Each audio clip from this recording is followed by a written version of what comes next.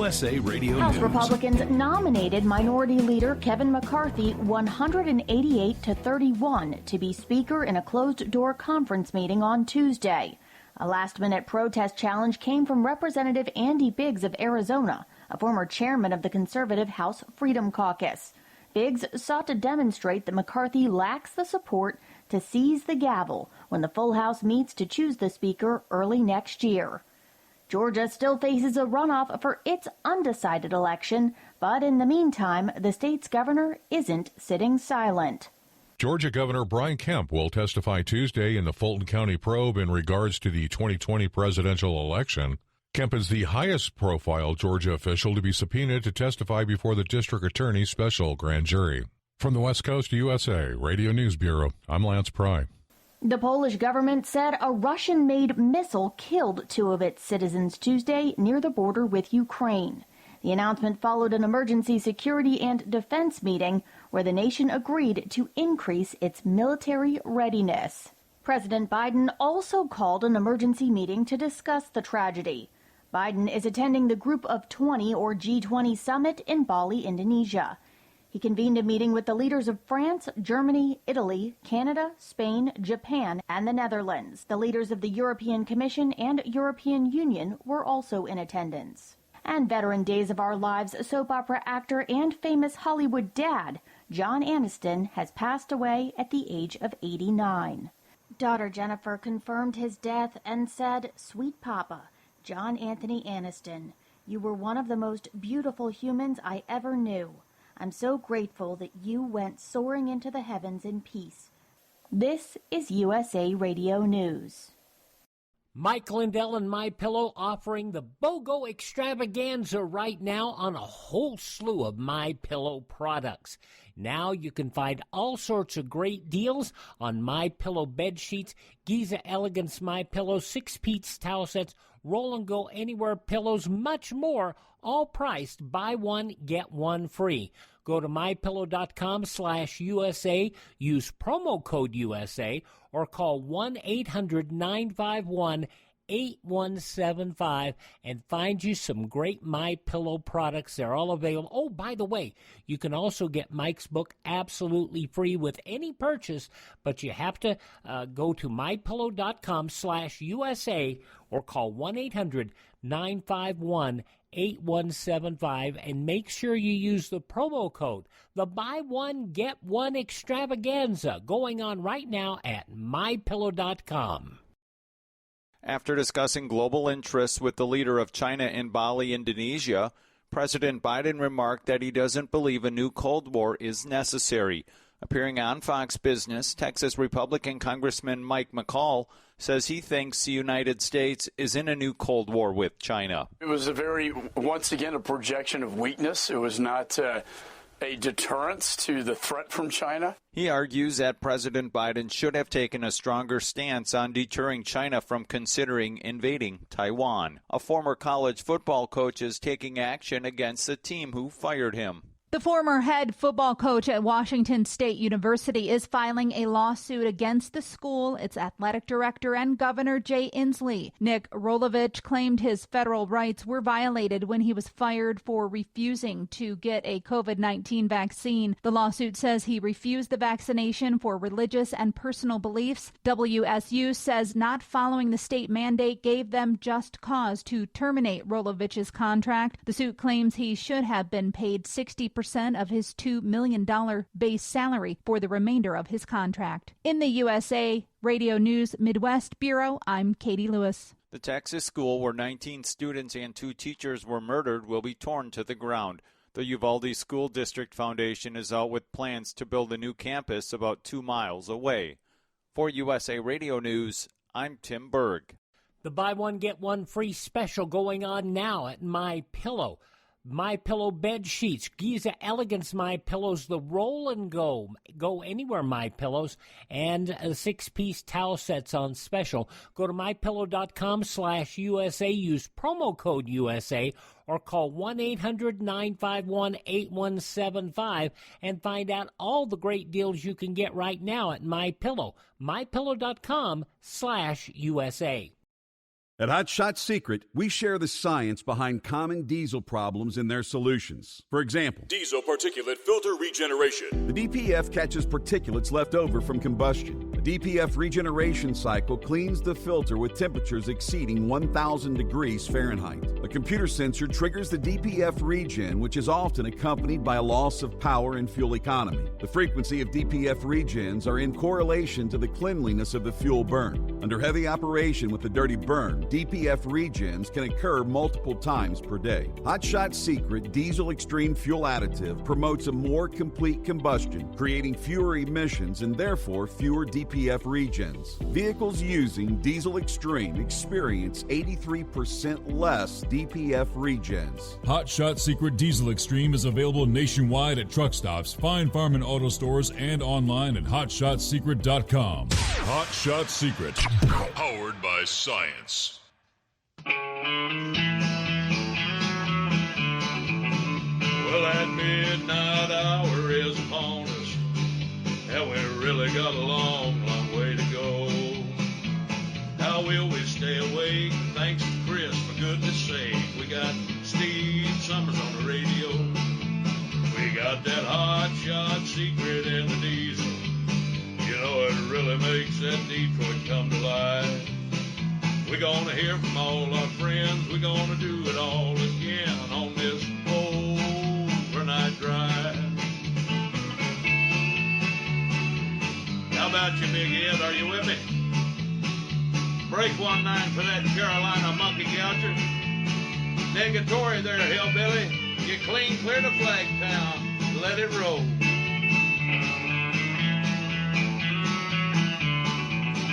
Well, we all tune in to catch the weather, whether rain or sleet or even snow.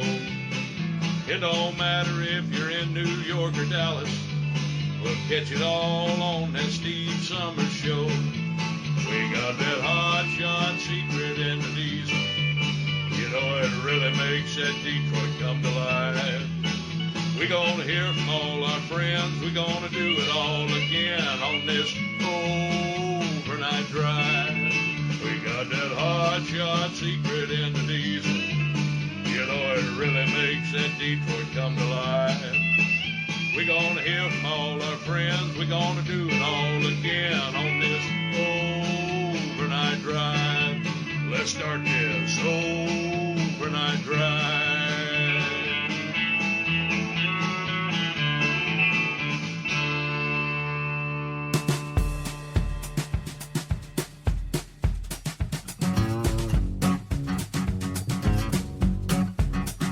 All right, without further ado, I do believe it is that time once again. Looky there, we cross over the midnight hour. Hump Day coming on. Yeah, already. Here it is again. Hey, Mike. As we will turn the page on the calendar, 16th day of November. Imagine that, week in a day from Thanksgiving just around the corner. Everybody got your bird? Anybody having trouble finding a turkey? I haven't had any issues. Seems like stocks have been plentiful around the country. Well, hope you had a good day there Tuesday. Welcome in, welcome aboard. It is the Steve Summers Overnight Drive coming to you live from our Hot Shot Secret Gold Eagle Secret Bunker. A chilly night out there. I think the wind's making it feel a little colder. Yeah, we got the wind chill thing going on. All right, as far as the overall coverage around the country, it's a soggy night in the Northeast. Well, soggy for some, slippery for others. Get the heavy rains from Philly to New York City up into Hartford, Connecticut. Boston, you're right on the edge. Rain on the east side, a transition to snow. In some areas under winter weather advisories. And forecasters tell us, get ready for a potential, maybe record-setting, blockbuster lake effect snow event a multi-day event, which could ultimately, I mean, they're talking maybe dump 6 feet of snow on Buffalo. That's hard to imagine. That would be up over my head. That's a lot of snow. We'll break that down for you coming up here. All right, been monitoring the clock. Will we get this rocket off the ground this morning? Yeah, the big moon launch. Is the third time a charm? Sometimes they say NASA looking to return to the moon with the mega rocket launch. Now, they have had some issues. Again, fueling issues. At the moment, it looks like the fueling concerns have all been rectified. There is an ongoing concern with the range, as they call it. There was a loss of connectivity. I believe they're blaming it on an Ethernet cable, which, as we speak, they're working to replace and repair that. That's one item that has to be repaired before the actual launch can take place. I'll give you all the latest, and we'll continue to kind of monitor. I've got the NASA feed up, as they have periodically been giving some updates as the countdown continues. If they break in with updates, we'll try to cover those. Obviously, the launch window was opening at 1:04 a.m. Now, with some of the issues they've had already, it's going to be at least in the 1:30 to 2 a.m. time frame if everything comes together there. But is the third time a charm? After 2 failed attempts, NASA preparing to launch the mega moon rocket here in the next few hours if it goes according to plan. Less than a week after the massive rocket withstood the wrath of Hurricane Nicole. NASA's Mike Serafian, manager of the much-delayed Artemis mission at the NASA headquarters, says, "Our time is coming. We hope that time is Wednesday." Here it is. Weather looks pretty promising, an 80% chance of the launch during that 2-hour window. Again, which is from 1:04 a.m. to 3:04 a.m. this morning. NASA's first female launch director gave the go-ahead. Tuesday afternoon, they began the fueling operations about 3:30 in the afternoon. The Artemis 1, this is the test flight, no astronauts, but the first step in the space agency's plan to build a lasting presence on the moon and take some lessons from there to prepare maybe for a future voyage to Mars in the 2030s. All right, countdown continues at the storied Kennedy Space Center, where the orange and white behemoth awaits the maiden flight. All right, hurricane damaged a thin strip of caulk-like material that kind of encircles the Orion crew capsule on top of the rocket, kind of making it more aerodynamic. There's minimal risk, according to NASA. We discussed that on the past evening's program, but the crowds are there. They've been panning out to some shots, about 100,000 people on the coast to watch the launch this morning as this massive rocket will light up the night sky. One space enthusiast from St. Louis, Missouri, kind of anxiously hoping for a successful liftoff this time after several futile trips for the launch. People actually making the journey from, in his case, Missouri, all the way down to the Space Coast and let down not once but twice already.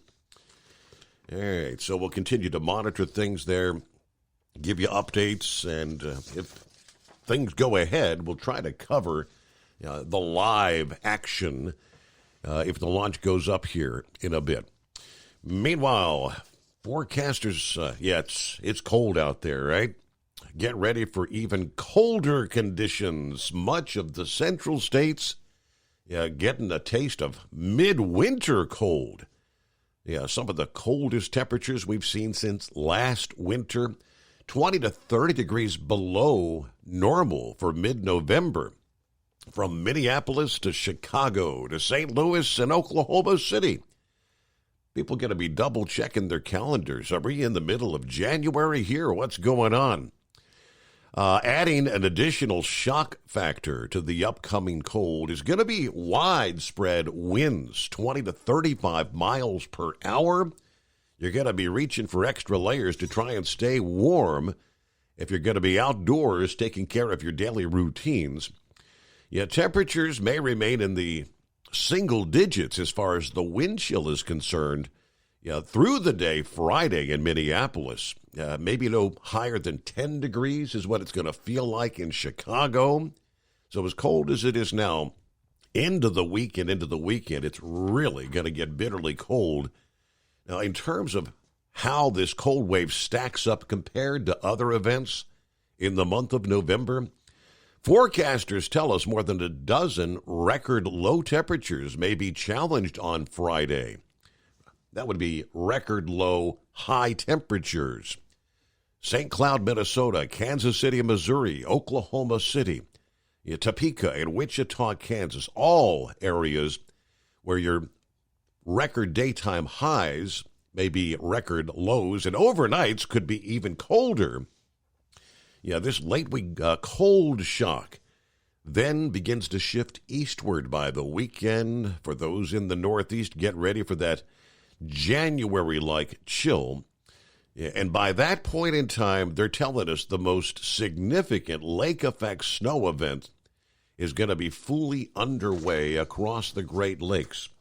We'll break down those numbers coming up here. As I mentioned, out of the box, they're saying some areas may, before it's all said and done, over a multi-day event, see 6 feet of snow accumulation. How about that? Travel will pretty much come to a standstill if that actually unfolds. Meanwhile, as we get things underway on a Wednesday, who we got checking in here? Philly Dan on board out of the box. Hump day already. Drivers, keep on humping. Stay safe. God bless the Rambler. Heavy D, Morning Steve, and all the crew out there. Keep on trucking. Hello to Judy. Happy days are here again. Hooray. Are you referring to the former president's announcement? You excited about that? Trump officially making the announcement, I guess about 9 o'clock, a little after 9 o'clock this past evening. I actually got out of bed and asked my wife, hey, did Trump make his big announcement? She said, I don't know. I forgot all about that. And flipped over to Fox News. Hannity was on, and sure enough, he was speaking live at the moment there. And, of course, the big headline, Trump announces presidential bid for 2024. Now, seeing as Trump has made the announcement, how many others in the Republican field? I have a sneaky suspicion, obviously, there will be challengers. We'll kind of break down who the favorites are on that list. There's a rather lengthy list, according to the pundits, of those who may actually toss their hat in the ring for the Republican nomination, potentially including, topping the list would be one Ron DeSantis from Florida. Speaking of Florida, morning from Central Florida. Richard checks in, 70 degrees. Hello to Steve and all the listeners out there. Joe Self is on board. Hello, Steve, and all the overnight drive crew. We've got 34 degrees here in Winchester, Virginia tonight. It's a little icy back home earlier this past day. Everybody be careful out there. Have a good night. Hello from the Michigan Madman. Good to have you on board. Gerald checking in. Let's see. What's going on, Steve? Republicans 1 seat from taking the House officially, reaching that confirmed 218 mark. That would be a beautiful thing. Have a groovy night to all the Overnight Drive Nation. All right, good to have you there, Gerald. Jeff on board says, I'm camped out at the auction in Mishawaka. The clock got me. Was that your 11-hour drive time or your 14-hour clock? One of the two, right? But the clock got him. Good night to Kimmy, he says. Good afternoon, Hammer Down. Be safe. We got some rain here in the Northeast with 36 degrees. Yes, indeed. Yeah, a lot of rain. Some areas, some heavy rain. Some of that will be winding down through the overnight hours. 14 minutes and counting. We have an update now. Take a listen. On the upper stage of the Space Launch System. currently at 75% filled. We're in fast fill for the upper stage, and currently it is 75% filled for liquid hydrogen. We're in stable replenish for the core stage, both liquid oxygen and liquid hydrogen. And that includes the liquid oxygen on the upper stage. Stand by, we're getting an update from the range on their issue. I'll be right back. There you go. That's where they had the Ethernet issue. They're having to replace an Ethernet cord. I guess it's one of the radar sites. They were not getting the data from the radar site. And that is one of the must-haves on the checkoff list to go for launch. If the range is no-go, the launch will not take place. So he's getting an update there. Welcome in. It is the Steve Summers Overnight Drive coming to you live from the Hot Shot Secret Studios. It's coming. Crisp fall mornings turn bitter cold. As you fire up your diesel, you can see your breath on the inside of the cab. Imagine looking deep into your engine. Freezing temperatures impact your diesel's fluids, especially fuel. On a 23-degree morning, the paraffin wax in your untreated fuel starts to morph from fluid to large crystals. These crystals clump together and form a gel. At minus 10 degrees, your fuel hits the point where it no longer pours like a liquid. It's so dense that the flow through the fuel filter will slow, causing hard starts or no starts. Get prepared now for the cold that is coming. Hot Shot Secret Diesel Winter Anti-Gel is a premium fuel additive that lowers your fuel's pour point to minus 65 degrees. If it's that cold out, you shouldn't be on the road. You ought to be at home in front of the fireplace. Hot Shot Secret Diesel Winter Anti-Gel Premium Fuel Additive. Available now online at HotShotSecret.com. Hot Shot Secret. Powered by science. Dean Michael, the tax doctor here. I have one question for you. Do you want to stop worrying about the IRS?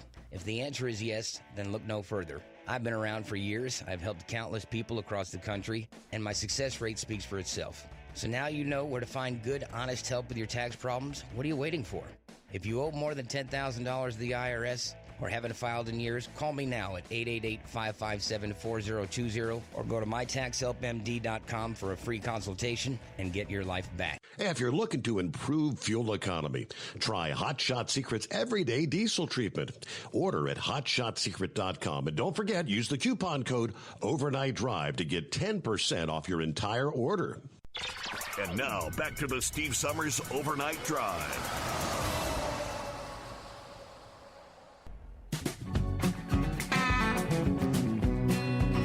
All right, good morning to Timothy, checking in via Facebook, as is Marianne. Marianne says, morning, Steve, and the Overnight Drive crew. Everybody stay safe. Have a good night out there. Gail checking in from Longview, Texas. Howdy. Good to have you on board there, Gail. Bull checks in from, Romney, West Virginia. The barracks there, 33 degrees. Hey, heads up for the drivers out there, just to notice, I-81 northbound is shut down entirely at the 13-mile marker there in West Virginia. Got a bad wreck. Tractor trailer apparently flipped over onto a car. Prayers for all involved. Everyone have a wonderful, safe night out there. All right, thanks for the heads up. Gerald checking in. Go Trump 2024. Hello to Matthew. Morning, Steve, and Kevin the Cat. I hope what happened in Poland does not start World War III. Yeah, me as well. All right. Hold. That half-hour hold is part of the L clock, and what you see on your monitor right now, I believe, is the T clock. So in about 10 minutes, we'll hold for a half hour. And currently the launch team is trying to evaluate how much of a delay may result from some issues that we've been facing over the past hour. Just to recap those, we had a leak in a replenish valve on the mobile launcher that feeds into the liquid hydrogen core stage tank.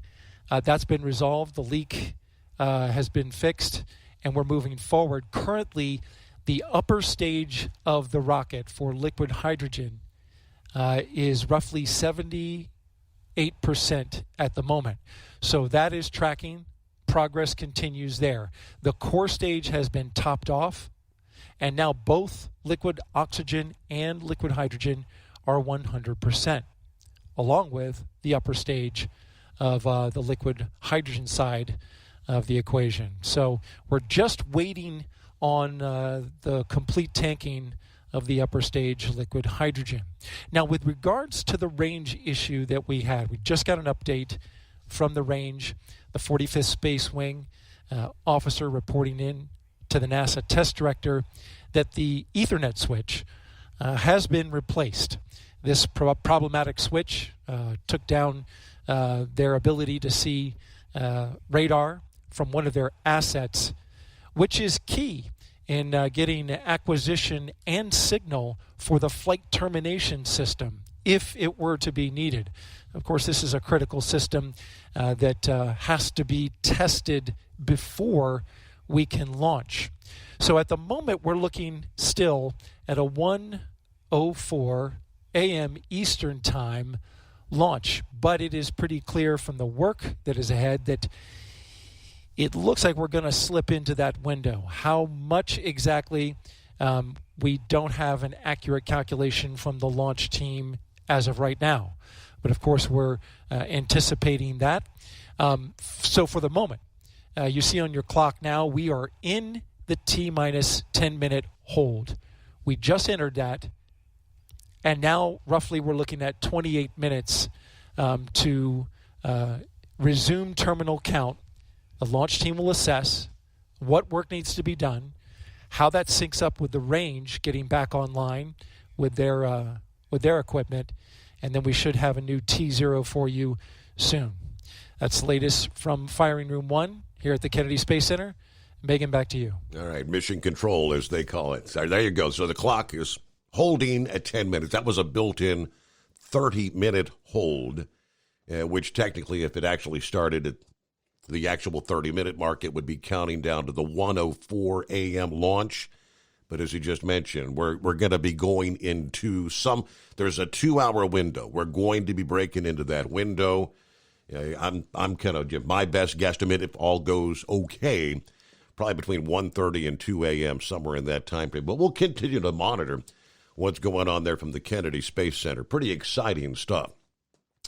Hello to Jimmy Jammer checking in. There's 5-7, copy the mail. Eskimo Mom, I guess you're getting your week started there, right? Howdy from Kentucky. First day back from staycation. Got the regular run tonight, a new 23 Freightliner. And on a holiday schedule for Sunday. Kind of breezy out here, but the roads are drying out. We've got 41 degrees currently along I-71 there. All right, she's rolling through the bluegrass. Looks like we've got 37 degrees outside the secret bunker here. Hello to Daniel, checking in from Montana, just east of Billings, Montana, where it's 23 degrees at this hour. Brr. All right, let's see. Timothy checking in. All right, I think we had him already.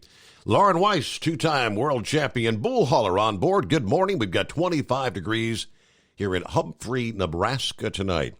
Shout out to the Hall of Fame Carolina Monkey Gouger from Parks Livestock here in Nebraska. All right, let's get our news break in here. Rolling into a Wednesday. It's 844-844-3388. USA Radio News. The United States, Japan, and other allies signed a $20 billion deal on Tuesday at the G20 summit. The goal of the agreement, called the Just Energy Transition Partnership, is to help Indonesia reduce emissions and transition away from fossil fuels to renewable energy. Back here in the States, the FBI has released security footage of a June attack on Compass Care Pregnancy Services, a pro-life women's care clinic in upstate New York. The agency announced a reward of up to $25,000 for any information leading to the arrest of the arsonists, and suggested the criminals could be charged under the Freedom of Access to Clinic Entrances Act, also known as FACE. This is USA Radio News. I need 4 more of the biscuit carnitas, 2 burnt end platters, 3... The kitchen at Kai's Barbecue is firing on all cylinders. Greg, help me bring these to the pickup counter. He needs food runners who can hit the ground quickly. 86 on the chicken and we're short-staffed. Let's pick it up. Indeed can help him hire great people fast. I need Indeed. Indeed you do. Instant Match instantly connects you with quality candidates whose resumes on Indeed match your sponsored job description. Visit Indeed.com/credit and get $75 towards your first sponsored job. Terms and conditions apply. Are you overwhelmed with credit card debt and unable to pay your bills? Has your income decreased or have you lost your job? At Credit Card of America, we offer a free, no-obligation consultation to learn how you can cut your payments by up to half and potentially lower your interest down to zero. Credit Card of America is an A+ rated company that will work on your behalf. We've counseled over 1 million consumers struggling with debt just like you. Call now for a free, no-obligation consultation and learn how you can become debt-free. Call 800-291-3818. That's 800-291-3818. At Hot Shot Secret, we share the science behind common diesel problems. For example, product claims without proof. Every trucker on the road has heard product claims about an additive that simply didn't match their experience. Proof is found from third-party testing by a recognized, credible source. That's proof.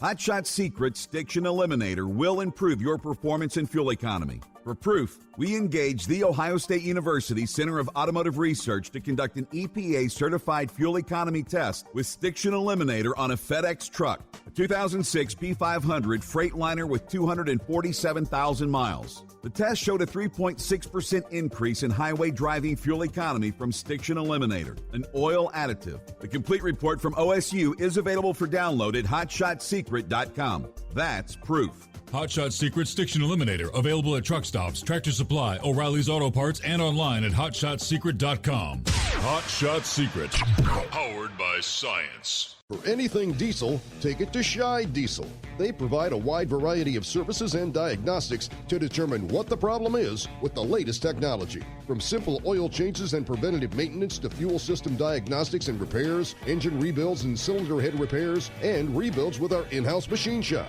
They also have on-site DPF cleaning for exhaust issues and DOT inspections. If your diesel is asking for some attention, Scheid Diesel has the specialist you need for anything diesel. Located in Terre Haute and Lafayette, Indiana, and Effingham, Illinois, Scheid Diesel has you covered. Hey, don't forget, as a listener to this program, you get 10% off your entire order at hotshotsecret.com by using the coupon code Overnight Drive. Attention all truckers, Dean Michael, the tax doctor here. I want to talk to you about those dreaded tax problems. I know you want to keep on trucking and not even think about them. Well, let's face it, they're not going away all on their own. You need professional help. I've been helping truckers put their tax problems in the rearview mirror for years. I can help you too. Call me for a free consultation at 888-632-4506 or go to mytaxhelpmd.com. It's like I always say, keep your eyes on the road, I'll keep mine on the IRS. 888-632-4506. How do you sleep on the road? After downtime, do you wake up well-rested and invigorated or tired, achy, and sore? Well, if it's the latter, you're not sleeping on the Big Rig Mattress. The Big Rig Mattress is a hybrid with an individually pocketed spring core that's engineered to deliver the best restorative sleep for your time on the road. Many drivers have said they sleep better over the road on the Big Rig Mattress than they do at home. Learn more about the Big Rig Mattress at thebigrigmattress.com or call 877-736-4233. Most standard sizes ship within 72 business hours. The Big Rig Mattress, 100% made in the USA since 2009. Because Channel 19's a little congested. Call Steve now at 844-844-3388. The Overnight Drive.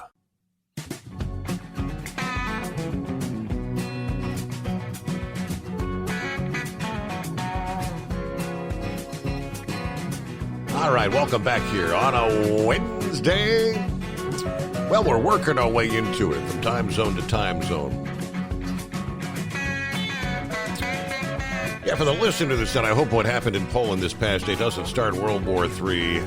Well, what we had was apparently some rockets actually landed in Poland. They believed they were Russian-made missiles.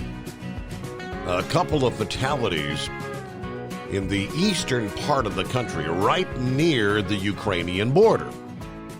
What happened? Yeah, President Biden has called for an emergency meeting of the Group of Seven and NATO leaders later today, Wednesday, for consultations. Biden was actually woke up by staff with the news of the explosion while he was in Indonesia for the Group of 20 summit. He called the Polish president to express his deep condolences for the loss of life there. He promised via Twitter full U.S. support for and assistance with Poland's investigation and reaffirmed the United States' ironclad commitment to NATO. All right, so the other headline, NATO ambassadors, they tell us, will be meeting today, which in that part of the world, it's already early Wednesday there. But NATO ambassadors will be meeting at the request of Poland on basis of the alliance's Article 4, as it is known.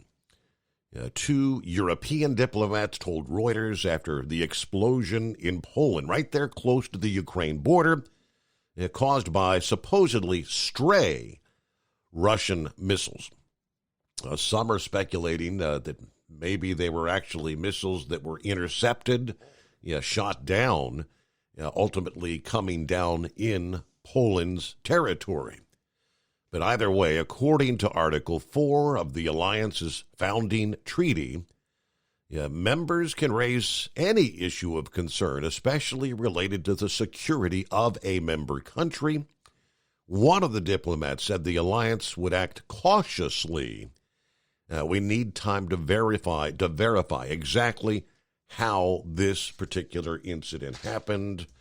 So, again, in the event that it was some sort of a missile defense, which, of course, we and many other countries have been supplying Ukraine with those sort of munitions, it would have been, an incident, as they call it.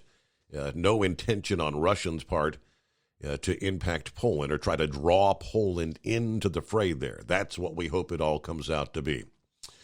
All right, let me see here. I guess Horse Feathers had to jump, right? He was going to give us an update with a Mike here.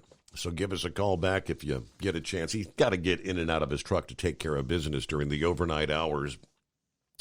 All right, AccuWeather forecasters say the fiercest lake effect snow event in quite some time, potentially years, is about to begin to unfold. It's going to ramp up downwind of the Great Lakes, burying some locations in feet of snow. Travel will grind to a halt, and we could actually stamp some new records in the weather history books. Wow. Forecasters warn travel could be difficult and nearly impossible amid the heaviest snow bands, including sections of Interstate 90 in the Buffalo, New York area, I-81 north of Syracuse. Snow may come down at 2 to 4 inches per hour at times, with thunder snow possible in some of those most intense bands. Where's Jim Cantore? Did someone say thunder snow? I want to go to Buffalo. Now, while the region has had its fair share of snow showers with the arrival of the winter-like cold, this upcoming event could be one of historic proportions as the lake effect snow machine ramps up to full throttle beginning on Thursday, continuing right into the weekend. This is going to be potent as the lake water temperatures are still quite mild compared to the middle or latter time of the winter months. As of this past morning, waters on the Great Lakes are generally in the 50s. So warm water temperatures. Heaviest snow is expected to occur downwind of Lake Erie and Lake Ontario in New York, as well as Lake Huron in Ontario, Canada. Several feet of snow where these bands persist for an extended period of time. One of the factors that we're looking at when predicting lake effect snow is the wind direction throughout the atmosphere. When the winds generally come in a uniform direction, this can result in an intense band of snow that unleashes extreme snowfall in a very narrow corridor. Any fluctuation in the wind direction can cause that band to wobble north or south. Now, the winter weather experts say one such intense band is expected to set up right around the Buffalo area. There are winter storm watches in place for the metro Buffalo area, as well as across southwestern New York. Buffalo and the southern suburbs, you're in the zone for maybe 3 to 6 feet of snow by Sunday. And it may fall over 2 separate time frames, Thursday night into Friday, then a little break, and then things fire back up Saturday into Saturday night. These two periods will probably feature the worst conditions of this event. So travel is strongly discouraged during the height of this event. You run the risk of becoming stranded as the snow falls fast and furious. Road crews will be nearly impossible to keep up with clearing the snow. Experts advise anyone who must venture out, make sure you've got an emergency kit in your car. Travel's already been disrupted in parts of Pennsylvania with several lane-blocking accidents this past day, including Cumberland County and the Philadelphia suburbs. Prior blockbuster lake effect snow events in Buffalo during the month of November kind of bear some resemblance to the weather pattern that is setting up right now. You had November 20th through the 23rd back in the year 2000, where the metro area shut down. Nearly 2 feet of snow buried the region. That particular event gave the city its largest single-day snowfall for the month of November, just shy of 25 inches of snow on November the 20th that year. Now, that record, believe it or not, could certainly be challenged with this upcoming lake effect snow event.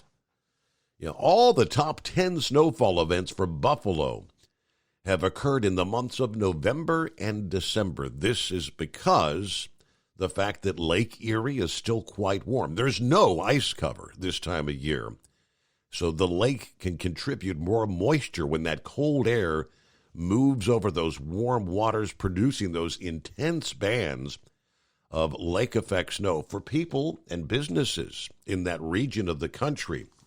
Your roofs, homes, and buildings could be compromised with the weight of this snowfall. Power lines may also come tumbling down, causing some communities to lose power. Daytime temperatures, your highs will be in the upper 20s and lower 30s throughout this event, but you're also going to combine strong winds off the Great Lakes. It's going to feel like the teens or even single digits throughout this event. Buffalo, you're not the only place where you're going to get a shock from Old Man Winter.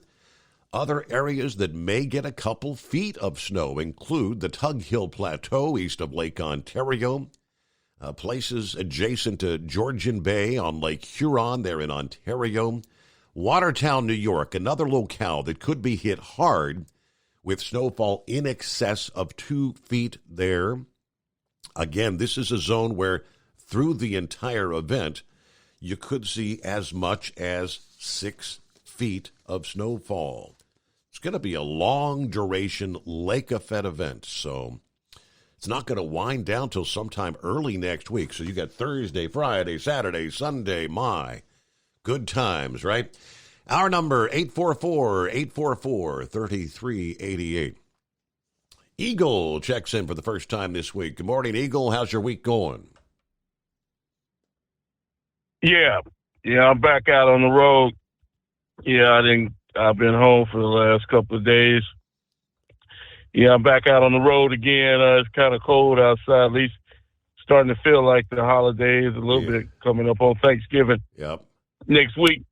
I'm looking at Green Bay I think they have some snow in Chicago and Green Bay. I will go watch the football game on Thursday night, and Thursday night they playing in Green Bay NFL game, so it's they might get some snow on Thursday night in the football game in Green Bay. So, we finally got some colder weather.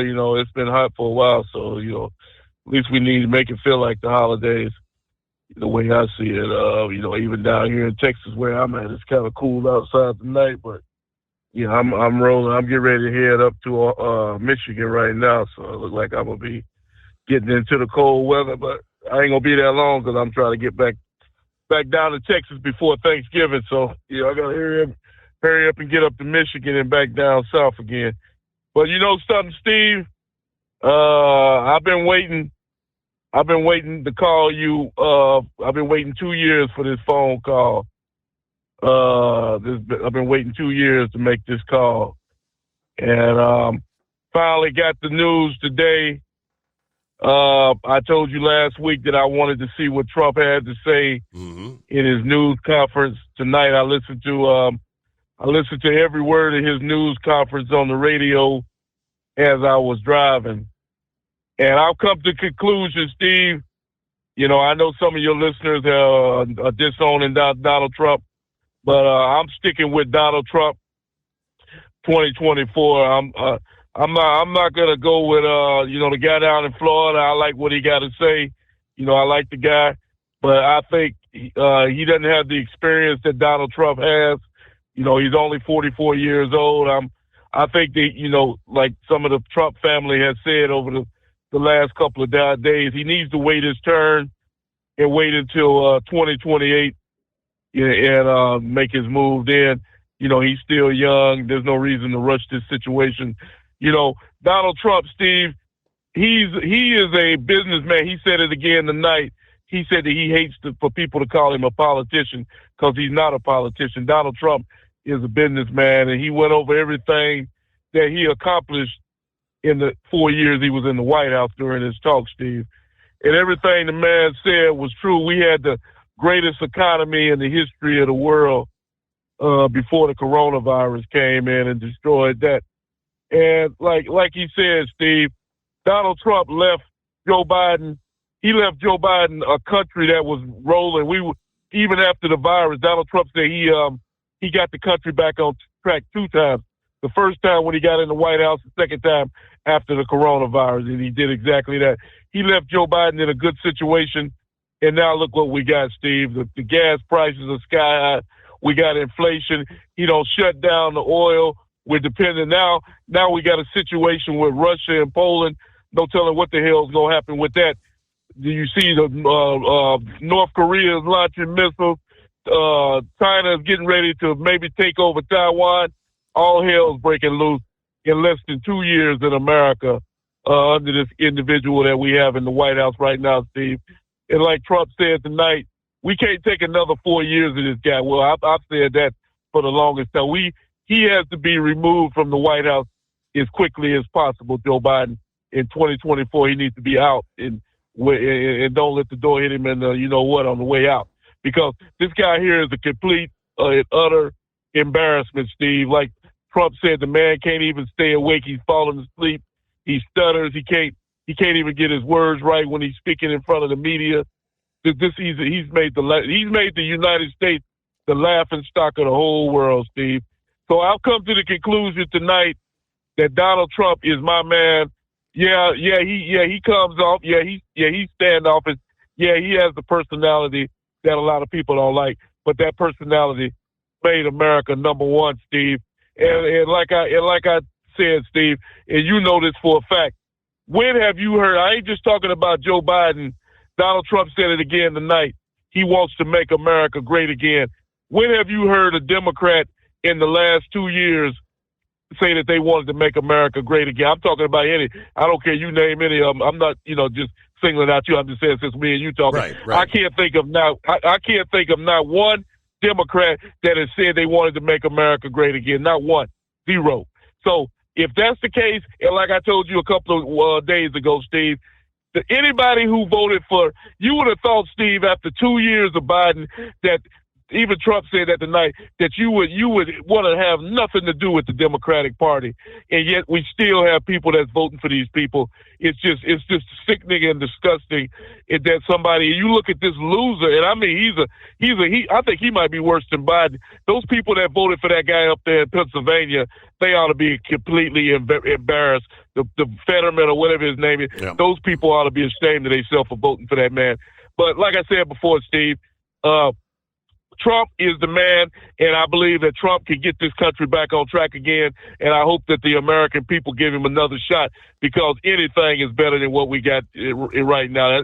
And that's all I got to say about it. And I hope other people make the same move, because like I said, the Florida governor, he's a good man, and he's doing some good things, but he's still young, and he has plenty of time to be the president. I think he needs to let Donald Trump take the job, and then he can take over at a later time. And I thank you for taking my call tonight. I kind of figured you'd be kind of excited about what Trump had to say there. Meanwhile, one thing you didn't mention, which another key issue for Eagle, of course, residing in Texas right now, is the open borders scenario. Now, why he waited till after the midterm elections, I'm not sure if there's any correlation in the fact that the governor there, Governor Abbott, of course, just reelected during the midterms, but announcing this past morning officially an invasion is taking place along the United States southern border. An official declaration. There had been rumors and rumblings of his making that sort of a declaration. So what does that mean? Well, the National Guard troops and gunboats are going to be headed to secure the border and, in his words, repel people trying to cross illegally. Governor Abbott tweeting this past day, quote, "I invoked the invasion clauses of the United States and Texas constitutions to fully authorize Texas to take unprecedented measures to defend our state against an invasion. I'm using that constitutional authority and other authorization and executive orders to keep our state and country safe." Now, along with his tweet, Abbott indicated a screenshot of a list of actions that Texas will now be taking now that he has finally invoked the invasion clause of the United States and Texas state constitutions. Number one, as we said, deploying the National Guard to safeguard the border, to repel and turn back immigrants trying to cross illegally. We will deploy the Texas Department of Public Safety to arrest and return to the border immigrants who crossed illegally, and deploy Department of Public Safety to arrest illegal immigrants for criminal activity. We will build a border wall in multiple counties on the border. We will deploy gunboats to secure the border. We will designate Mexican drug cartels as foreign terrorist organizations. We will enter into a compact with other states to secure the border. We will enter into agreements with foreign powers to enhance border security. And lastly, we will provide resources for border counties to increase their efforts to respond to the border invasion. Invasion. Article 1, Section 10, Clause 3 of the United States Constitution states, "No state shall, with the consent of Congress, lay any duty of tonnage, keep troops or ships of war in time of peace, enter into any agreement or compact with another state or with a foreign power, or engage in war unless actually invaded or in such imminent danger as will not admit of delay." Article 4, Section 4 of the United States Constitution states, "The United States shall guarantee to every state in this union a republican form of government and shall protect each of them against invasion." Article 4, Section 7 of the Texas Constitution states that the governor of Texas shall have power to call forth the militia to execute the laws of the state, to suppress insurrections and repel invasions. Along with declaring an invasion, Abbott said he will also designate the Mexican drug cartels as foreign terrorist organizations. Now, here a couple months ago, he did issue an executive order designating the drug cartels as terrorist organizations. At that point, he asked the president to issue similar federal declarations against the Sinaloa and Jalisco New Generation cartels there in Mexico. Of course, he had previously enacted multiple security and emergency declarations along the southern border. You have all these things that the governor of Texas has done. Amazingly, we haven't seen much of anything done at the federal level. All right, it's 844-844-3388. Good morning to Dingbat. How are we doing this morning? We're doing good. We're counting down till I have nothing to eat after midnight. I was just going to say, I know so you're counting down to the surgery, and so is that tomorrow or Wednesday? Wednesday. It's our Wednesday. Okay. All right. So you're just a few minutes away from nothing after midnight. Okay. Yeah. Brain Dead's taking off tonight, tomorrow night, and Thursday night. Okay. Yep. I'm nervous, but I'll be all right. Well, everything will go well. You got a lot of folks thinking about you, praying for you. You'll come through in flying colors. Yes. If anybody has Brain Dead's number, he will have his phone on him. So if y'all want updates, he will tell you. All right. Well, hope all goes. What time's the slated surgery in the morning? 5:30 in the morning. 5:30. Oh, wow. Okay. 5:30. Yeah. So you got, you're only going to get you ain't had any sleep yet. You're going to get what, 3-4 hours? I'm on Brain Dead's work schedule. So he's awake. He's somewhere around the house. So you'll get a little, get a cat. That's probably hard to sleep anyway, because you're anxious and anticipating, right? Right, pretty much, but I'll be all right. All right. Well, of course, tell Brain Dead to give us a full report. Let us know if he gets an opportunity, how things went. But good luck later this morning. Dingbat going under the knife, 5:30 a.m. So technically it's heading up on the midnight hour in the Central Time Zone. So about 5.5 hours from now. All right, going to get an update on the Artemis launch. Got to monitor the countdown clock. First, we get a news break, the Steve Summers Overnight Drive. It's coming. Crisp fall mornings turn bitter cold. As you fire up your diesel, you can see your breath on the inside of a cab.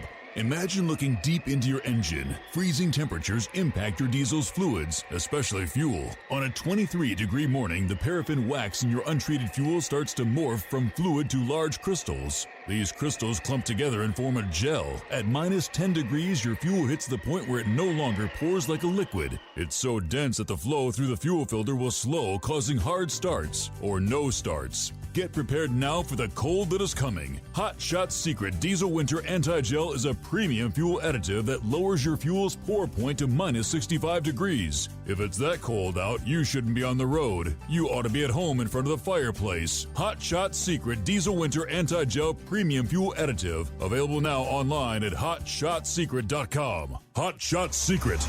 Powered by science.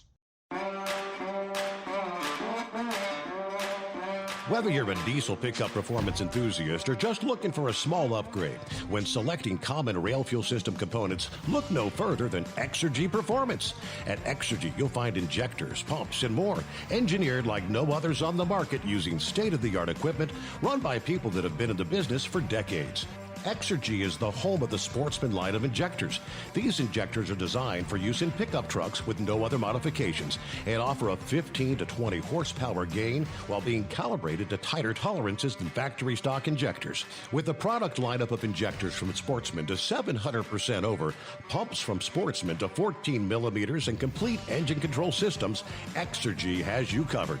So if you're in the market for common rail components at any power level, contact Exergy Performance or one of our many dealers listed on our website at exergyperformance.com. Live from the Hot Shot Secret Studios, the Steve Summers Overnight Drive.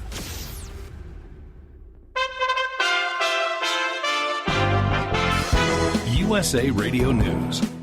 Walmart, the largest retailer in the United States, has agreed to pay $3.1 billion to resolve thousands of lawsuits over its pharmacy's roles in the opioid crisis. The agreement follows tentative deals announced this month by CVS and Walgreens, which are still being negotiated. If finalized, the total amount from the three giant pharmacy retailers would reach about $13.1 billion, including $400 million for Native American tribes.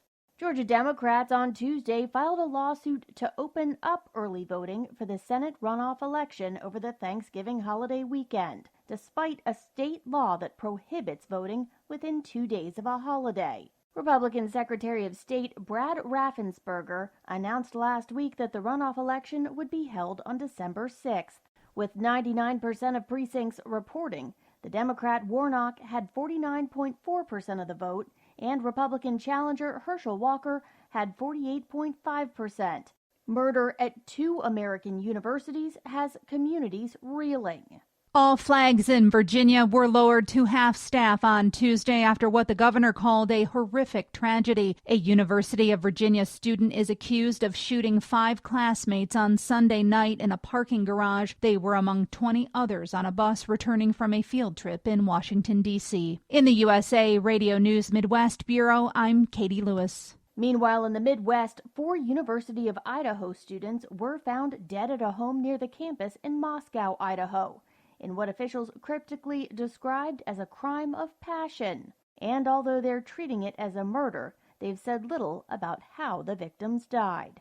This is USA Radio News. Mike Lindell and MyPillow offering the BOGO extravaganza right now on a whole slew of MyPillow products. Now you can find all sorts of great deals on MyPillow bed sheets, Giza Elegance MyPillow, 6-piece towel sets, Roll and Go Anywhere pillows, much more, all priced buy one, get one free. Go to mypillow.com/USA, use promo code USA, or call 1-800-951-8175 and find you some great MyPillow products. They're all available. Oh, by the way, you can also get Mike's book absolutely free with any purchase, but you have to go to mypillow.com/USA or call 1-800-951-8175 and make sure you use the promo code, the buy one, get one extravaganza, going on right now at mypillow.com. President Biden spoke late Tuesday on Poland's accusations that a Russian-made missile killed 2 of its citizens. The missiles fell into a village near Poland's border with Ukraine. The president reportedly said preliminary information contests it was fired from Russia. He spoke with Poland's president by phone, offering full U.S. support and help in Poland's investigation. Biden also held an emergency meeting of the Group of 7 and NATO leaders at the G20 summit to discuss the matter and ongoing attacks on Ukraine. Meanwhile, in Iran, tension also mounts. Iran's Revolutionary Court has sentenced an anti-government protester to death and handed down jail terms to 5 others. The ruling is the first death sentence in the trials of those arrested for participating in protests that have swept Iran over the past couple of weeks, demanding an end to cleric rule. Iran has already issued indictments for hundreds of detained protesters, saying it will hold public trials for them. From the West Coast USA Radio News Bureau, I'm Lance Pry. Here at home, the U.S. Department of Transportation is ordering Frontier Airlines to pay out $222 million in refunds to its customers. That penalty's over significant scheduling problems during the COVID-19 pandemic. For USA Radio News, I'm Victoria Idoni. Suspense. The shadow knows. Mystery in the air. Starring Peter Lorre. I am the Whistler, and I know many things, for I walk by night. The greatest radio shows of all time, Classic Radio Theater with Wyatt Cox, on this radio station or at our webpage, classicradio.stream. That's classicradio.stream. Or search your favorite podcast app. At Hot Shot Secret, we share the science behind common diesel problems and their solutions. For example, diesel particulate filter regeneration. The DPF catches particulates left over from combustion. The DPF regeneration cycle cleans the filter with temperatures exceeding 1,000 degrees Fahrenheit. A computer sensor triggers the DPF regen, which is often accompanied by a loss of power and fuel economy. The frequency of DPF regens are in correlation to the cleanliness of the fuel burn. Under heavy operation with the dirty burn, DPF regens can occur multiple times per day. Hot Shot Secret Diesel Extreme Fuel Additive promotes a more complete combustion, creating fewer emissions and therefore fewer DPF regens. Vehicles using Diesel Extreme experience 83% less DPF regens. Hot Shot Secret Diesel Extreme is available nationwide at truck stops, fine farm and auto stores, and online at hotshotsecret.com. Hot Shot Secret, powered by science.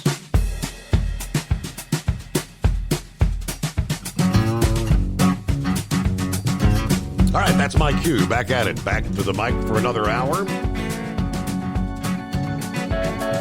Underway on a Wednesday. All right, we got clear lines. 844-844-3388. During the break, trying to get the update. Countdown clock remains on hold. Teams have extended that 30-minute hold that was automatically built in. Now, they tell us mission managers are looking to target a new time for launch. The issue with the Eastern Range and the launch teams, that's been resolved. That was the issue that caused a loss of signal from a radar site that they had to have. And right now they're conducting the required tests of that to ensure communication and tracking capabilities. Now, going back to about 3 hours ago, about 10 o'clock this past evening, again, they ran into some fueling issues. It was on the liquid hydrogen side. It was not the main core. The main core of the hydrogen and oxygen that had both been fully topped off. And they were going to the upper stage. And I think it was the replenishing line, as they call it, that was leaking. Leaking at a level where they actually had to send crews out to physically go to the launch site and torque down some bolts. That took about an hour's time. That did resolve that leak issue, so they went back to the process, getting things fully topped off and ready for launch. So we'll kind of continue to monitor, listen for updates if they come in to give us a new launch time here. I'll be kind of eavesdropping. We'll listen in for any updates. Meanwhile, again, our number 844-844-3388. Hard to believe, Thanksgiving just around the corner. Technically, 1 week from today, next Wednesday, that'll be a big, big travel day, probably the largest travel day since prior to the COVID pandemic, they tell us. More than 54 million people are predicted to travel for Thanksgiving this year. The busiest holiday travel period in November again since before the pandemic, according to AAA.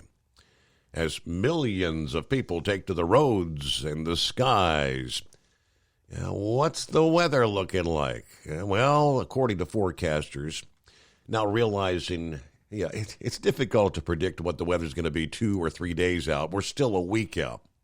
But the models are depicting we could see some rather far-reaching weather effects, some travel-induced headaches across the country. Now, as I said, the Wednesday before Thanksgiving, that is the busiest travel day around the Thanksgiving holiday. But we've seen a pretty noticeable shift in recent years. Believe it or not, Tuesday is actually overtaking Wednesday as the busiest travel day. AAA went to explain. They said that folks are looking to save some money, and they're looking at booking flights on, say, Monday before Thanksgiving or on Thanksgiving Day itself, as the airfare is cheaper on those days. And, of course, there's less congestion on the highways on those days as well. So for people that have a bit of flexibility when it comes to their travel plans, those that can still maybe work remotely rather than from actually in the office, they can't only save time and money by traveling before Tuesday, but they could also avoid some of the weather-related delays. Now, it looks like the biggest trouble spot in terms of Wednesday of next week will be the western portions of the country. Across the board, that will include cities like Seattle to Salt Lake City to Denver, Colorado. We are expecting some pretty big travel disruptions. Wet, windy, snowy weather in the Northwest and Northern California. And that intense weather is going to extend east into the Northern Rockies. Mountain passes could be closed with heavy snow, including Donner Pass in California. T-minus 10 minutes and holding. I have an update on a new issue that the launch team was studying, and that's the possible liberation, as they say, of some RTV, room temperature vulcanization, essentially caulk that is around the Orion, between Orion and panels that come off to reveal the solar panels for the Orion and European service module. The problem is essentially this: the caulk has a sensor in it, and it through camera inspections of the rocket, they have been able to determine that it is loose and could potentially come off. This is the same issue that was brought before a mission management team, which evaluates additional risks to the rocket, just a day ago. This happened after Hurricane Nicole passed through and delaminated some of the caulk around the bottom of Orion that connects to those panels. The team has determined that this caulk that encompasses this sensor on Orion is likely to come off after launch. And so the engineering team went and did a full analysis on what that debris trajectory could be once it comes off, and they evaluated that it falls within the same amount of risk that was evaluated by the mission management team a day ago.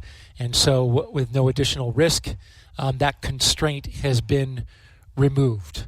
The engineers going on further to say that the RTV, as was discussed a day ago, is a loose and pliable material that is unlikely to cause a higher risk due to damage.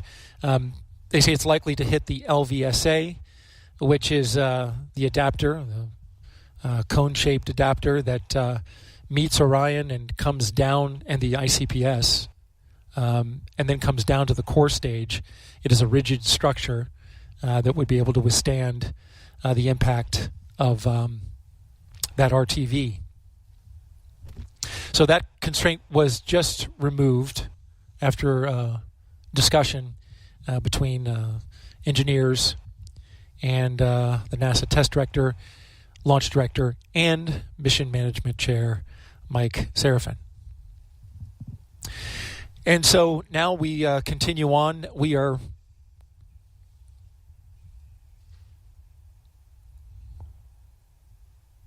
slipping into the launch window.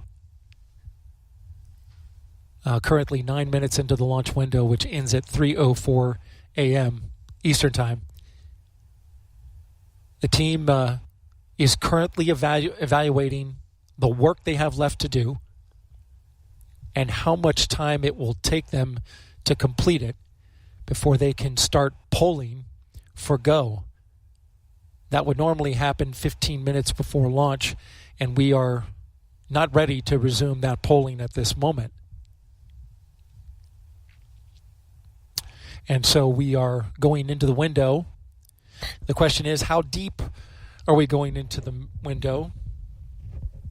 A rough calculation of the work, and this is a rough calculation just for the benefit of those who are watching and those who are here to watch the launch, is no earlier than 1:45 a.m.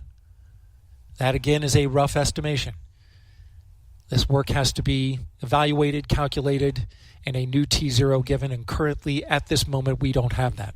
Okay, that's what I wanted to hear. So, we can break away for, I won't have to listen in and monitor. It's going to be at least 1:45. That's the rough calculation. So, we'll just continue to eavesdrop every now and then, get the latest updates, and see if they get that actual countdown clock moving again. Yeah, that's right in line with my calculations there a little bit ago. I said 1:30, 2 o'clock. That's where it looks to be. All right, quickly, before we get back to your calls, plenty of room for you at 844-844-3388, where we're talking about our Thanksgiving travelers weather. Yeah, out west, we had left off there with some of the mountain passes possibly closed, including Donner Pass, that will force travelers on I-80 to change your route to reach your destinations before Thanksgiving dinner. And, of course, for those, and there's always freight moving out there, not nearly as much, but there are truck drivers that obviously will not get home for Thanksgiving. If you're going to be moving freight in that part of the country, you're going to have to take the alternate route. Because most of the time you drop down and take the southern route, right, to stay out of the shutdowns. Better travel weather is in the forecast for Los Angeles, San Diego, Las Vegas, and Phoenix. Further to the east, let's head over to the other side of the country. It looks like chilly but dry weather in the forecast for most of Wednesday, including New York City, Boston, Chicago, and down into the Atlanta area. Not everyone in the east will have tranquil weather conditions. Cold front that's expected to clash with warm, moist air from the Gulf of Mexico will be sparking some rain and thunderstorms over parts of the southern plains and the Mississippi Valley. Of course, that rain is much needed for the parched Mississippi River, but it could lead to delays for motorists as well as air travelers. Flight delays and cancellations due to the weather could then have an accordion effect across the country, possibly disrupting flights to or from cities where conditions are actually dry and calm. You say, what's going on? If you're going to be headed out to turkey trots or parades or football games, last-minute travelers could face some poor weather conditions on Thanksgiving Day, as multiple storm systems will be bringing rain and snow across a big swath of the country. Forecasters have warned about the possibility of a big storm in the eastern U.S. on Thanksgiving. They've been talking about this since back in the middle of October.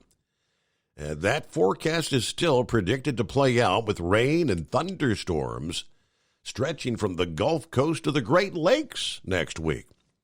Snow showers and flurries possible along the northern edge of the storm. They do say widespread rain and snow are also forecast for the Pacific Northwest, the Northern Rockies, Northern and Central California. Of course, weather will not be a factor for the NFL games next Thursday, Thanksgiving Day, since all three of those games will take place in stadiums that have a roof. Although, of course, the pregame tailgaters in Detroit and Dallas may have to deal with some unsettled weather that might dampen some of your festivities outside the stadium. And they're already telling us stormy weather could linger over much of the eastern U.S. right into your Black Friday. That may dampen some of the holiday spirit for the bargain-hunting shoppers out there and for the people that are going to be traveling immediately after Thanksgiving, which some people do. They, again, try to get the jump head home before the mad rush on the big Sunday after Thanksgiving. Number 2 of the big travel days. All right, it's 844-3388. It's been a while since we've heard from Always Movin'. How we been? Hiding under the covers till the political aftermath subsides. Yeah, hiding out. Yep.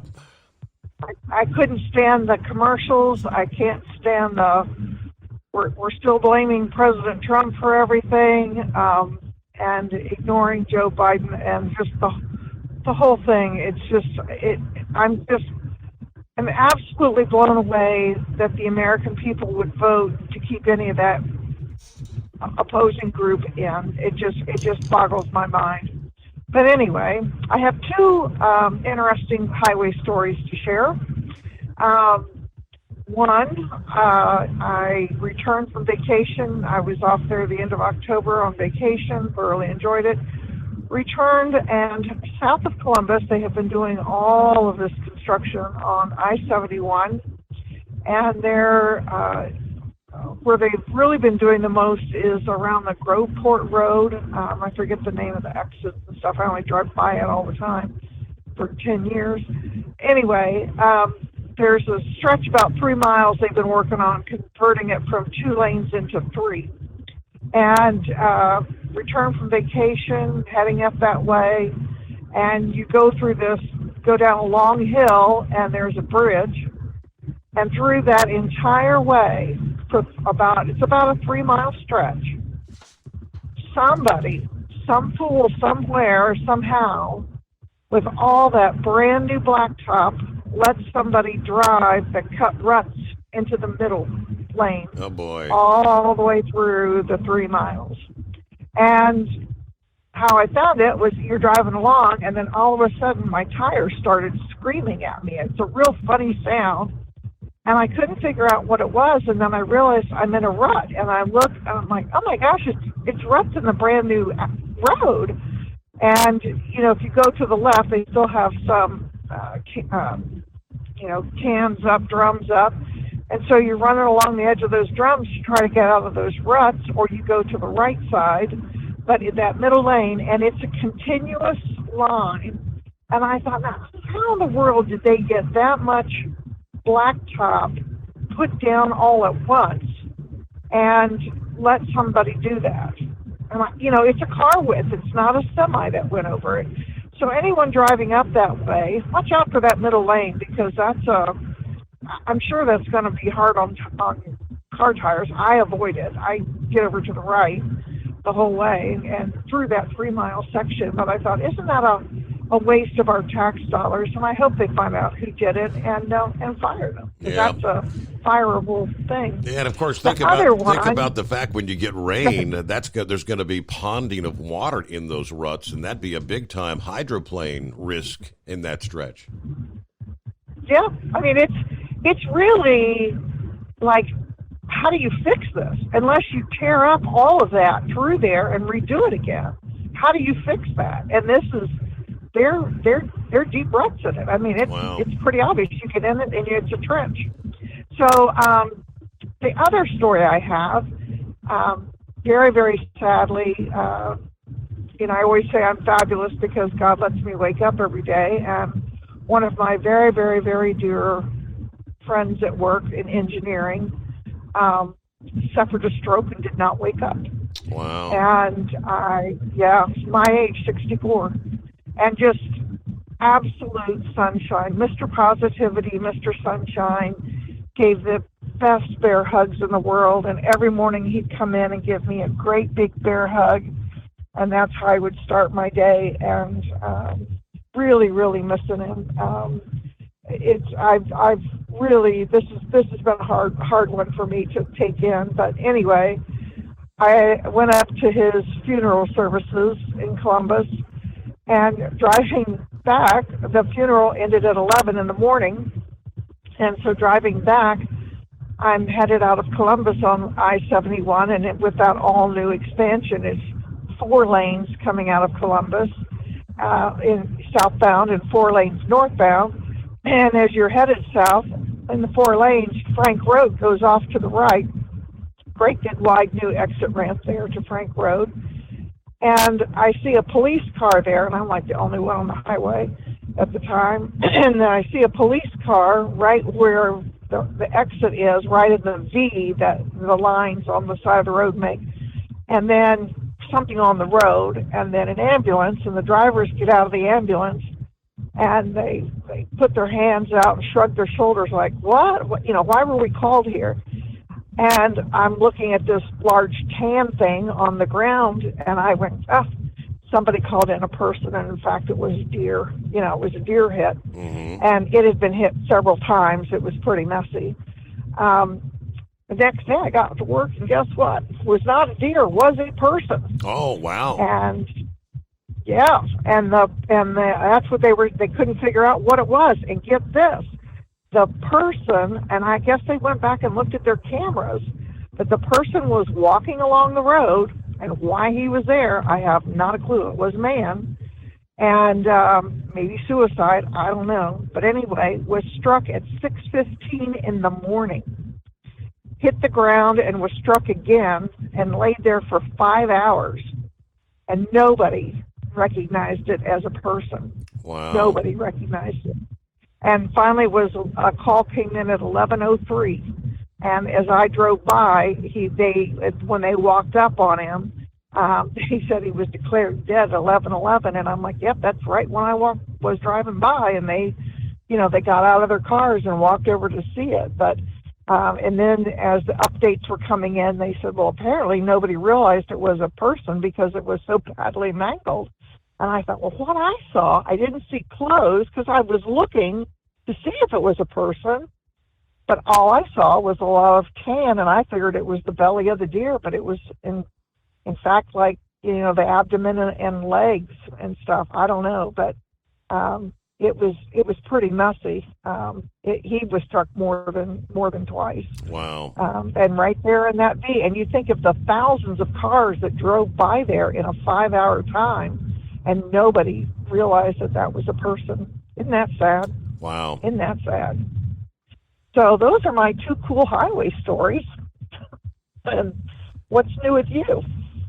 Just gearing up for this Artemis launch. Hopefully they'll be able to get this thing off the ground this morning.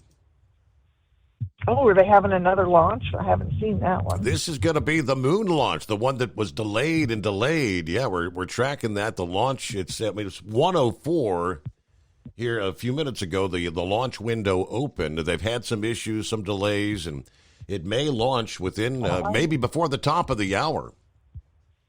Oh, that would be cool.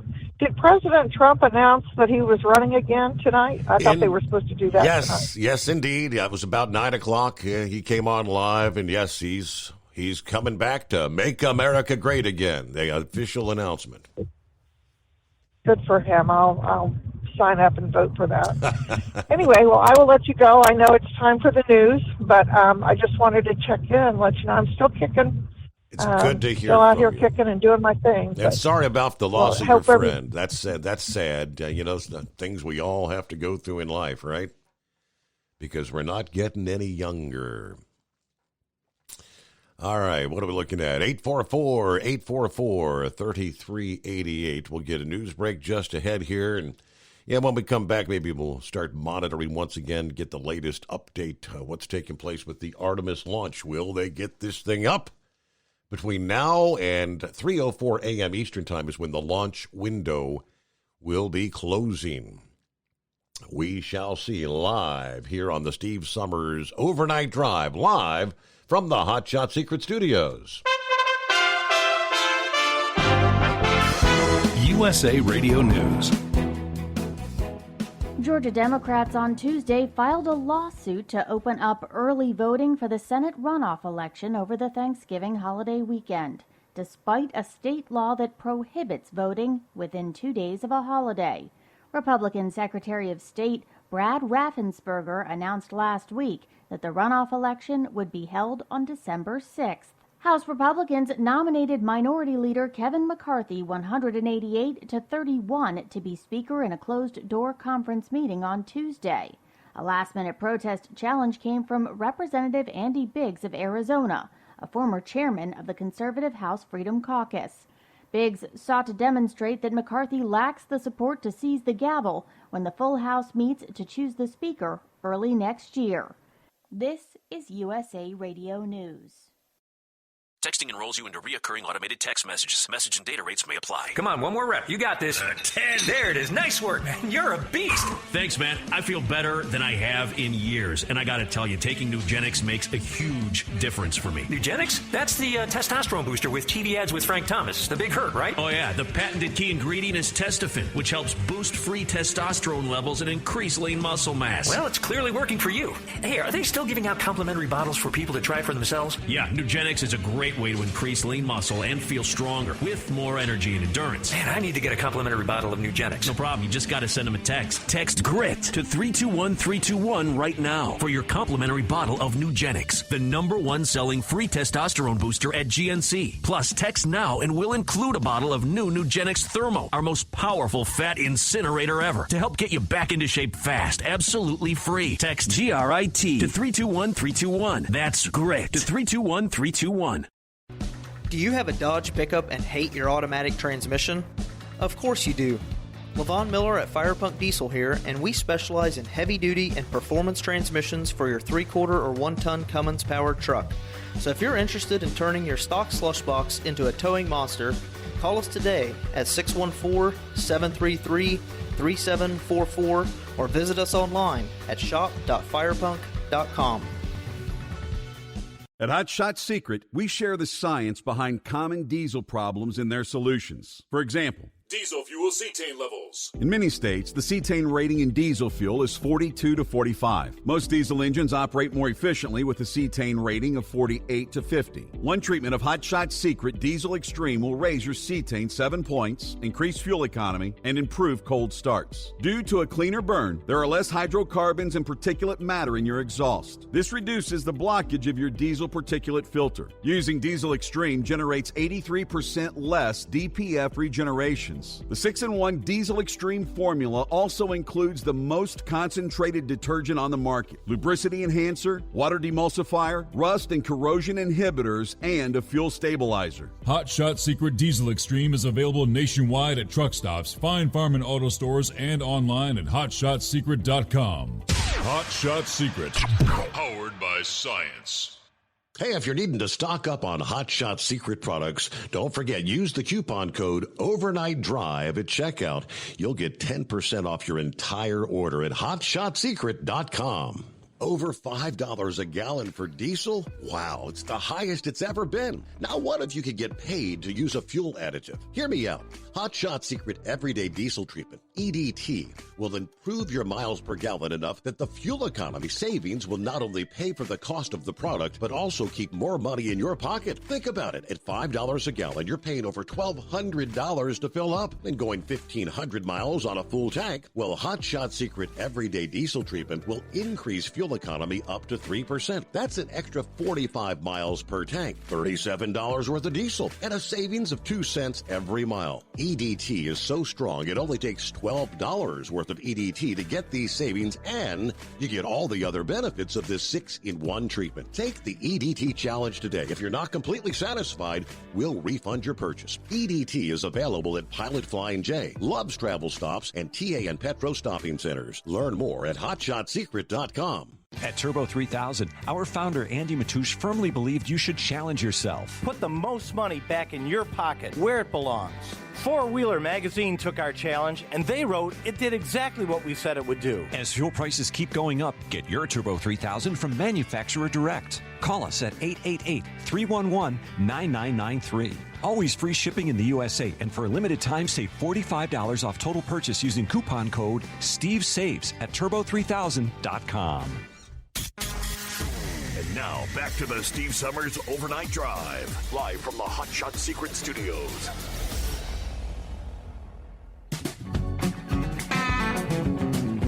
All right, during the news break there, Mission Control came down with word that all the different,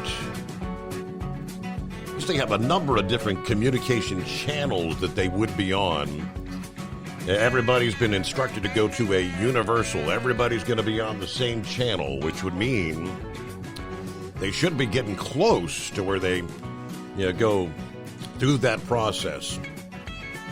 Downrange, go for launch. Weather, go for launch. All those different, and it takes about 15 minutes, they say, to go through that entire process. So, we'll continue to kind of eavesdrop, and I'll turn it back up and see if we can get some updates live from Mission Control. But it sounds like things are proceeding. They've got that launch window that goes till 3:04 a.m. Okay, NASA Test Director Jeff Spaulding getting ready to conduct the readiness poll, so we are getting close.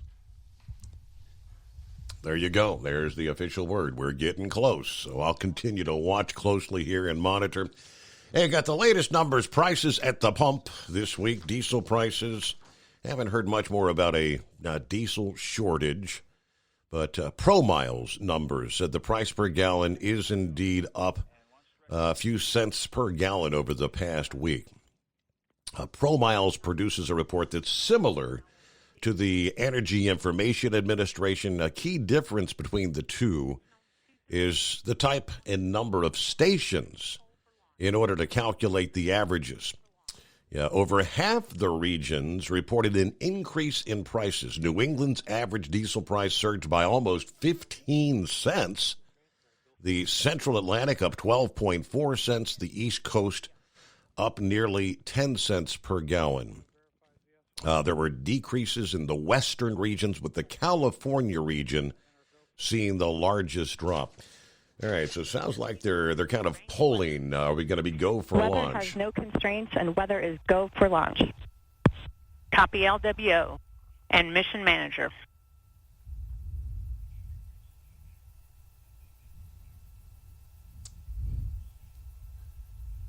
So it sounds like they went through the process, polling, as they call it. Launch director. Launch director, mission manager on 232. The mission management team has been polled. You have a go to proceed with terminal count and launch of Artemis 1. I copy all. Thank you. And NTD, launch director. Go ahead, launch director. Yes, sir. On behalf of all the men and women across our great nation who have worked to bring this hardware together to make this day possible, and for the Artemis generation, this is for you. At this time, I give you a go to resume count and launch Artemis 1. Copy, launch director, and thank you. All right, we do have a couple of steps to configure, and then we will be ready to resume the clock. CVSE, NTD. CVSE here. Initiate recording of Orion cameras at this time. In work. NTD. RSR here. Perform the booster ignition SNA arm rotation enable. NDT, RSR, booster ignition SNA arm and rotation enable is complete. And I copy. Thank you. Okay, so there you heard the poll from launch all right, director. And all personnel, we are going to resume the clock here momentarily. All right, when they do resume the clock, that will be starting at, I believe, 9 minutes and a few seconds. So we'll take care of business at hand here, and I'm gonna try to join in, and I want to cover that live once we get close to launch time there. Wheelchair Dave is on board. How we doing, Wheelchair Dave? And all personnel, we are going to resume the clock. I'm sharing the excitement with you, but if you could grab your NASA jacket, I think I would be looking at Mission Control. Yeah, you know what? I've got it right over here. Oh, you gotta have to get that. Next break there, wear that baby, because we're getting ready to watch history right now. Looky here, Dave. We're live on the Facebook and YouTube. I got my mission control jacket is on. NASA ready to go here. How about that? Fantastic. I tell you, this is so exciting. One of the reasons that I'm so excited about it is I get to remember, my dad's work with Neil Armstrong, and when him and some other people in the Rockwell thing, Dad wasn't solely responsible, but partially responsible for the training with Neil Armstrong there and the docking and the command module and the lunar module. So I get very, very excited on these launches, especially this one here, because those rockets on the side right there, those were the rockets that helped took the shuttle up, Yes, sir, they are. And I mean, it's our first mission, moon mission, since I was just about, 50? It's been 50 years. Yeah, and I think the shuttle, last time man was up in space with the shuttle, I think was 2011, I believe. Yeah. But, this is really exciting. And I sent you oh, by the way, is the email working tonight? Yes, indeed. I got a hold of Josh right after the show yesterday morning, and he called me on his way in about 8 o'clock a.m., and he got there, and apparently it was a server issue there in Mount Gilead. I guess everybody's email was down, but yeah, he got that back up and running, so everything is on track. Great. Now, I do wish I was down at my house in Florida right now, because I could go out in the front yard and I could actually watch this launch from my front yard. Now, what I would see, I'd see the big mushroom cloud going up, or the flames and stuff from the rockets there, and believe it or not, visually, without any telescopes or binoculars or anything like that, I used to be able to see the first 7 minutes of the shuttle launches. Wow. You would see the flames go up, and then you'd see the burnout, and then you'd see the booster rockets separating and all that. And Philip, that calls in, I guarantee he sees that at nighttime every time he looks up and sees it. This is the time where he would normally just be kind of getting up on I think he doesn't get up till more like 2 o'clock Eastern time, but I think he's out of bed waiting for this launch. He said he was going to get up early this morning so we could catch it. I'll tell you what, Dave, I know you've got it on your TV, but since we're down to apparently we're about 5 minutes away from launch, let's just go take a listen, because this is kind of like history in the making here on a clear Wednesday out any morning. Hydrogen gas that may be there.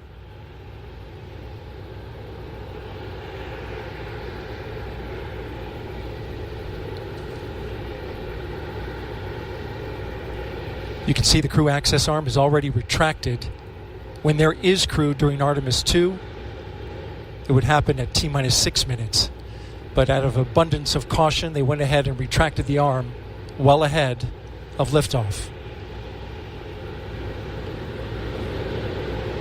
I want to point your attention to the base of the mobile launcher. If something wasn't done to reduce the power from the pressure caused by the rocket's ignition and thunderous sound, it could damage the rocket. So the ignition overpressure and sound suppression system will flood the mobile launcher with water. You'll see that sequence start at T-minus 17 seconds. Now coming up in less than 30 seconds, the ground launch sequencer will start bringing the high energy systems online, starting with core stage pressurization.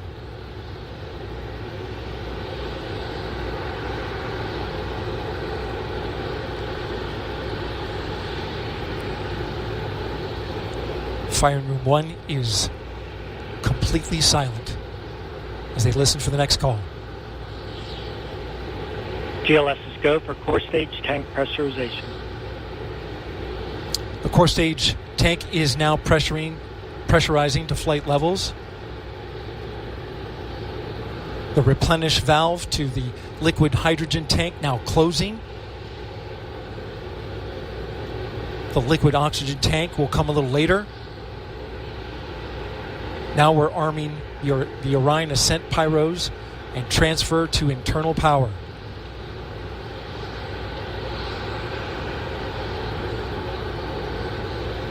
The launch abort system, or LAS jettison motor, is now armed. On this flight, the abort motor is inactive because there is no crew on board. Up next is the flight termination system, or FTS, which gives the Space Force the ability to destruct the rocket if it goes in the wrong direction. Let's listen in for that.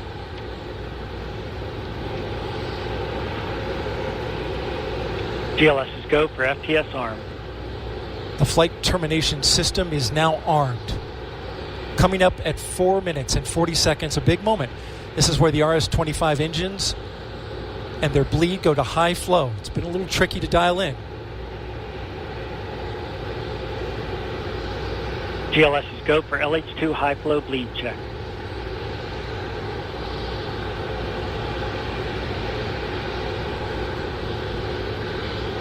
Good word, we've passed that. The cryo team got the LH2 engine bleed pressure loop dialed in. They are now at the right temperature for launch. Countdown continues. T-minus 4 minutes, 15 seconds. Up next, GLS fires up the KPUs. Those are high-speed turbines which provide pressure to hydraulic pumps that steer the RS-25s. Stands for Core Stage Auxiliary Power Unit Start. GLS is go for core stage APU start. That now leads to the thrust vector control test at T-minus 2 minutes and 30 seconds. That can proceed now, and we will see the engines gimbal at the bottom of the core stage.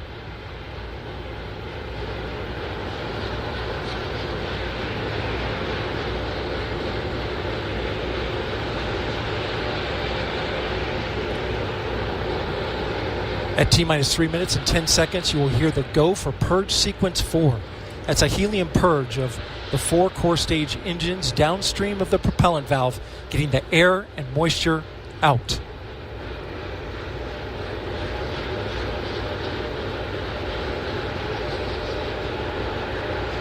GLS is go for purge sequence 4. And in just a few seconds, GLS will close the core stage LOX vent, liquid oxygen. The white vapor cloud caused from the super cold gaseous oxygen condensing the water in the atmosphere will disappear. You see it coming out there now. And there it goes. It's closed. LOX vent closed. Pressure rising in the core stage LOX tank to flight levels. Coming up in 15 seconds, look for that thrust vector control actuator test. Engines will gimbal.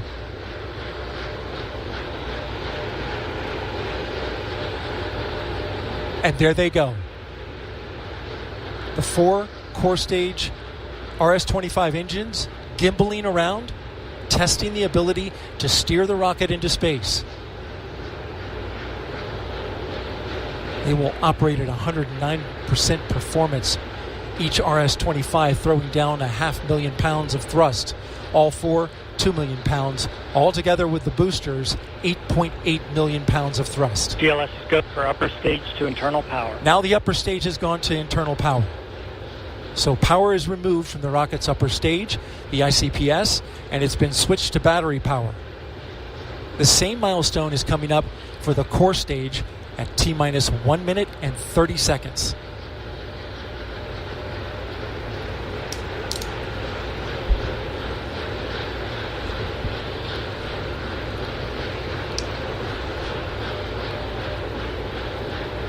GLS is go for core stage to internal power. The rocket's core stage, which houses the 3 flight computers, is now on battery power. So there is no more hold time available because there's no more margin on the batteries. So if we have a hold, we'd have to recycle back to T-minus 10 minutes and recharge those batteries. The count continues. A note now, shortly after liftoff. 1 minute. Shortly after liftoff, Mission Control Houston will take control of the rocket, and my colleague, Leah Cheshire, will take over commentary. T-minus 50 seconds and counting. Coming up at T-minus 33 seconds, the GLS will hand off control to the ALS. This is the autonomous launch sequencer. On board the rocket, it will take over command and control of the rocket. But the ALS will check, make sure there's no holds coming from the ground up until T-minus 2 seconds. GLS, go for ALS. And we are go for ALS. The Space Launch System is now counting down to liftoff of Orion on its maiden voyage to the moon. Launch team can no longer cycle the count. Sound suppressor water now flowing 15. under the ML. And here we go. 10. Hydrogen GLS, burn-off go for igniters core stage initiated. engine 7, 6, 5. Core stage engine start. 3, 2, 1. Boosters in ignition. And liftoff of Artemis 1. We rise together back to the moon and beyond.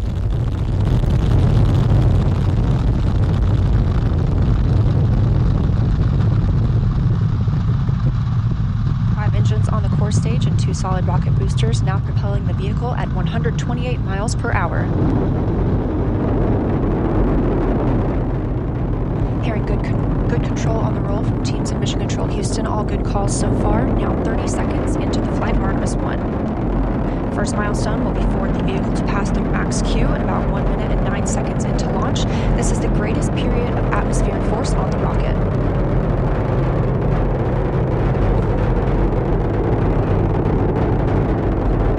Could you imagine being there? 607 How miles loud per that would hour.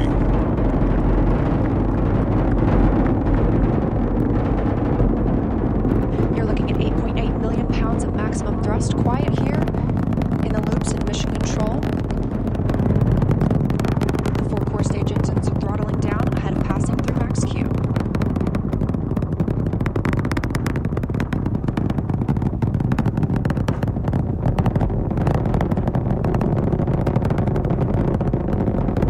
Now 1 minute, 21 seconds into the flight, traveling at 1,420 miles per hour. The 4 core stage engines are back at maximum thrust.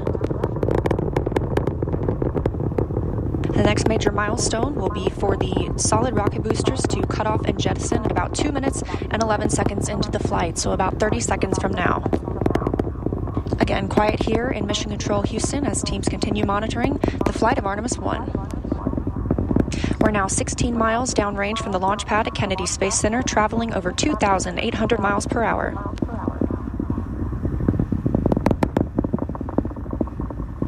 Standing by for solid rocket booster jettison and shortly thereafter.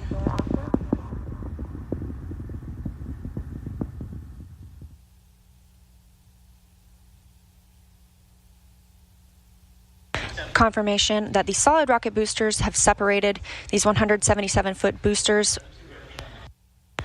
Now the core stage continues to power the flight of Orion, all 4 RS-25 engines firing, traveling over 3,400 miles per hour, 46 miles downrange. 2 minutes and 36 seconds into the flight. Hearing nominal calls here in Mission Control Houston. We've still got 4 good engines on the core stage. Next up, we'll be looking for the service module fairing to separate. This is 3 15 by 15 foot fairing panels, providing structural support, protecting the service module. Those will separate at about 3 minutes and 11 seconds into flight, and very shortly thereafter will be followed by the launch abort system separation. And that, my folks, my friends, is history in the making. What a sight. What a sight. After all the delays, months and months, and of course, untold millions of dollars in overrun costs. And this is the first step to returning man to the moon. So we actually listened in live for that crucial point. We all recall when you go through that maximum phase. Incredible. There you go. So actually it'll see the rocket leaving the Earth, and they actually had a photo where you could actually see the moon in the background there. And all right, Pretty incredible stuff. All right, we'll get back to regular programming. Artemis with the Orion capsule. History making here on this 16th day of November, on its way with the unmanned mission to the moon. There you go. It is the Steve Summers Overnight Drive coming to you live from the Hot Shot Secret Studios. It's coming.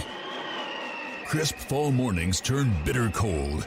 You climb into your diesel and it feels like you're sitting on an ice cube. Imagine how your engine feels after a frosty night. Freezing temperatures impact your diesel's fluids, especially fuel. As the temperatures drop, water that is emulsified within your fuel is released, adding more water into your system. Frozen water in your fuel lines, filter, or bowl will simply slow the flow, or worse, stop the flow of fuel in your system. No fuel flow, no start. Get prepared now for the cold that is coming. Hot Shot Secret Diesel Winter Anti-Gel is a premium fuel additive that lowers your fuel's pour point to minus 65 degrees. If it's that cold out, you shouldn't be on the road. You ought to be at home in front of the fireplace. Hot Shot Secret Diesel Winter Anti-Gel Premium Fuel Additive. Available now online at HotShotSecret.com. Hot Shot Secret. Powered by science. All right, there you go. We're just a matter of minutes, about 5 minutes before top of the hour. So we'll take it all the way to the top. Let me get back to the calls here. Heat Wave, good morning, senor. History in the making live. How about that?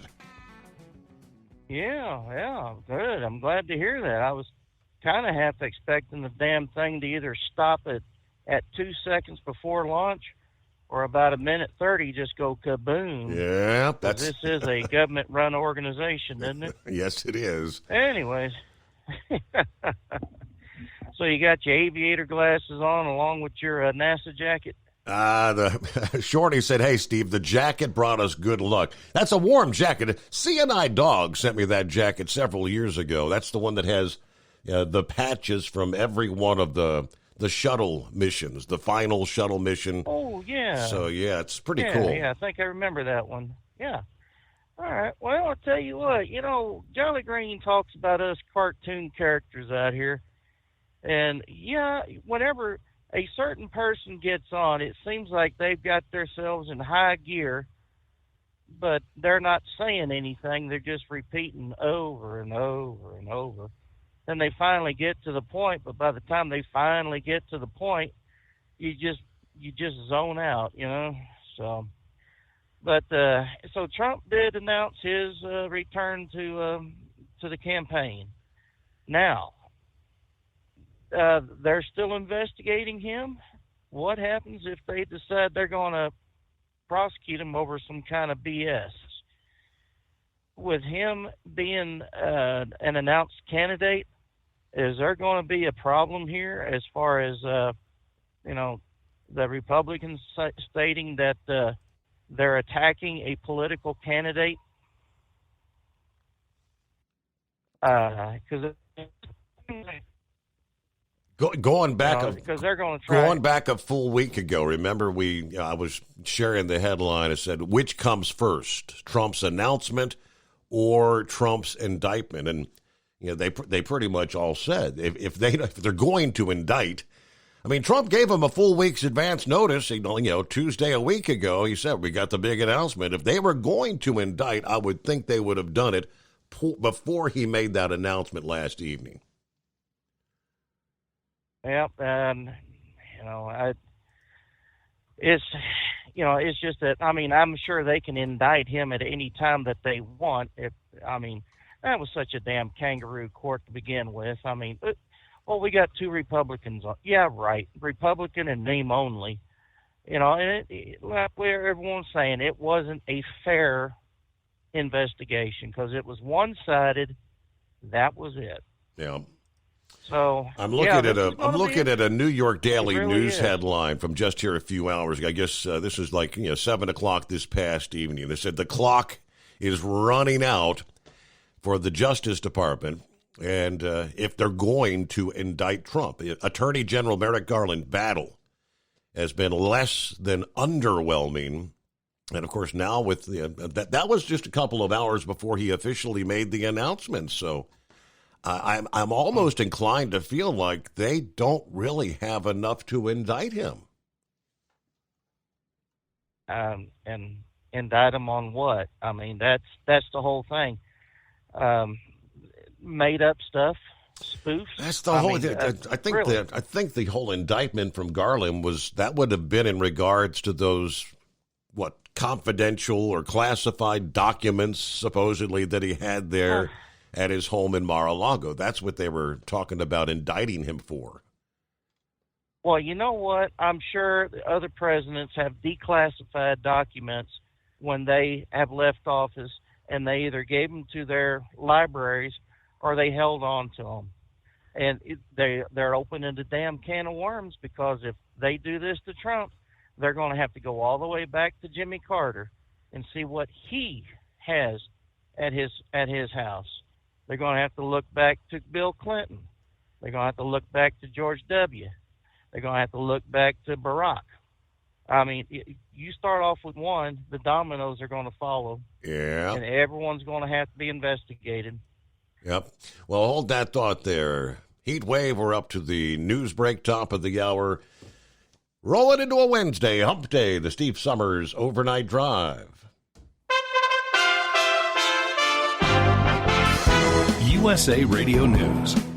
Walmart, the largest retailer in the United States, has agreed to pay $3.1 billion to resolve thousands of lawsuits over its pharmacy's roles in the opioid crisis. The agreement follows tentative deals announced this month by CVS and Walgreens, which are still being negotiated. If finalized, the total amount from the three giant pharmacy retailers would reach about $13.1 billion, including $400 million for Native American tribes.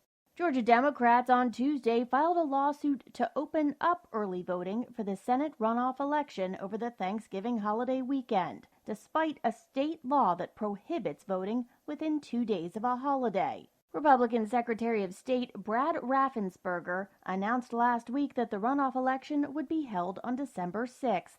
With 99% of precincts reporting, the Democrat Warnock had 49.4% of the vote, and Republican challenger Herschel Walker had 48.5%. Murder at 2 American universities has communities reeling. All flags in Virginia were lowered to half-staff on Tuesday after what the governor called a horrific tragedy. A University of Virginia student is accused of shooting 5 classmates on Sunday night in a parking garage. They were among 20 others on a bus returning from a field trip in Washington, D.C. In the USA Radio News Midwest Bureau, I'm Katie Lewis. Meanwhile, in the Midwest, 4 University of Idaho students were found dead at a home near the campus in Moscow, Idaho, in what officials cryptically described as a crime of passion. And although they're treating it as a murder, they've said little about how the victims died. This is USA Radio News. Mike Lindell and MyPillow offering the BOGO extravaganza right now on a whole slew of MyPillow products. Now you can find all sorts of great deals on MyPillow bed sheets, Giza Elegance MyPillow 6-piece towel sets, Roll and Go Anywhere pillows, much more, all priced buy one, get one free. Go to mypillow.com/USA, use promo code USA, or call 1-800-951-8175 and find you some great MyPillow products. They're all available. Oh, by the way, you can also get Mike's book absolutely free with any purchase, but you have to go to mypillow.com/USA or call 1-800-951-8175 and make sure you use the promo code. The buy one, get one extravaganza going on right now at mypillow.com. President Biden spoke late Tuesday on Poland's accusations that a Russian-made missile killed 2 of its citizens. The missiles fell into a village near Poland's border with Ukraine. The president reportedly said preliminary information contests it was fired from Russia. He spoke with Poland's president by phone, offering full U.S. support and help in Poland's investigation. Biden also held an emergency meeting of the Group of 7 and NATO leaders at the G20 summit to discuss the matter and ongoing attacks on Ukraine. Meanwhile, in Iran, tension also mounts. Iran's Revolutionary Court has sentenced an anti-government protester to death and handed down jail terms to 5 others. The ruling is the first death sentence in the trials of those arrested for participating in protests that have swept Iran over the past couple of weeks, demanding an end to cleric rule. Iran has already issued indictments for hundreds of detained protesters, saying it will hold public trials for them. From the West Coast USA Radio News Bureau, I'm Lance Pry. Here at home, the U.S. Department of Transportation is ordering Frontier Airlines to pay out $222 million in refunds to its customers. That penalty's over significant scheduling problems during the COVID-19 pandemic. For USA Radio News, I'm Victoria Idoni. Suspense. The Shadow knows. Mystery in the Air, starring Peter Lorre. I am the Whistler, and I know many things, for I walk by night. The greatest radio shows of all time, Classic Radio Theater with Wyatt Cox, on this radio station or at our webpage, classicradio.stream. That's classicradio.stream. Or search your favorite podcast app. At Hot Shot Secret, we share the science behind common diesel problems and their solutions. For example, diesel particulate filter regeneration. The DPF catches particulates left over from combustion. The DPF regeneration cycle cleans the filter with temperatures exceeding 1,000 degrees Fahrenheit. A computer sensor triggers the DPF regen, which is often accompanied by a loss of power and fuel economy. The frequency of DPF regens are in correlation to the cleanliness of the fuel burn. Under heavy operation with the dirty burn, DPF regens can occur multiple times per day. Hot Shot Secret Diesel Extreme Fuel Additive promotes a more complete combustion, creating fewer emissions and therefore fewer DPF regens. Vehicles using Diesel Extreme experience 83% less DPF regens. Hot Shot Secret Diesel Extreme is available nationwide at truck stops, Fine Farm and auto stores, and online at hotshotsecret.com. Hot Shot Secret, powered by science.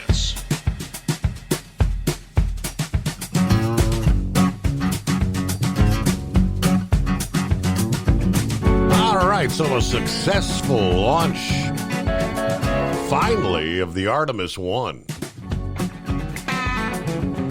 How about that?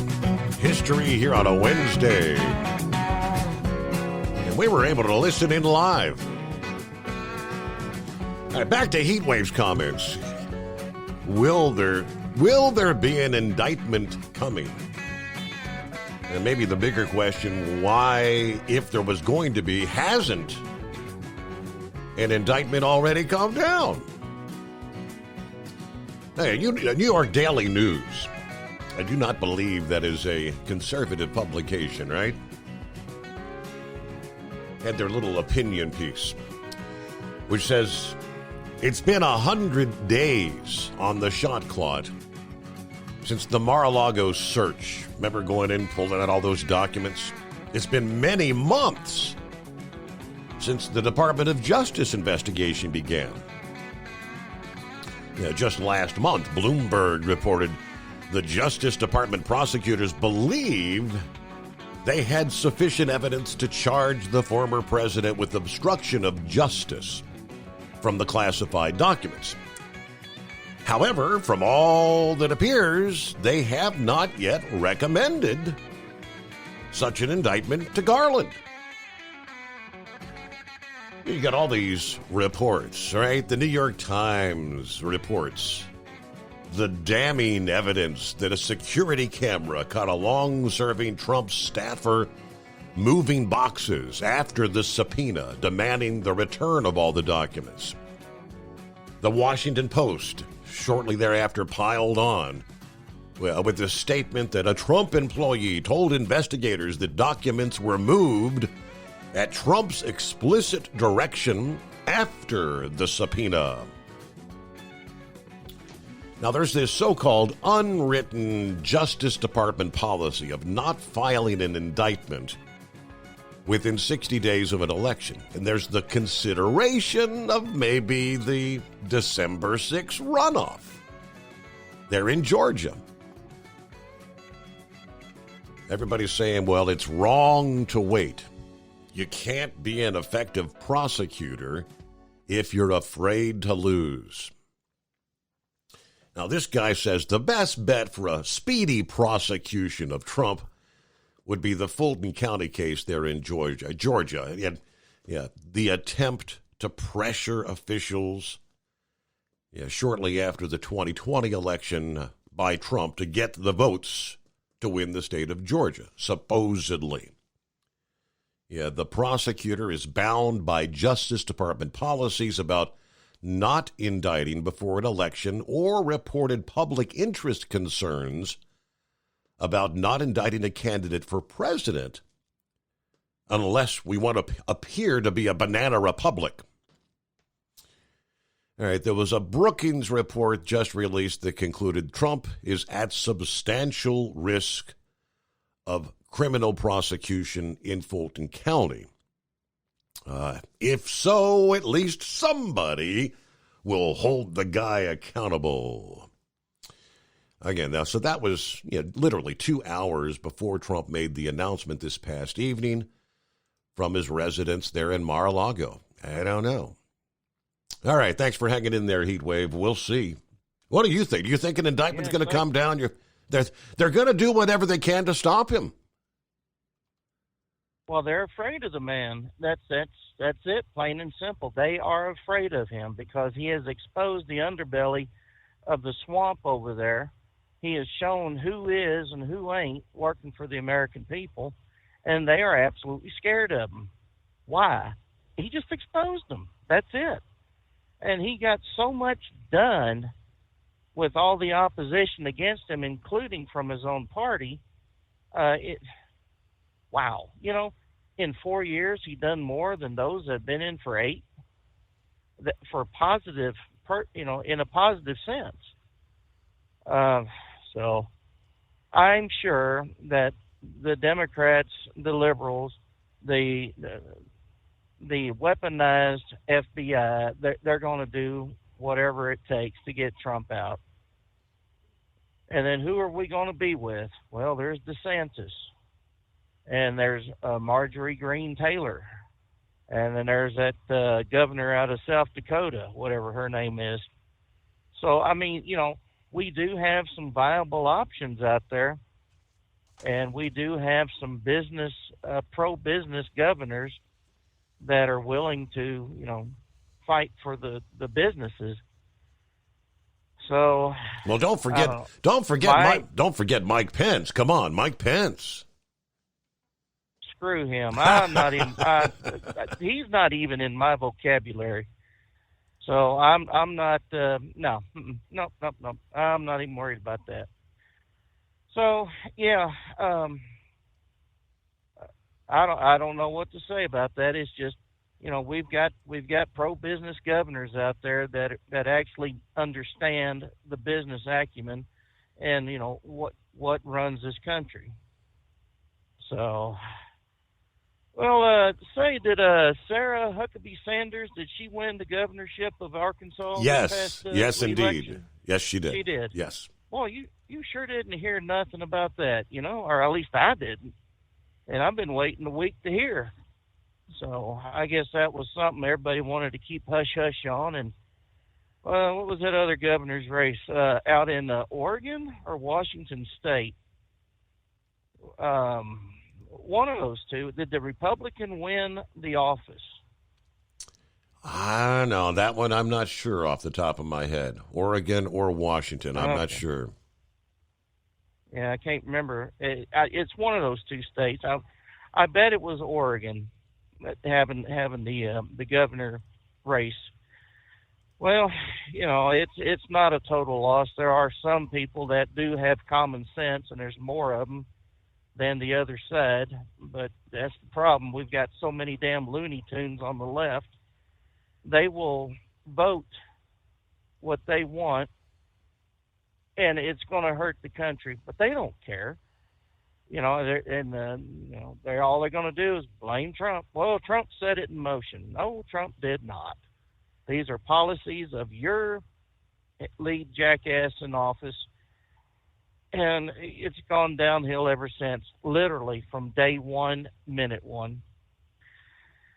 Oh, Lordy. Well, we are late getting out of Albuquerque by 4 hours because we don't have the trucks, the sleepers.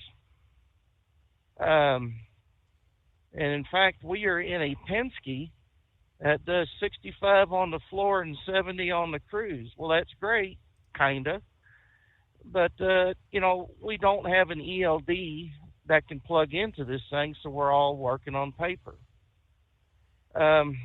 And we were pushed back 4 hours.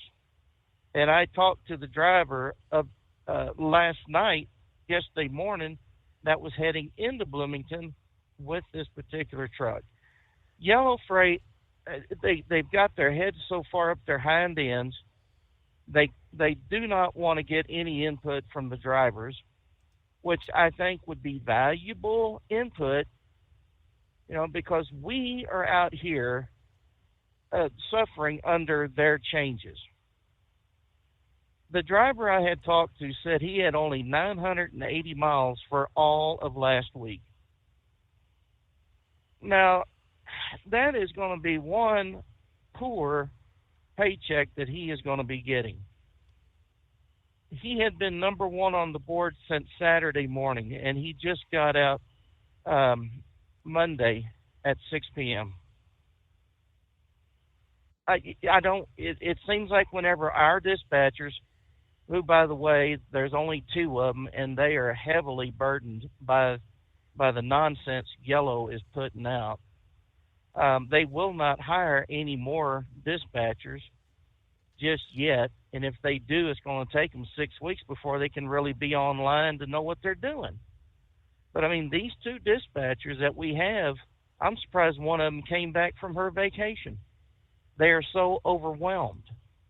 And when another terminal, the dispatcher leaves, ours has to cover. And if we don't have a dispatcher here in our terminal, then Phoenix has to cover. And it is so messed up. And I asked the gentleman, I says, well, who can you call? I'm thinking maybe he can call the union hall and see, talk to them about, what's going on with the operations here.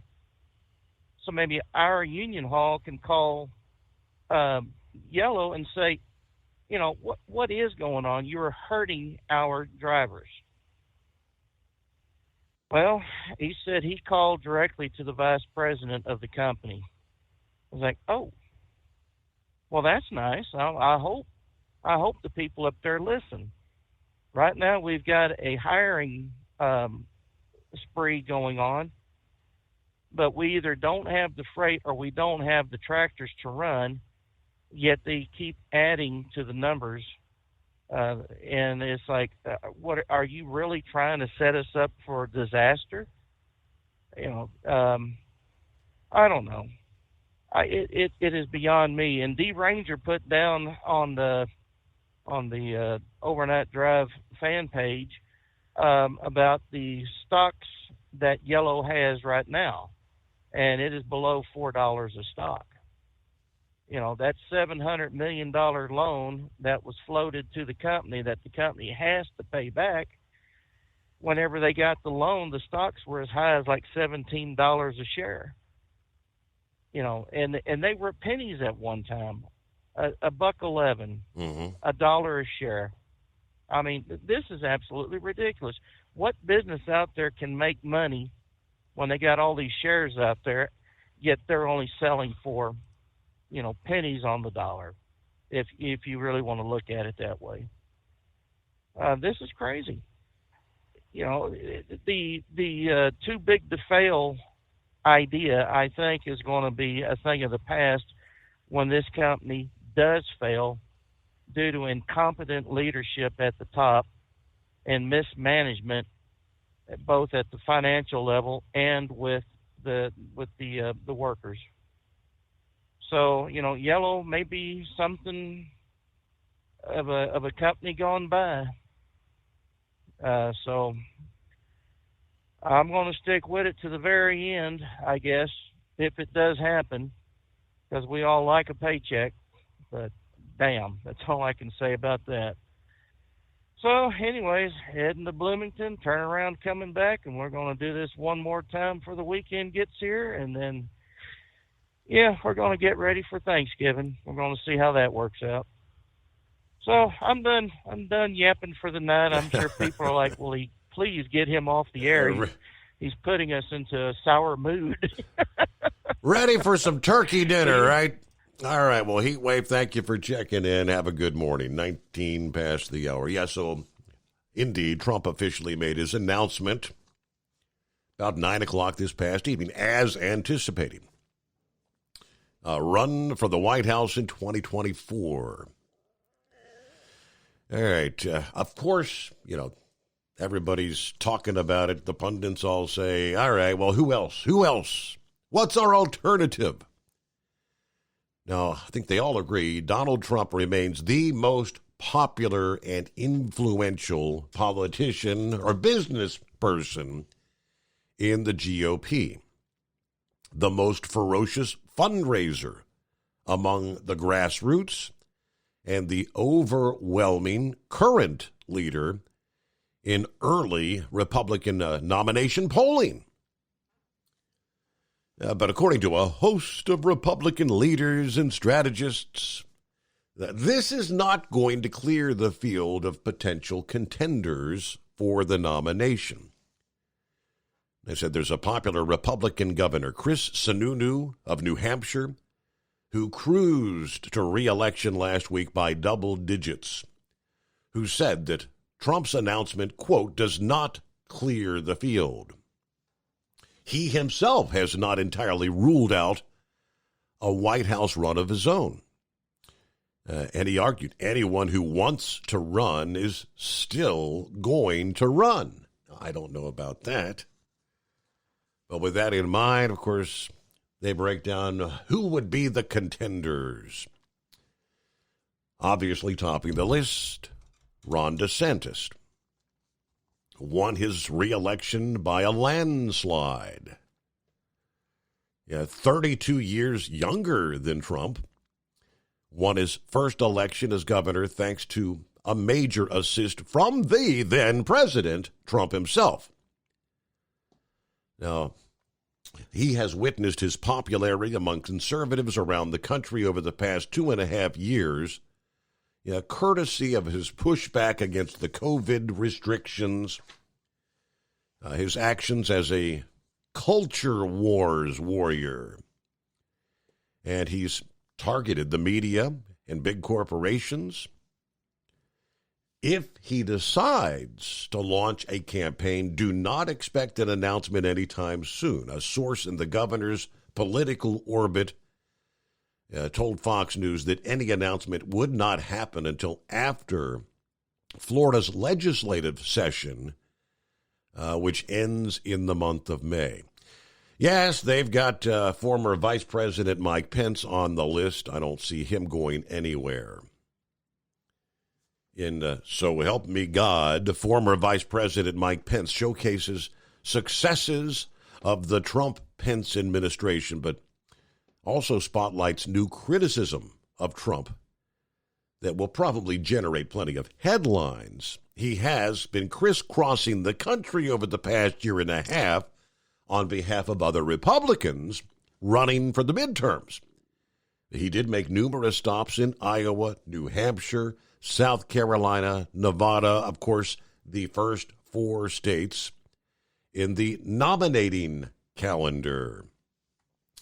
There's much more to the list. Mike Pompeo, remember the former Secretary of State? He's been a frequent visitor to some of the early voting states over the past year and a half as well. Pompeo said, whether we'll decide to get in the race and run for president, I cannot answer. But he emphasized we are doing the things that one would do to be ready to make such an announcement, then to engage the American people on the ideas we believe matter. And Pompeo's Political Action Committee has gone up with ads in the early voting states, another sign he's probably really considering a White House bid. Now, he's currently also a Fox News contributor. How about Nikki Haley? Remember that name? The former two-term South Carolina governor served as ambassador to the UN during the first half of the Trump presidency. Another Trump alumni, very busy in the year 2022.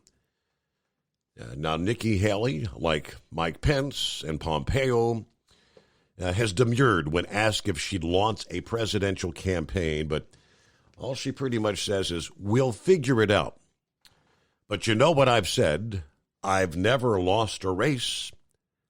I'm not going to start now. If there's a place for me, we will put a 100% in and finish it. How about Virginia? I'm not real familiar. Glenn Youngkin, a politician on demand on the campaign trail this summer and fall, helping fellow Republicans who were running in the midterms. He simply says we'll have to see how things pan out. He's incredibly flattered to be in the discussions. The fact that his name is in the national mix, he said, pretty overwhelming. Tim Scott, South Carolina, the rising star in the Republican Party, one of the party's top fundraisers, the only black Republican in the Senate, who cruised to re-election last week to what he's said will be his final 6-year term in the Senate. He did say, I wish I'd lived long enough to see perhaps another man of color elected president in the United States, before adding, but this time let it be a Republican. Maryland's Governor Larry Hogan, the term-limited governor of the blue state of Maryland, a frequent visitor to New Hampshire this year. He also made stops in Iowa. A vocal critic of Trump who touts that he's a common-sense conservative. He said here a few months ago, I think there's 10 people who want to be the next Donald Trump, and I think there may be a different lane for someone like him. Then you got Ted Cruz, of course. Yeah, don't forget Ted Cruz. Others to keep an eye on, they say. South Dakota Governor Kristi Noem, who was just reelected last week. Very popular with conservatives and the Trump loyalist. I like Kristi Noem. Yeah, pundits view her as a potential contender if Trump were to decide against running, or possibly a running mate if Trump runs, which, of course, we now know he is. No mention of who a running mate might be. Rick Scott of Florida has repeatedly said he's running for re-election in 2024, but the pundits view this multimillionaire chair of the Republican Senatorial Committee as indeed a White House hopeful. They actually listed Chris Christie, which I said, no way. Yeah, Chris Christie left as a disgrace. All right, then Marco Rubio, a veteran of the 2016 presidential nomination firefight with Trump. Of course, last week he rolled to a double-digit re-election victory. It was a big surprise also in Florida. The senior senator from Florida has consistently not ruled out making another White House run in the future. But again, much as the case was for the 2020 election, I don't think Rubio's going to go anywhere. But hey, there's a whole laundry list of names that are being floated around there. All right, 5-7 on board. What's happening this morning? You know what, 5-7? I look at the clock and I say, hell, it's a minute before the break. So just hold that thought. Hang on. We'll get you coming up out of the break. Philip going to be checking in from Florida. We'll get a live update. I'm assuming he was able to witness that because it lit up the sky. What a launch. Artemis on its way to the moon at this hour. It's the dream we all have, lottery ticket. We all want to be a winner, but hey, this truck driver from Ontario, Canada, William Ellison, again, a regular lottery player, he says he's been playing the lottery for 20 years, but back in September, the first time he couldn't believe what he saw. I went to the store, checked my ticket with the little ticket checker, $230,000 and some change. So, whoa! Says he plans to invest his winnings, purchase a new truck, and maybe take a vacation. There you go. USA Radio News. Georgia Democrats on Tuesday filed a lawsuit to open up early voting for the Senate runoff election over the Thanksgiving holiday weekend, despite a state law that prohibits voting within 2 days of a holiday. Republican Secretary of State Brad Raffensperger announced last week that the runoff election would be held on December 6th. House Republicans nominated Minority Leader Kevin McCarthy 188 to 31 to be Speaker in a closed-door conference meeting on Tuesday. A last-minute protest challenge came from Representative Andy Biggs of Arizona, a former chairman of the conservative House Freedom Caucus. Biggs sought to demonstrate that McCarthy lacks the support to seize the gavel when the full House meets to choose the Speaker early next year. This is USA Radio News. Texting enrolls you into reoccurring automated text messages. Message and data rates may apply. Come on, one more rep. You got this. 10. There it is. Nice work, man. You're a beast. Thanks, man. I feel better than I have in years. And I got to tell you, taking Nugenix makes a huge difference for me. Nugenix? That's the testosterone booster with TV ads with Frank Thomas. The big hurt, right? Oh, yeah. The patented key ingredient is Testofen, which helps boost free testosterone levels and increase lean muscle mass. Well, it's clearly working for you. Hey, are they still giving out complimentary bottles for people to try for themselves? Yeah, Nugenix is a great way to increase lean muscle and feel stronger with more energy and endurance. Man, I need to get a complimentary bottle of Nugenix. No problem. You just got to send them a text. Text GRIT to 321-321 right now for your complimentary bottle of Nugenix, the #1 selling free testosterone booster at GNC. Plus, text now and we'll include a bottle of new Nugenix Thermo, our most powerful fat incinerator ever, to help get you back into shape fast, absolutely free. Text GRIT to 321-321. That's GRIT to 321-321. At Hot Shot Secret, we share the science behind common diesel problems. For example, product claims without proof. Every trucker on the road has heard product claims about an additive that simply didn't match their experience. Proof is found from third-party testing by a recognized, credible source. That's proof. Hot Shot Secret's Stiction Eliminator will improve your performance and fuel economy. For proof, we engaged the Ohio State University Center of Automotive Research to conduct an EPA-certified fuel economy test with Stiction Eliminator on a FedEx truck, a 2006 P500 Freightliner with 247,000 miles. The test showed a 3.6% increase in highway driving fuel economy from Stiction Eliminator, an oil additive. The complete report from OSU is available for download at HotShotSecret.com. That's proof. Hot Shot Secret Stiction Eliminator, available at truck stops, Tractor Supply, O'Reilly's Auto Parts, and online at HotShotSecret.com. Hot Shot Secret, powered by science. For anything diesel, take it to Shy Diesel. They provide a wide variety of services and diagnostics to determine what the problem is with the latest technology. From simple oil changes and preventative maintenance to fuel system diagnostics and repairs, engine rebuilds and cylinder head repairs, and rebuilds with our in-house machine shop. They also have on-site DPF cleaning for exhaust issues and DOT inspections. If your diesel is asking for some attention, Shy Diesel has the specialist you need for anything diesel. Located in Terre Haute and Lafayette, Indiana, and Effingham, Illinois, Shy Diesel has you covered. Hey, don't forget, as a listener to this program, you get 10% off your entire order at HotShotSecret.com by using the coupon code Overnight Drive. Attention all truckers, Dean Michael, the tax doctor here. I want to talk to you about those dreaded tax problems. I know you want to keep on trucking and not even think about them. Well, let's face it, they're not going away all on their own. You need professional help. I've been helping truckers put their tax problems in the rearview mirror for years. I can help you too. Call me for a free consultation at 888-632-4506 or go to mytaxhelpmd.com. It's like I always say, keep your eyes on the road, I'll keep mine on the IRS. 888-632-4506. How do you sleep on the road? After downtime, do you wake up well-rested and invigorated, or tired, achy, and sore? Well, if it's the latter, you're not sleeping on the Big Rig Mattress. The Big Rig Mattress is a hybrid with an individually pocketed spring core that's engineered to deliver the best restorative sleep for your time on the road. Many drivers have said they sleep better over the road on the Big Rig Mattress than they do at home. Learn more about the Big Rig Mattress at thebigrigmattress.com or call 877-736-4233.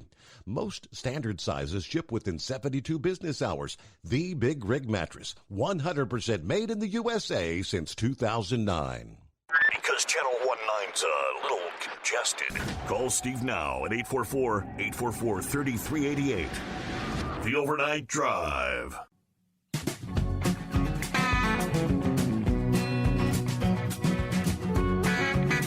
All right, a handful of industry headlines we'll get to coming up here in a bit.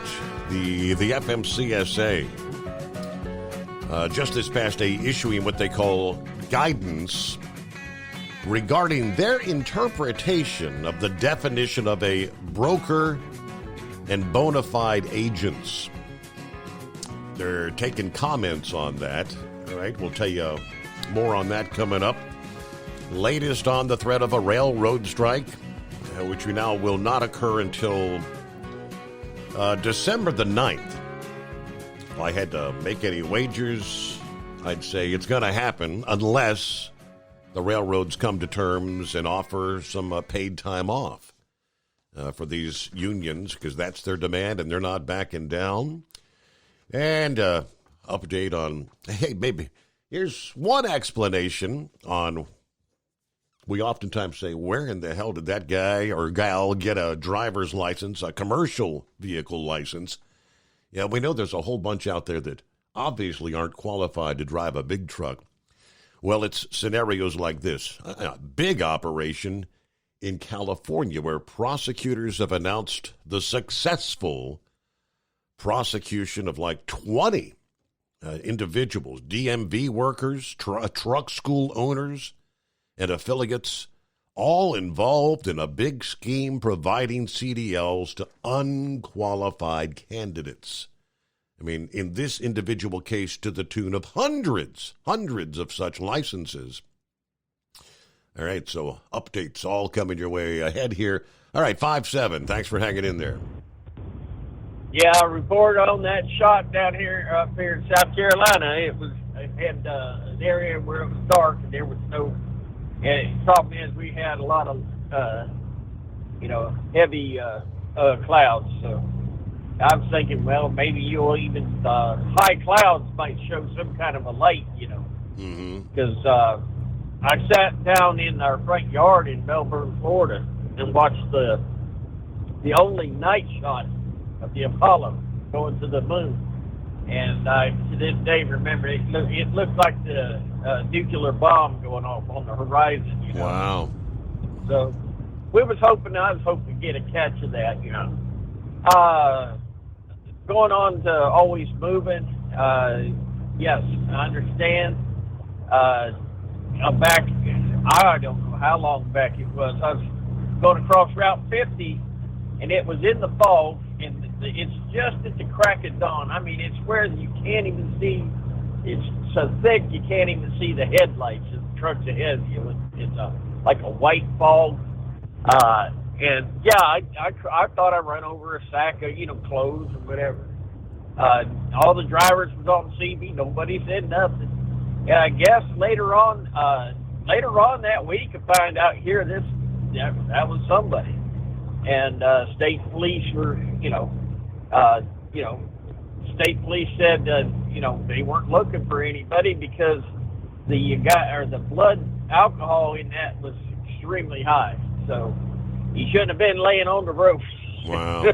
I told, but that experience in which she had was beneficial. But for a couple of years ago, I was going across I-26 into Charleston. Well, I seen an accident right there at the get-on ramp, two trucks sitting on the side of the road with their flashers on. and you could just barely see. They had like the backup lights on the tractor, and they were lighting up the road, which is not helping you, blinding you to what's in the road. First off, it must have run over a bag of trash or something in the road. So, I eased over to the left, and I thought, well, shoot, there looks like a football. It wasn't no football. It was a man's head laying there. Thank God I got over and stayed away from that, or I'd have been involved in it. Wow. So it just, when people get out in the road, I understand the guy and his girlfriend had an argument. He gets out and decides to end the argument, I guess. So, when you get hit by a truck, it don't always work out. No, not good. Yeah, I guess he exploded. But the previous experience like that, I get over. You don't want to just drive over stuff anymore if you can avoid it. And but don't feel bad. I imagine we've all had that experience out here because it's so common to drive over deer carcasses and stuff like that. So I just it seemed like it was bothering her. You're not the only one it's happened to, and it's hey, people have to take responsibility for getting drunk and walking around on a foggy road. I guess that's terrible. But I really excited. I was hoping to catch a glimmer of light from that because, and you're going to have to get another patch for your jacket now. You're going to have to start wearing that jacket on them shots. Lucky jacket now. Right. And those rockets were tied to the shuttle, so whoever gave you that jacket needs to send you another patch. Need a new patch, huh? Yeah, buddy. Okay, other than that, I'm waiting forward for Philip's update. Other than that, I'm going to sit back and copy the mail and enjoy the ride, Tim Boy. There you go. Sound like a plan. Let's do that. We'll jump on down there to Florida. Morning, Philip. How about that launch? That was pretty. I mean, even the audio, just listening in, it had to be just an incredible, thunderous launch. Yeah, we were out in the yard, me and my wife, watching it, and I got to give them kudos, man. That was pretty bright when that's the worst thing that came out on my. I told my wife, I said, man, that thing is bright.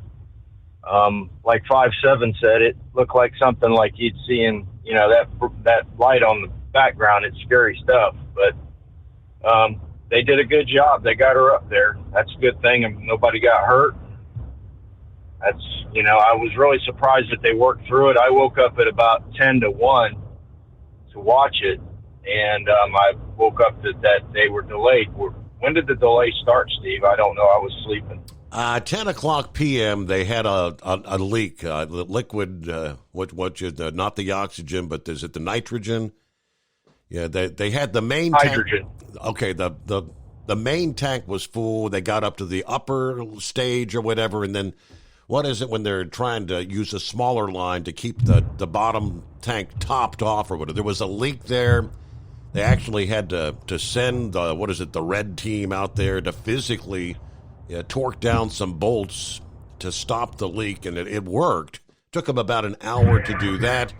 Then there was an issue with downrange. They lost one of their satellite or one of their radar feeds, and they had to fix that. Turned out to be an Ethernet cable, so they worked through all that. But 147, it went up.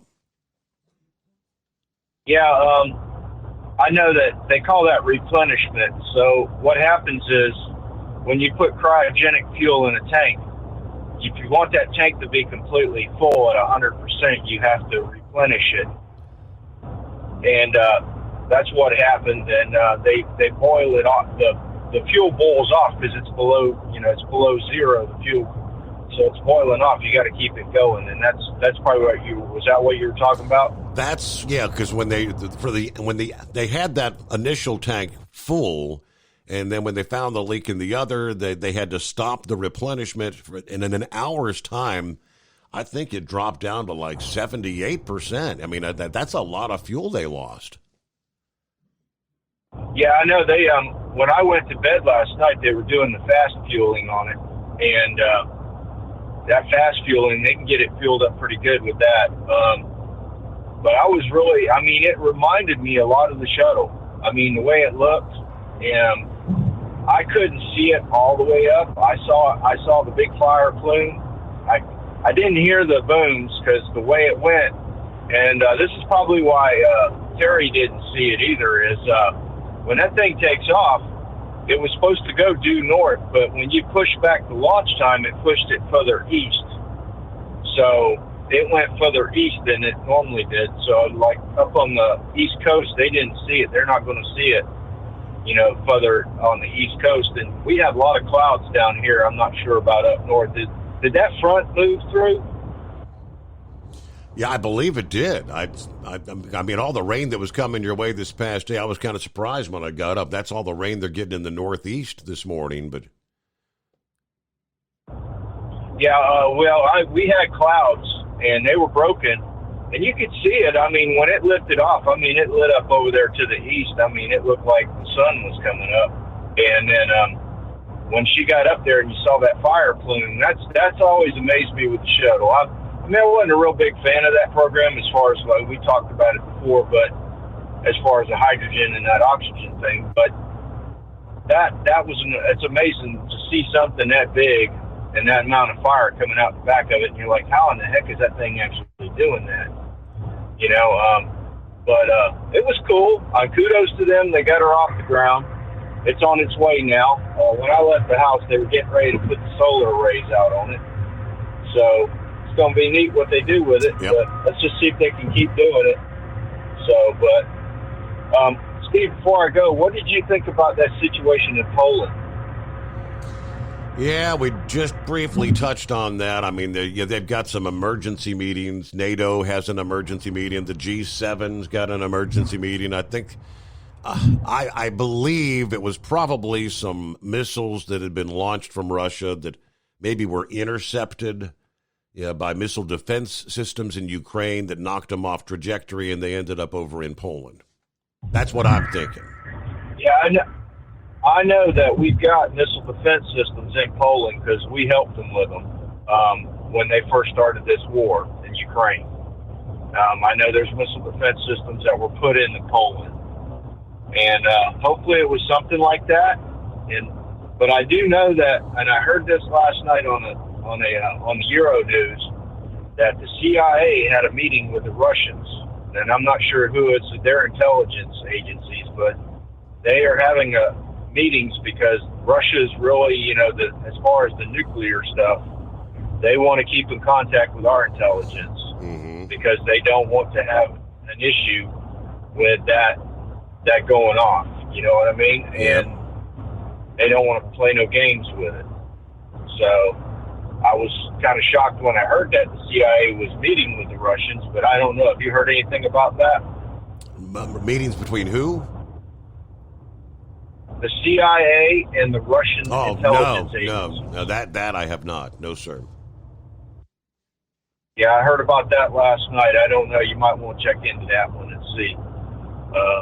But, you know, I hopefully everybody keeps on the same page with that nuke stuff. We don't want to get that stuff flying. But getting back to the flight, it was a good thing. Everything looked pretty clean. I mean, it looked really good. So, kudos to them. Got it off the ground. They're going. So we'll talk to you later, buddy.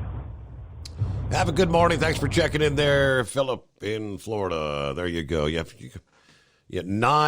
almost 9 million pounds of thrust at launch right about an hour ago. How about that? Lit up the sky, shook the ground. This mission to the moon, by the way, is expected to last at least 25 days. So everything ongoing. I was kind of getting some of the updates where he mentioned the solar panels. The solar arrays have opened up. They've completed their deployment. Those solar arrays are drawing power, and the early data suggest good performance. Then there's what they call the perigee raise maneuver. That was next on the list. That has been successfully completed. The interim cryogenic propulsion stage fired for just over 20 seconds.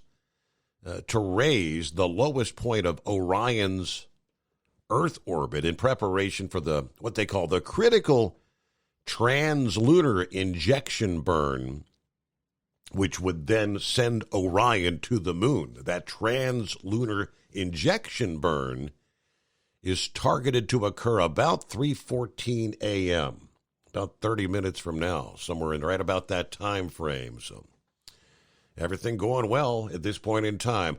All right, plenty of room for you at 844-844-3388 on a Wednesday, the Steve Summers Overnight Drive. It's coming. Crisp fall mornings turn bitter cold. You climb into your diesel and it feels like you're sitting on an ice cube. Imagine how your engine feels after a frosty night. Freezing temperatures impact your diesel's fluids, especially fuel. As the temperatures drop, water that is emulsified within your fuel is released, adding more water into your system. Frozen water in your fuel lines, filter, or bowl will simply slow the flow, or worse, stop the flow of fuel in your system. No fuel flow, no start. Get prepared now for the cold that is coming. Hot Shot Secret Diesel Winter Anti-Gel is a premium fuel additive that lowers your fuel's pour point to minus 65 degrees. If it's that cold out, you shouldn't be on the road. You ought to be at home in front of the fireplace. Hot Shot Secret Diesel Winter Anti-Gel Premium Fuel Additive. Available now online at HotShotSecret.com. Hot Shot Secret. Powered by science.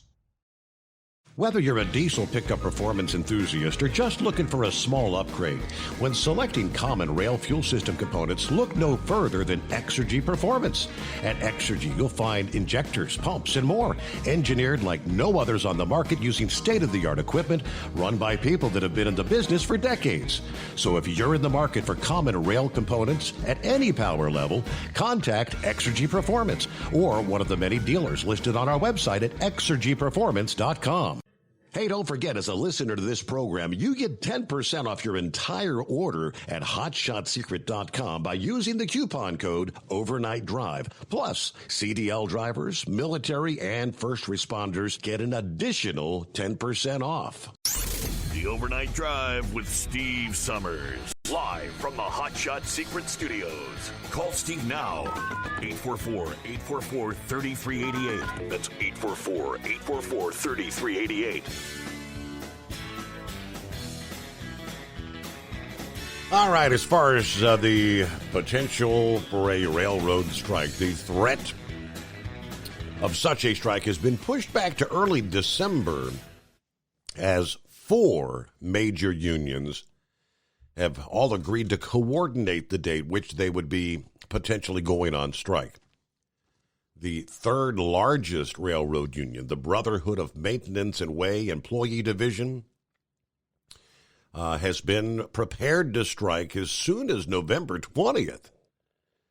Yeah, that was on Sunday, the Sunday before Thanksgiving, but they announced that they've agreed to extend the negotiations until at least December the 4th.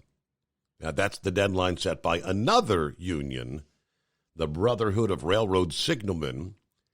The rank-and-file members of both unions rejecting the tentative agreements, most of it over the lack of sick pay.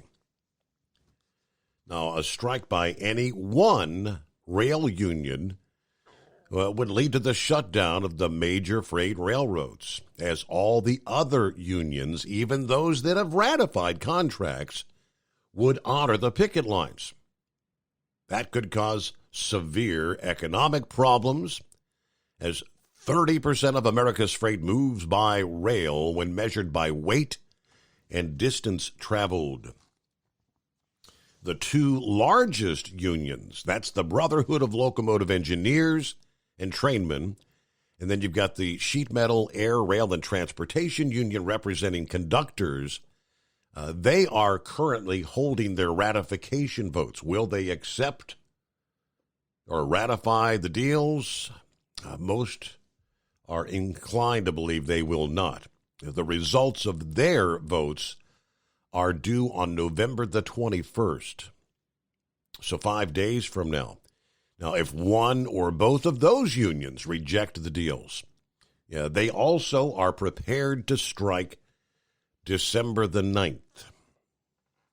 If one or both of those contracts are voted down, it said they're ready to push their strike date back to December the 9th as well. Yeah, we'll have the opportunity to bring all of the rail labor together under a single deadline to finish all the national negotiations. All right, so we'll see what they come up with. If one goes down, they all go down, and that's the way the things shake out. Hey, what's happening this morning? Oh, I guess we're supposed to start out, hey, Mike, what day is it? What day is it? Must be a hump day. Yeah, Moon Day. Going to Moon is Moon Day, right? Kind of a historical morning there. How'd you like that launch? Was that pretty cool to tune into? Yeah. Sounded good. Didn't see any of it yet, but we'll check that out later there and get home. But anyways, there. So yesterday you were talking about this thing that they were putting up and deploying a big balloon or something that's supposed to be like a reflecting thing and heat shield. Now get this. How about if we use this to combat the global warming? Do you think we can put a bunch of these things up in the air and have them up there and deploy them, and during the daytime we can, block out the sun so that, the earth doesn't get as warm, so that, you don't have all that global warming problem, and then they'll come down in the afternoon or evening or whatever, and then you can deploy them again, and you just keep putting them up and bring them down and putting them up and bring them down. Horse feathers. What do you think of that? They're only 20 feet in diameter, for the love of God. They're not going to create that big of a shadow. Well, we just need a lot of them. A whole bunch of them, yeah.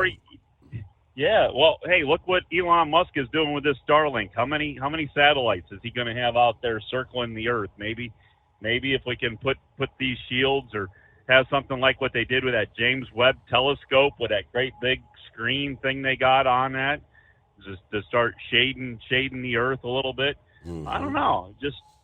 Hey, somebody's got to think outside the box. If we're gonna get rid of fossil fuel and rely on the rest. Of course, there might be a problem with solar energy if we block the sun out, wouldn't there? Huh. Well, maybe we better think this through a little more here before we get into that too deep. But anyway, it's too late. Too late. You've already gone head over heels. Yeah. Well, be like everything else. Just start the program. Just throw a whole bunch of money into the program, and then we'll find out it don't work, right? And if you lose $1 trillion here or lose $1 trillion there, it's no big thing there. We throw trillions of dollars around all over the place now, don't we? Mm-hmm. Don't even know where it ends up anymore. So, but anyways, we ended up with a pretty good soggy night overnight here. We got decent amount of rain all day yesterday there, but never been down below about 30. I don't know. I think I saw 35 was the coldest, and everything else is staying right about 38 degrees, but still a little bit of misty rain in that. And you were talking about the people up there in New England there and saying how there was going to be some heavy weather to the east of Boston.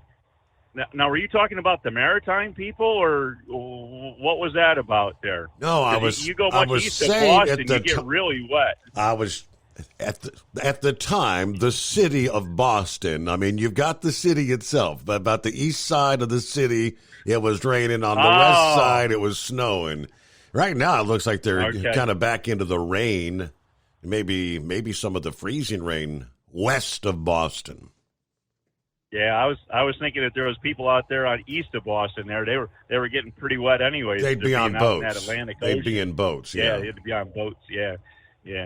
So I don't know. So anyways, sounds like upstate New York's going to get ready for their snowmobile season pretty early here, and it's a little bit of their skiing and cross country skiing and stuff. But how many years ago was it? What was it? They had one storm there, and I think it's been 10 years or less that they had that 7 feet of snow in Buffalo. That early storm there, they ended up with 7 feet. That's about there. What they're about to get once again. Yeah, hold that thought. It's coming. Crisp fall mornings turn bitter cold. As you fire up your diesel, you can see your breath on the inside of the cab. Imagine looking deep into your engine. Freezing temperatures impact your diesel's fluids, especially fuel. On a 23-degree morning, the paraffin wax in your untreated fuel starts to morph from fluid to large crystals. These crystals clump together and form a gel. At minus 10 degrees, your fuel hits the point where it no longer pours like a liquid. It's so dense that the flow through the fuel filter will slow, causing hard starts or no starts. Get prepared now for the cold that is coming. Hot Shot Secret Diesel Winter Anti-Gel is a premium fuel additive that lowers your fuel's pour point to minus 65 degrees. If it's that cold out, you shouldn't be on the road. You ought to be at home in front of the fireplace. Hot Shot Secret Diesel Winter Anti-Gel Premium Fuel Additive. Available now online at hotshotsecret.com. Hot Shot Secret. Powered by science. Whether you're a diesel pickup performance enthusiast or just looking for a small upgrade, when selecting common rail fuel system components, look no further than Exergy Performance. At Exergy, you'll find injectors, pumps, and more, engineered like no others on the market using state-of-the-art equipment run by people that have been in the business for decades. Exergy is the home of the Sportsman line of injectors. These injectors are designed for use in pickup trucks with no other modifications and offer a 15 to 20 horsepower gain while being calibrated to tighter tolerances than factory stock injectors. With the product lineup of injectors from Sportsman to 700% over, pumps from Sportsman to 14 millimeters, and complete engine control systems, Exergy has you covered. So if you're in the market for common rail components at any power level, contact Exergy Performance or one of our many dealers listed on our website at exergyperformance.com. Live from the Hot Shot Secret Studios, the Steve Summers Overnight Drive.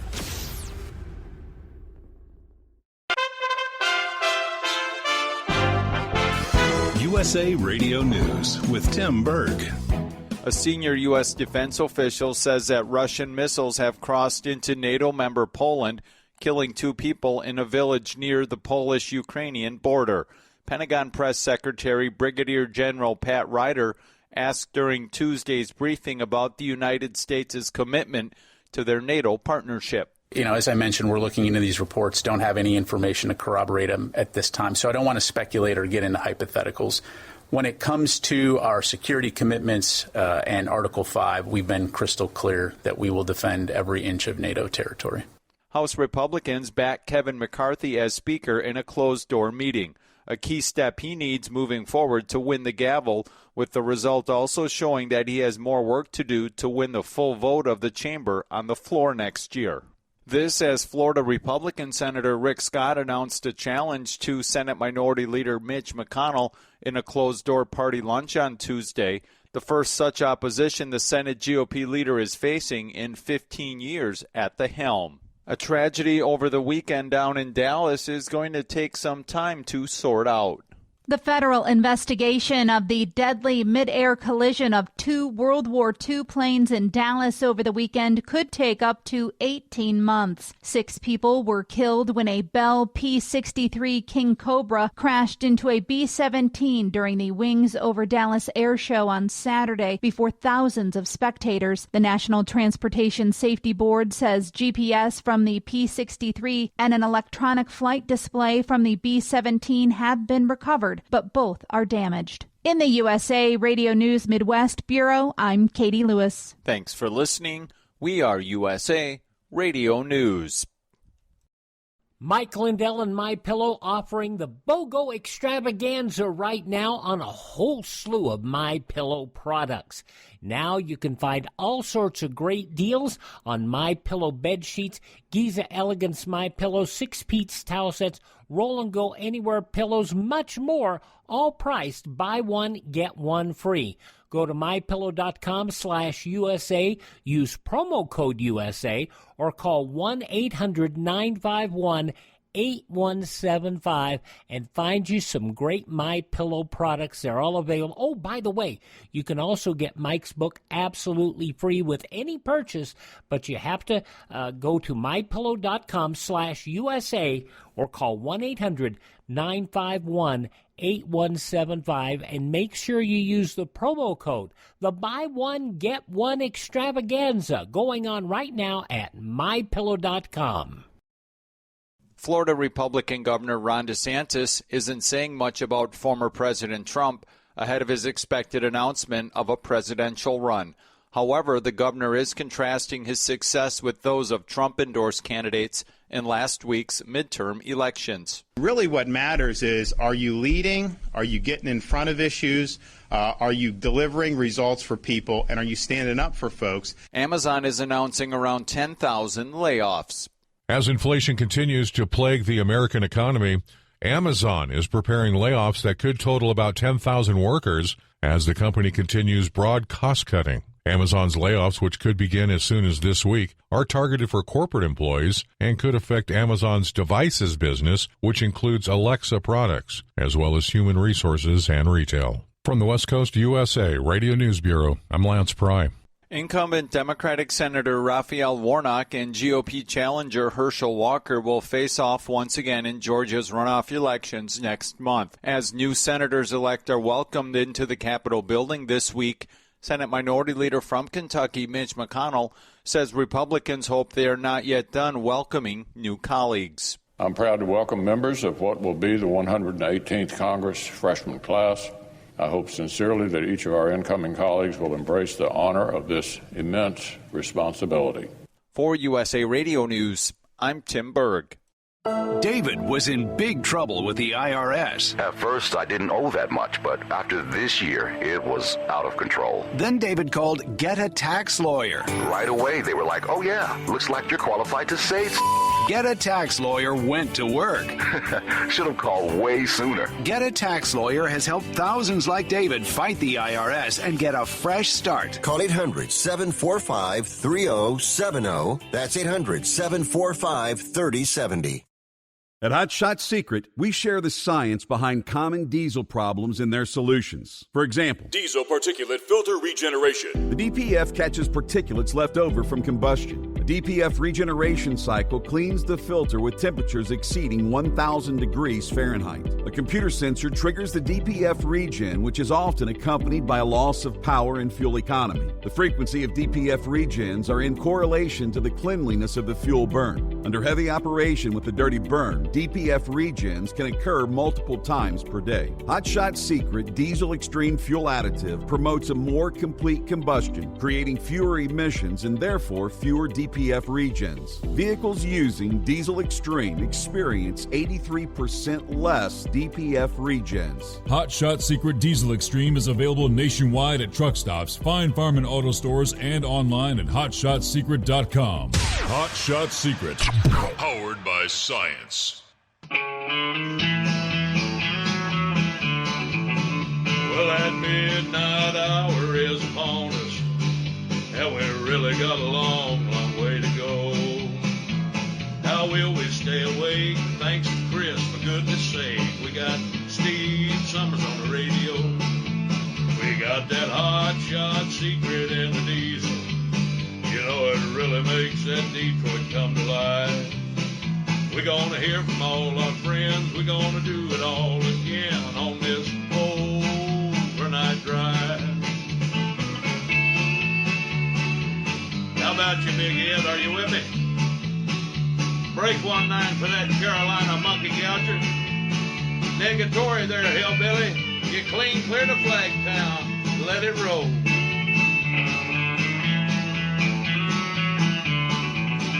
Well, we all tune in to catch the weather, whether rain or sleet or even snow. It don't matter if you're in New York or Dallas, we'll catch it all on that Steve Summers show. We got that Hot Shot Secret in the diesel.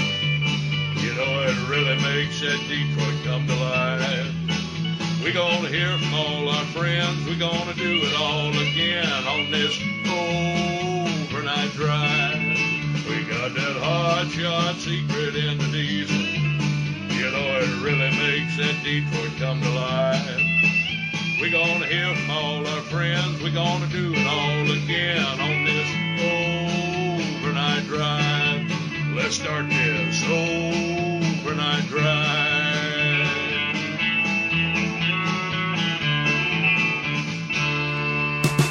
Yes, indeed. So we've crossed over the midnight hour on the West Coast. Welcome into a Wednesday. Mike. Yeah, hump day. What day is it? 16th day of November. Technically 1 week from one of the biggest travel days of the year. Yeah, next Wednesday it'll be Thanksgiving Eve. AAA tells us their calculations are 54 million Americans will be hitting the highways and the skyways, and yeah, the trains will be running, right? They'll still be running at that point. All right, got a heads up from Pappy here just a few minutes ago. Interstate 74 westbound at the 1 mile post is shut down. All lanes. Got a big truck overturned, spilling chicken guts and chicken grease all over the roadway. Uh-oh. So that's going to be a slippery, slimy mess, right? They're going to have to bring out the Dawn dishwashing liquid to clean that one up, right? So Interstate 74 westbound, that's on the Ohio side, headed into Indiana, right? All lanes shut down this morning. It is 844-3388. All right, horse feathers. It's still hump day. Sounds like somebody's got a load of biodiesel they got to clean up there. That would be a slimy mess. Chicken guts and chicken grease. Ew.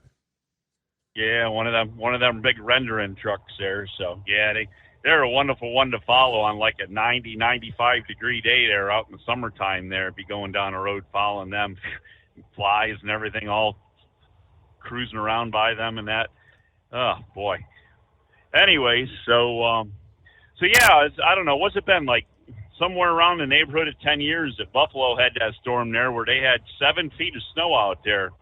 You had all the trailers all buried and drifted over and, 8-10 feet of snow on top of trailers on the backsides of warehouses and stuff. And that was a pretty substantial storm there. So, but I guess for the last thing there, I guess the only real indictment that I would see coming possibly forward for Trump, you did mention the Georgia thing, but who was that one up there in New York City there? Was that Attorney General or something that she ran for her whole platform was she was going to get Trump.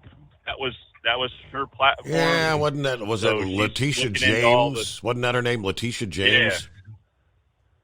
Something like that. So I mean, is that still floating around out there that she could do, whatever for the financial wise or that all became, I believe, much ado about nothing. Okay. All right. Well, that's about what we got going for you there. So just looking for the skies to clear out. They were talking about by morning rush hour things were supposed to start drying up. So we'll see how all that pans out there. But Maryland was prepared there out there on 83. They did have all the salt trucks out there with snow plows on, and they did everything necessary in case they're ended up with 2 or 3 feet of snow down here, at 35 degrees. Yeah, not. So, anyways, more wasted money, but whatever. That's the way they run. So, all right, we'll catch you later and talk to you in a bit, and have a good night. Thank you, Horse Feathers. Yeah, going back in time, that was several months ago. See, tried to pull up some of the archived headlines. MSNBC. Are Trump's legal fortunes finally looking up in New York City? Indictment just got less likely. That was all the way back in March. Let's see. Trump will not face charges in New York. It doesn't mean he did nothing wrong. That's Headline from Mother Jones, CNBC. Trump should have been charged with crimes. So no, the New York thing turned out to be, like almost everything that makes headlines about Trump. Yeah, witch hunt, much ado about nothing. All right, let's see. Eagle, are you hanging with us? Yeah, I'm still here. What's going on? Hey there, take two. Yeah, I'm still here. I wanted to talk about a couple of things, Steve, that I didn't go over in the first call. First of all, Florida. I told you this a couple of months ago when I went to Florida to deliver a load. Florida is the way to go, Steve. I wasn't gonna tell you, but as much as I love Texas, if Greg Abbott would have lost out in Texas, I was probably gonna seriously think about moving in the next year sometime. Because you see what happens to these states where the Democrats are running, and you see how Florida is doing. I noticed when I was in Florida, things was rolling good, and DeSantis has a good attitude, positive attitude, unlike these other Democrats. When you go into these states, it's almost like, Steve, because I go to these, it's almost like there's a black cloud hanging over your vehicle as you drive into these states like California, Illinois, Maryland, Baltimore, Maryland, places, Atlanta, Georgia, places like that. It's almost like a black cloud is hanging over you, Steve, because the Democrats are running things, and you can see all the crime and the homelessness and people down on their luck because of what these losers Democrats are doing to these people. If you ever travel to some of these places, you'll probably notice the same thing that I noticed, especially when you go to Chicago. It's a sad situation in Chicago, Steve. They really ran that city into the ground, with this Beetlejuice, and then their loser governor that they got up there in Illinois. They totally destroyed Illinois, and it's really a shame what they did to that state. And it looks like I said before, Steve, it's not looking good for the state of Texas. Luckily we got Greg Abbott. And I'm gonna say this, Steve. I'm gonna talk to you what you said earlier about the border, and I'm gonna repeat. I don't know how many times I've said this to you. You already know the same old deal. Joe Biden, we still waiting for you to come down to Texas, brother. You can come down anytime you want and check out the border and see what's going on. Apparently, you're not worried about it. So like I say, we won't wait because we don't expect you to show up. But it would be nice if you do your job and come on down. You see what I'm saying, Steve? Yeah. Oh, yeah. Because this is a total joke. What's happening right now with the fentanyl rolling into the country? You got undocumented. Donald Trump said they keep saying 3 million people. Trump said tonight it could be 9 or 10 million illegal aliens. And like he said, it's eventually gonna come back and bite you, Steve. Like Trump said again, you don't know who these people are that's coming across that border. They could be terrorists, international rapists. You name it, they coming in. And Joe Biden and Kamala ain't trying to stop nothing. It's really bad what's going on. And Greg Abbott, like you said, he has declared war on these people, Steve, and that he's the only thing that's saving Texas right now. Could you imagine what Texas would be like if Greg Abbott wasn't doing the things that he was doing? Because he's not getting any help from the federal government. If Biden wasn't, if Abbott wasn't doing what he was doing, Steve, Texas would be overrun with illegal aliens in the state.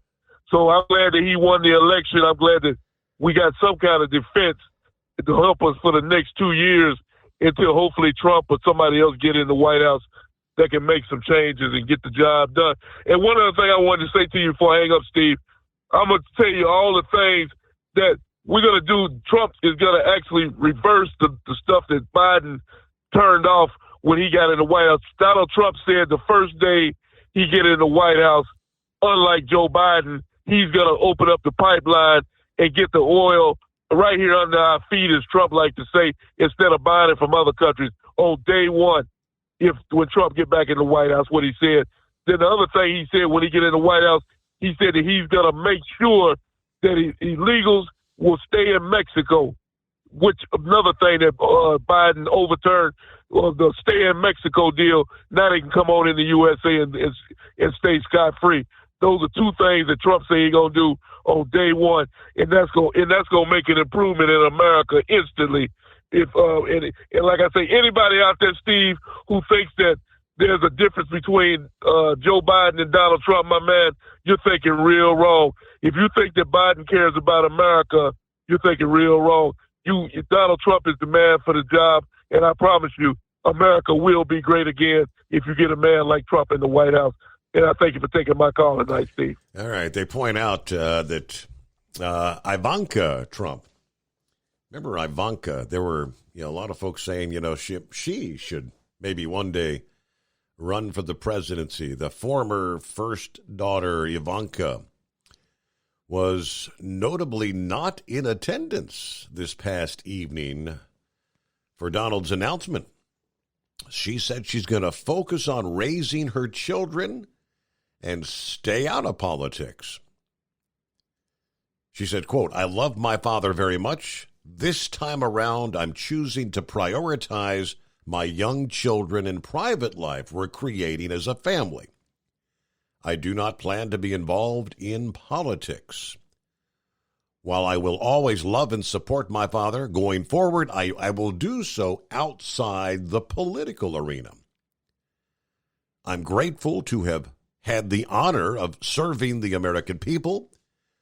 I'll always be proud of many of our administration's accomplishments."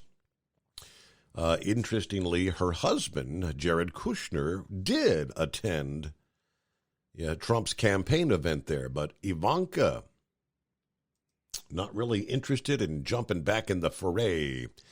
All right, Bargain Hunter got you coming up next, after which clear lines at 844-844-3388.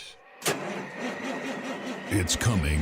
Crisp fall mornings turn bitter cold. As you fire up your diesel, you can see your breath on the inside of the cab.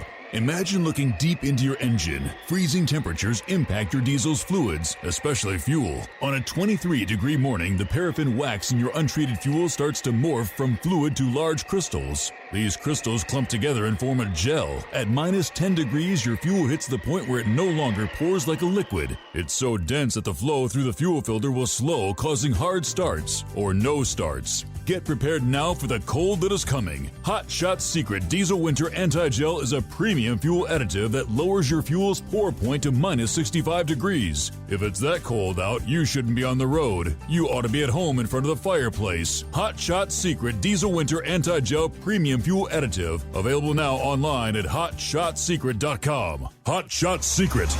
Powered by science. Dean Michael, the tax doctor here. I have one question for you. Do you want to stop worrying about the IRS? If the answer is yes, then look no further. I've been around for years. I've helped countless people across the country, and my success rate speaks for itself. So now you know where to find good, honest help with your tax problems. What are you waiting for? If you owe more than $10,000 to the IRS or haven't filed in years, call me now at 888-557-4020 or go to mytaxhelpmd.com for a free consultation and get your life back. If you're looking to improve fuel economy, try Hot Shot Secret's Everyday Diesel Treatment. Order at hotshotsecret.com. And don't forget, use the coupon code Overnight Drive to get 10% off your entire order. And now, back to the Steve Summers Overnight Drive.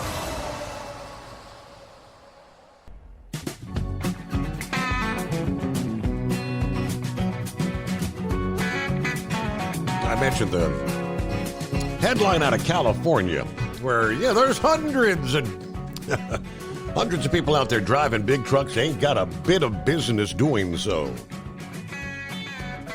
And you encounter them on any given day. Monday of this week, U.S. Attorney Philip Talbert announcing the successful prosecution of 20 people in the Eastern District of California for their role in a series of Department of Motor Vehicle corruption cases. Charges issued to the 20 defendants include bribery of public officials, identity fraud, unauthorized access to computers, conspiracies to commit those offenses, Defendants helped to put unqualified commercial drivers on our highways operating large commercial vehicles, even though those drivers had not passed the necessary written and driving tests. DMV employees accepted bribes to enter fraudulent test scores for applicants who had not even taken the tests or could not pass them if they did. Various trucking schools in California looked for corrupt DMV employees they could bribe to help failing or unqualified students get their CDL anyway. In total, hundreds of fraudulent commercial driver's license permits and licenses were issued as a part of these schemes, which obviously jeopardizes public safety. Yeah, they listed the names of the 20 involved, and majority of the names ended in Singh, S-I-N-G-H, Singh, and some Gonzalez, and I didn't bother to print up the whole list, but hundreds before all was said and done, and they're out there on the roads. Bargain Hunter, good morning. Good morning, Steve. I was listening to that Artemis 1 from your broadcast. And, it's going to the moon. Did they say it's going to orbit the moon, or it's not going to land on the moon? Correct. This particular mission is going to, basically orbit the moon. This is Artemis 1, and then I think the next mission will be landing on the moon. Then Artemis 3 will actually be the manned mission, humans landing back on the moon. Okay. Did they say how long it was actually going to take the Artemis 1 to reach the moon? Before it gets to orbit? I'm not sure how long that takes. I'll have to look that up. It takes several days to get there, I think, though. Yeah, because I think the Apollo missions, it took 4 or 5 days or something. I'm not quite sure. I was just curious on that one, how long it actually took to get there. Yeah. And then actually, you just answered one of my questions right there. The Artemis 2 is just going to land, and then the Artemis 3, there's no time frame, but it's going to actually have men on there. Okay, or women. Yes, I bet some of each. Right. Oh, yeah. You got to have them all. You got to have a little bit of each one. And then, I haven't listened to you for a while, so I was curious. Do you remember, since I haven't listened to you, do you recall whatever happened to Spaceman? Does he ever call you or anything? 'Cause I used to listen to him. Once in a... He had me laughing so much. Yeah, once in a blue moon, he'll check in. He checked in a couple of months ago. He's still driving truck up there in the Northeast. He spends most of his night, I believe. They've got, they've got like a chat line kind of thing where he's on the phone with other people. So when he's on the phone, he can't be tuned into the app kind of thing. That's the way he explained it last time he called. So I don't know how much he listens in anymore. Okay. And then the last thing I got is I had a guy come to my house about solar panels and told me how much money he can save me. So I went ahead and I let him do his little sales pitch. He told me $53,000 to put solar panels and a battery backup generator on my house, and it would take 17 years to recoup the cost. Okay, that sounds like a deal. I him and I'm go, you really want me to pay, $53,000 in 17 years? I'm 54 years old.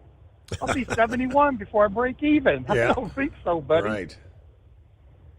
So, but I was just looking for it because I'm in an all-electric place, and he kind of with the backup generator, and we lose power all the time, and I was just curious. I'm like, all right, because they said I can't have propane where I live at. I'm in unfortunately, homeowners association, so not allowed to have propane tanks. So, but I just thought, well, I tell you what, I don't care how much you tell me my electric bill's going to go up. I'm not about to pay $53,000 for some solar panels. No way. Huh? So, wow. Yep. And that's pretty much all I got. And I thank you for my call, and I'll talk to you some other time. Hey, thanks for checking in. Good to hear from you once again here. And to answer question number one there, though, it takes about 3 days, they say, for a spacecraft to reach the moon. Yeah, during that time, the spacecraft will travel at least 240,000 miles, which is the distance between the Earth and the moon. But, you know, based on the whole trajectory thing, it's probably even more. But about 3 days. So I guess based on that, the Orion capsule should be in orbit around the moon sometime Saturday. All right, I guess you'll also be getting a look at the dark side of the moon, right? See, knowing the distance from the Earth to the moon, the speed necessary to travel this distance, is not too difficult to determine how long it takes. Yeah, you divide 238,900 miles by 7 miles per second. You get an average travel time to the moon of 9.5 hours. Well, is this thing moving at 7 miles per second? I know it's flat out moving, but all right, it's 844-844-3388. Get a news break, back to your calls. Pappy's up next here on the Steve Summers Overnight Drive. USA Radio News. Georgia Democrats on Tuesday filed a lawsuit to open up early voting for the Senate runoff election over the Thanksgiving holiday weekend, despite a state law that prohibits voting within 2 days of a holiday. Republican Secretary of State Brad Raffensperger announced last week that the runoff election would be held on December 6th. House Republicans nominated Minority Leader Kevin McCarthy 188-31 to be Speaker in a closed-door conference meeting on Tuesday. A last-minute protest challenge came from Representative Andy Biggs of Arizona, a former chairman of the conservative House Freedom Caucus. Biggs sought to demonstrate that McCarthy lacks the support to seize the gavel when the full House meets to choose the Speaker early next year. This is USA Radio News. Texting enrolls you into reoccurring automated text messages. Message and data rates may apply. Come on, one more rep. You got this. 10. There it is. Nice work, man. You're a beast. Thanks, man. I feel better than I have in years. And I got to tell you, taking Nugenix makes a huge difference for me. Nugenix? That's the testosterone booster with TV ads with Frank Thomas. The big hurt, right? Oh, yeah. The patented key ingredient is Testofen, which helps boost free testosterone levels and increase lean muscle mass. Well, it's clearly working for you. Hey, are they still giving out complimentary bottles for people to try for themselves? Yeah, Nugenix is a great way to increase lean muscle and feel stronger with more energy and endurance. Man, I need to get a complimentary bottle of Nugenix. No problem. You just got to send them a text. Text GRIT to 321-321 right now for your complimentary bottle of Nugenix, the #1 selling free testosterone booster at GNC. Plus, text now and we'll include a bottle of new Nugenix Thermo, our most powerful fat incinerator ever, to help get you back into shape fast, absolutely free. Text GRIT to 321-321. That's GRIT to 321-321. Do you have a Dodge pickup and hate your automatic transmission? Of course you do. LaVon Miller at Firepunk Diesel here, and we specialize in heavy-duty and performance transmissions for your 3/4 or 1-ton Cummins-powered truck. So if you're interested in turning your stock slush box into a towing monster, call us today at 614-733-3744 or visit us online at shop.firepunk.com. At Hot Shot Secret, we share the science behind common diesel problems and their solutions. For example, diesel fuel cetane levels. in many states, the cetane rating in diesel fuel is 42 to 45. Most diesel engines operate more efficiently with a cetane rating of 48 to 50. One treatment of Hot Shot Secret Diesel Extreme will raise your cetane 7 points, increase fuel economy, and improve cold starts. Due to a cleaner burn, there are less hydrocarbons and particulate matter in your exhaust. This reduces the blockage of your diesel particulate filter. Using Diesel Extreme generates 83% less DPF regeneration. The 6-in-1 Diesel Extreme formula also includes the most concentrated detergent on the market, lubricity enhancer, water demulsifier, rust and corrosion inhibitors, and a fuel stabilizer. Hot Shot Secret Diesel Extreme is available nationwide at truck stops, Fine Farm and auto stores, and online at hotshotsecret.com. Hot Shot Secret, powered by science. Hey, if you're needing to stock up on Hot Shot Secret products, don't forget, use the coupon code Overnight Drive at checkout. You'll get 10% off your entire order at HotShotSecret.com. Over $5 a gallon for diesel? Wow, it's the highest it's ever been. Now what if you could get paid to use a fuel additive? Hear me out. Hot Shot Secret Everyday Diesel Treatment, EDT, will improve your miles per gallon enough that the fuel economy savings will not only pay for the cost of the product, but also keep more money in your pocket. Think about it. At $5 a gallon, you're paying over $1,200 to fill up and going 1,500 miles on a full tank. Well, Hot Shot Secret Everyday Diesel Treatment will increase fuel economy up to 3%. That's an extra 45 miles per tank, $37 worth of diesel, and a savings of 2 cents every mile. EDT is so strong, it only takes $12 worth of EDT to get these savings, and you get all the other benefits of this 6-in-1 treatment. Take the EDT challenge today. If you're not completely satisfied, we'll refund your purchase. EDT is available at Pilot Flying J, Love's Travel Stops, and TA and Petro Stopping Centers. Learn more at HotShotSecret.com. At Turbo 3000, our founder Andy Matouche firmly believed you should challenge yourself. Put the most money back in your pocket, where it belongs. Four Wheeler Magazine took our challenge, and they wrote it did exactly what we said it would do. As fuel prices keep going up, get your Turbo 3000 from manufacturer direct. Call us at 888-311-9993. Always free shipping in the USA, and for a limited time, save $45 off total purchase using coupon code STEVESAVES at turbo3000.com. And now, back to the Steve Summers Overnight Drive, live from the Hot Shot Secret Studios.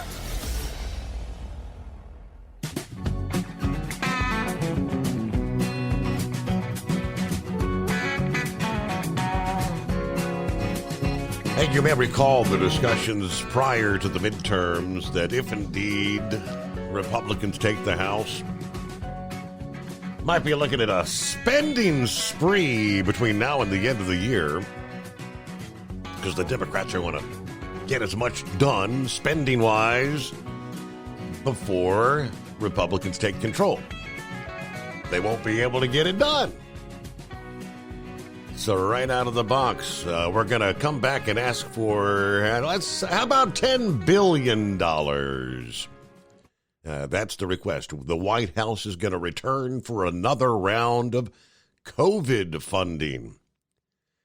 After multiple failed attempts this past winter and through the spring to secure more money, the White House plans on requesting $10 billion during the lame duck session of Congress before the newly elected lawmakers begin in January. According to sources familiar with the discussions, it could potentially be one of the last chances the Democrats have to receive additional COVID funding if there is a divided government next year. But it all comes at one of the lowest points of public concern over the entire pandemic. Latest poll from Quinnipiac University that asked voters about the most urgent issues just before the midterms, only 1% said the pandemic. The Washington Post first reported this impending request. Those familiar with the discussions told ABC News that the $10 billion request would go toward the research and development of next-generation vaccines and therapeutics, which that's been a major priority for this administration, as well as research into long COVID and the global efforts to combat the virus.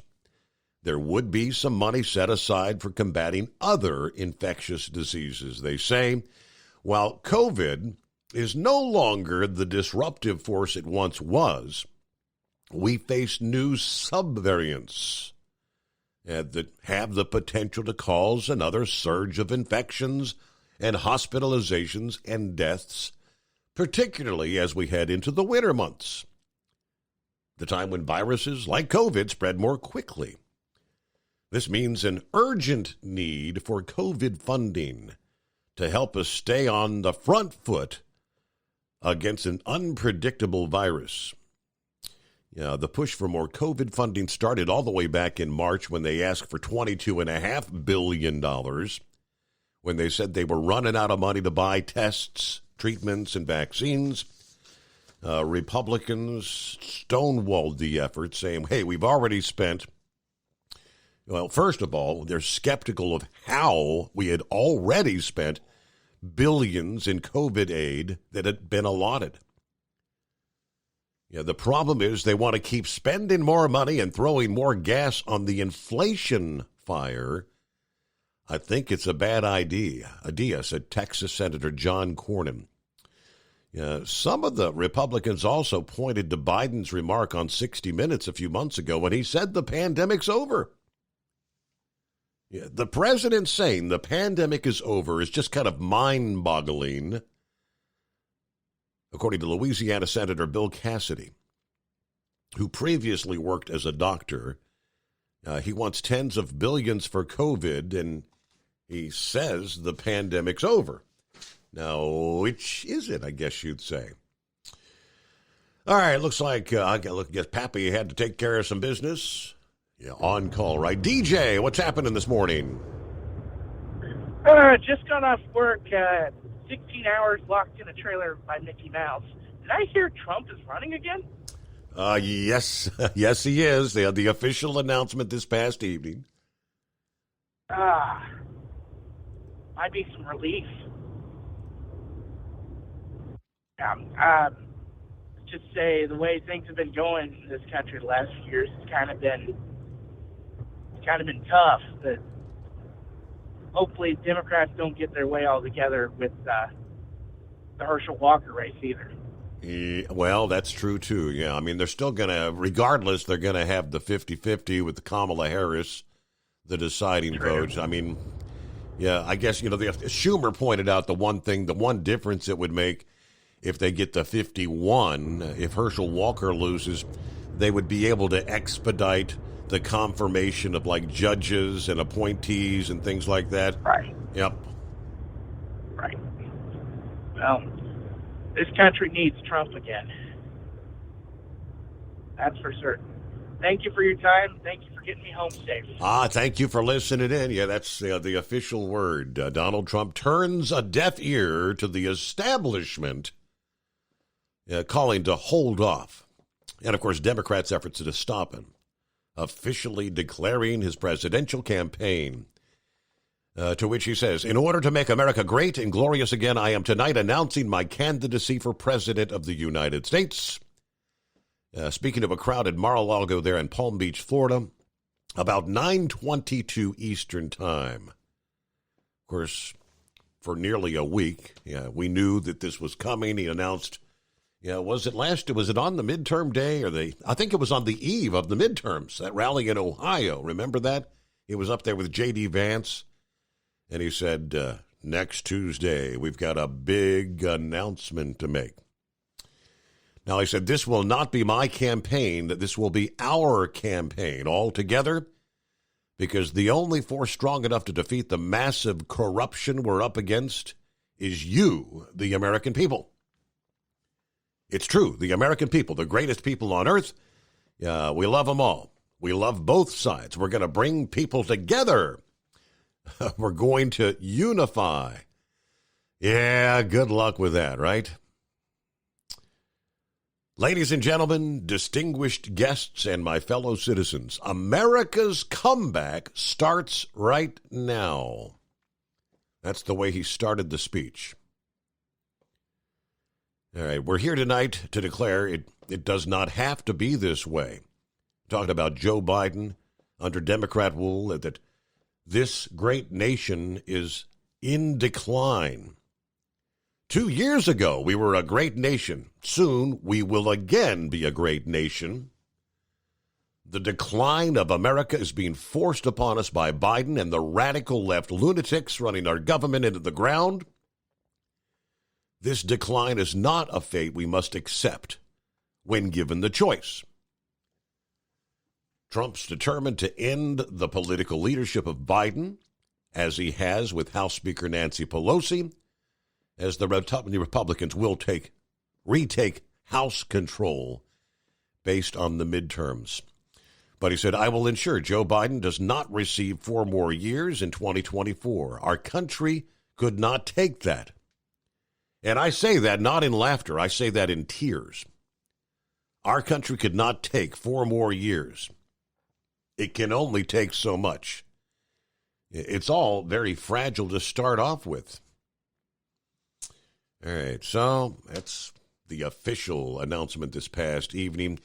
Our number, 844-844-3388 to the Country Bumpkin. Good morning. Good morning, Steve and Overnight Drive family. Well, first of all, I'm not your most intelligent caller. Last week, I'm going to change gears here a little bit. Sure. Somebody was on here talking about the CPAP machines. Who was that, Scarecrow? Jolly Green, I believe it was. And maybe Scarecrow as well. Yeah, I think Scarecrow. Okay, now, I don't have any insurance, and I have 2 machines. When I had insurance, they bought the one machine, and I had to pay for one myself. They do sell used machines, and you can have them set up to your specifications. They're like half the price of a new machine. Sure. I've got one in the truck where I spend most of my time, and I have one at home. I'm in the truck 4 days a week, and in the home 3 days a week. So, yeah, you can buy a new a used machine, have it set up. So, but yeah, this Trump thing, I just wonder how good a chance he has of winning again. I like the man. I don't care for the man of the way he is, but I love what he did for our country. Yeah. And I don't know what chance he would have. I'd vote for him again in a heartbeat, but what chance would he have of winning that again? He's turned a lot of people off because a lot of people are against him because of his mannerism. But they have to look at the outcome. Well, undoubtedly, the Democrats are going to do everything they can to stop him. And sadly, I guess, what do you call it? The establishment or the Rhino Republicans? You know, there's that faction of them out there that, yeah, they're going to do what they can to stop him as well. I know that. And I just makes me sick that they get in office, Democrats and Republicans alike. They say when we get in control, we're going to do this or we're going to do that. They get in control and they don't do a damn thing. The Republicans don't. They've let all this corruption. This corruption didn't happen overnight. Mm-hmm. It's been an ongoing thing for many years. When you can set your own salaries and, Democrats and Republicans, all of them come out of their millionaires. So it's sad. It's sad what's happening to this country. Well, Country Bumpkin, it's good to hear from you. I thank you for checking in. I will see where it goes. What do you think about the prospects of an indictment coming down from Mayorkas in the coming days? I don't think it's going to happen. He needs to be hung. Yes, for as much time that has passed, it's been over 100 days, as they reported, 100 days since they went into Mar-a-Lago. They've had ample time to go through things. If they were going to indict, would they not have done it by now? Oh, absolutely. They've done that before. We've got this on him. We've got that on Trump. Oh, yeah. And nothing's ever materialized because they cannot prove anything because it's all smoke and mirrors. The man has done nothing wrong. And they're just throwing a bunch of darts hoping some of them will stick. Yeah. That's all they're doing. Well, Steve, I want to thank you for what you've done for the drivers out here. I'm out here. If I can't listen to the program, I'm listening to the podcast. And God bless the Rambler. There you go. All right. Thanks for checking in, Country Bumpkin. Boy, oh boy, Pappy sent me a few photos. The scene there on 74 westbound at the state line, about the 1 mile marker. They're in Ohio where it is shut down. And what a mess. Yeah, the truck on its side. And chicken guts and chicken grease everywhere. First of all, they're going to have to get some scrapers out there to get the solid material off the road. And then, of course, Obviously, the grease, that's they're gonna have to bring out the pressure washers, and really they'll probably have to get a bunch of Dawn dishwashing. I'm not sure what do you get that grease off the roadway with? Because that'll be that would be like driving on ice, and it's all over the roadway. Yeah, it looks like, I don't know, maybe 100 yards worth, just cover all the lanes. Yeah, both of the emergency lanes and both in the 2 drive lanes. What a mess. All right, Wheelchair Dave, back into, got you coming up next, after which we lost several callers there. It's 844-844-3388. It's coming. Crisp fall mornings turn bitter cold. You climb into your diesel and it feels like you're sitting on an ice cube. Imagine how your engine feels after a frosty night. Freezing temperatures impact your diesel's fluids, especially fuel. As the temperatures drop, water that is emulsified within your fuel is released, adding more water into your system. Frozen water in your fuel lines, filter, or bowl will simply slow the flow, or worse, stop the flow of fuel in your system. No fuel flow, no start. Get prepared now for the cold that is coming. Hot Shot Secret Diesel Winter Anti-Gel is a premium fuel additive that lowers your fuel's pour point to minus 65 degrees. If it's that cold out, you shouldn't be on the road. You ought to be at home in front of the fireplace. Hot Shot Secret Diesel Winter Anti-Gel Premium Fuel Additive. Available now online at hotshotsecret.com. Hot Shot Secret. Powered by science. Whether you're a diesel pickup performance enthusiast or just looking for a small upgrade, when selecting common rail fuel system components, look no further than Exergy Performance. At Exergy, you'll find injectors, pumps, and more, engineered like no others on the market using state-of-the-art equipment run by people that have been in the business for decades. So if you're in the market for common rail components at any power level, contact Exergy Performance or one of the many dealers listed on our website at exergyperformance.com. Hey, don't forget, as a listener to this program, you get 10% off your entire order at hotshotsecret.com by using the coupon code Overnight Drive. Plus, CDL drivers, military, and first responders get an additional 10% off. The Overnight Drive with Steve Summers. Live from the Hot Shot Secret Studios. Call Steve now. 844-844-3388. That's 844-844-3388.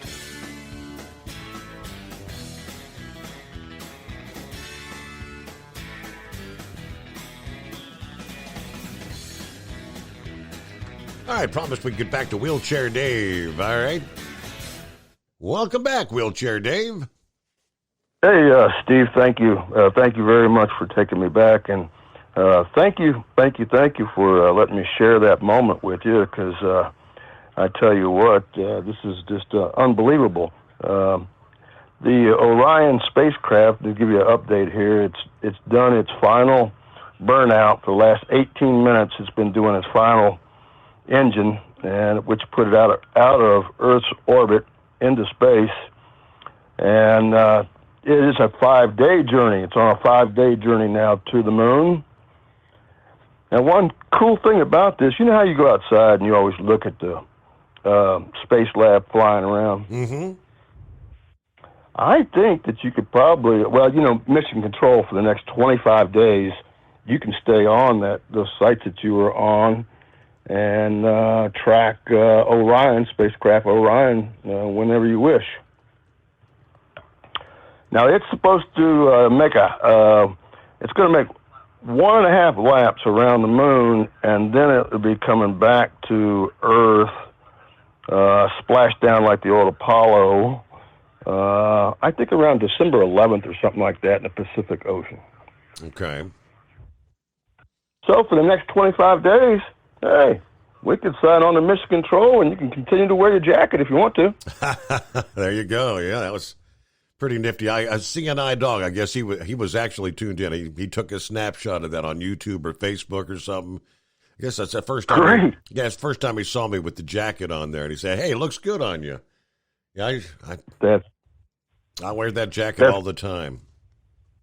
Yeah. Well, I tell you what, I've got some old patches laying around, some old Apollo patches, and I'll just go ahead and put those in the mail to you. If you want to sew them on or put them in the pocket, whatever, I'll send them your way. How about that? That's cool. Yeah, and I got your postcards there from all the old Apollo missions. Were you saying your dad worked with the Apollo missions?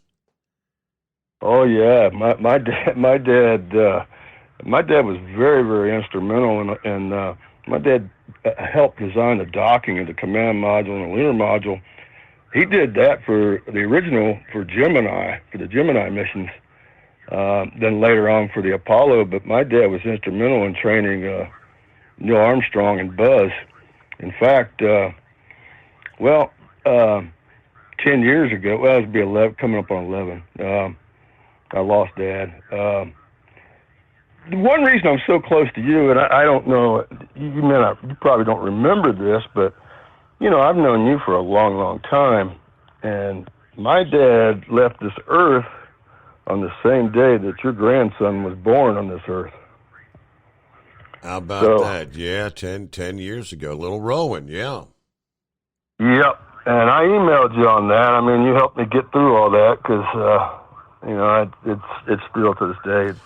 But anyhow, every time I call you and talk about Rowan, it's lost one life, but gained one life. And, I remember that. Yeah, you emailed me the whole circle of life. Lost my father, and we gained a new. Yep, I remember that. Yep, that's it. That's why you're very, very special to me, buddy, and always will be. But yeah, Dad did some I had all these pictures of Dad with Neil Armstrong and Buzz, training to do the docking of the command module and the lunar module. Yeah.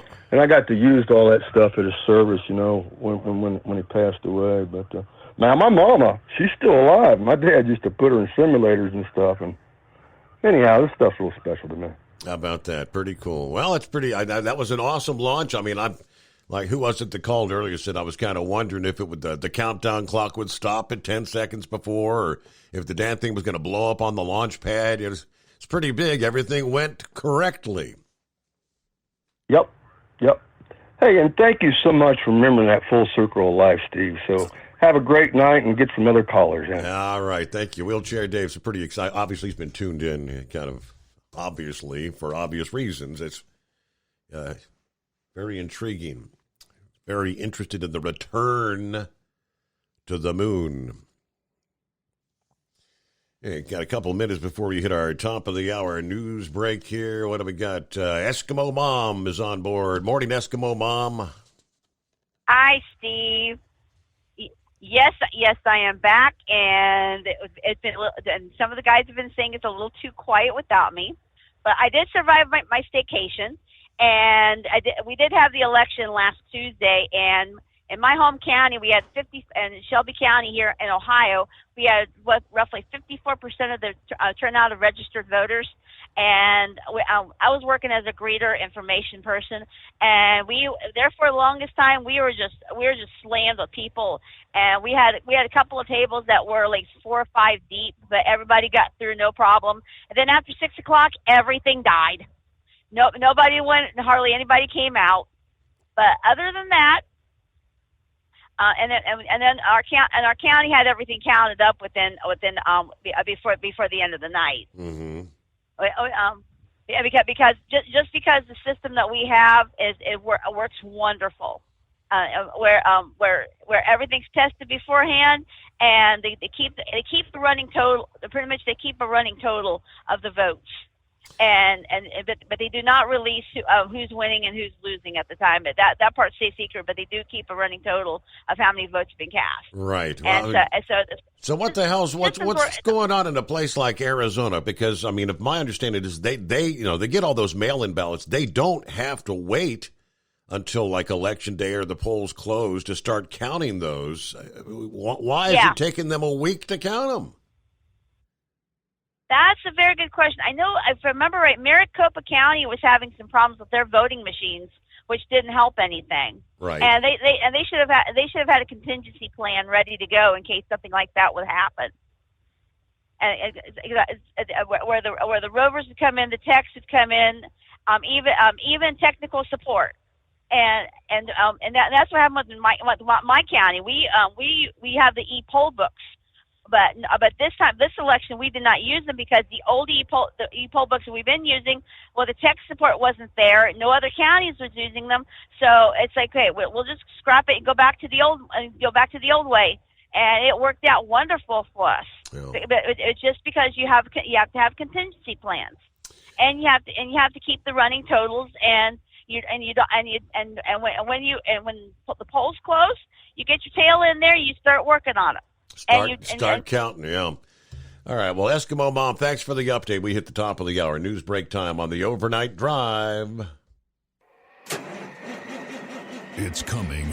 Crisp fall mornings turn bitter cold. As you fire up your diesel, you can see your breath on the inside of a cab. Imagine looking deep into your engine.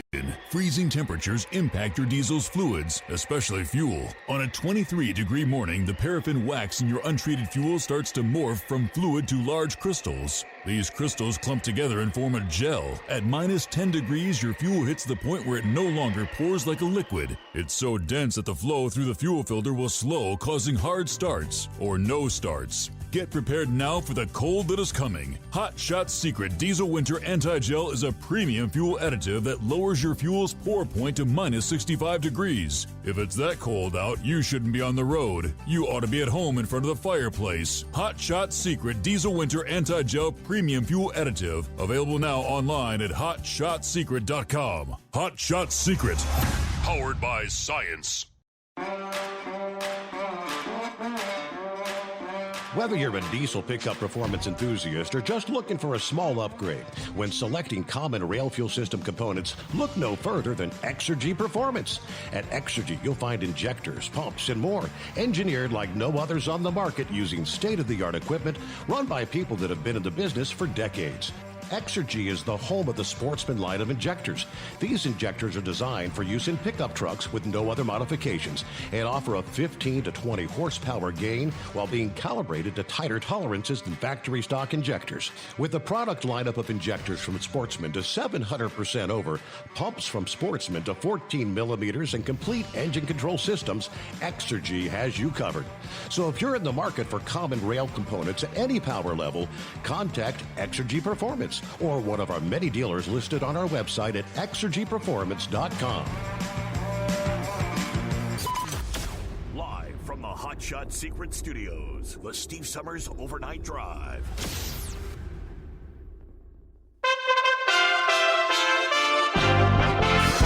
USA Radio News. Officials from around the globe arranged urgent meetings Tuesday after Warsaw confirmed what they call a Russian-made missile did cause the blast in a Polish village that killed 2 and raised fears of the worst conflict in Europe since World War II.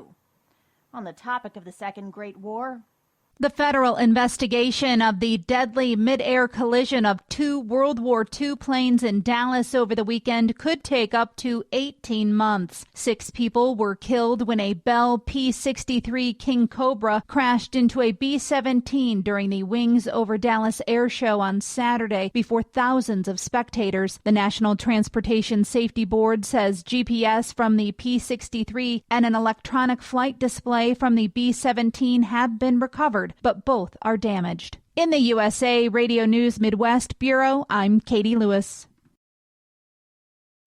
It's been a rough week in the skies. The U.S. Department of Transportation is ordering Frontier Airlines to pay out $222 million in refunds to customers.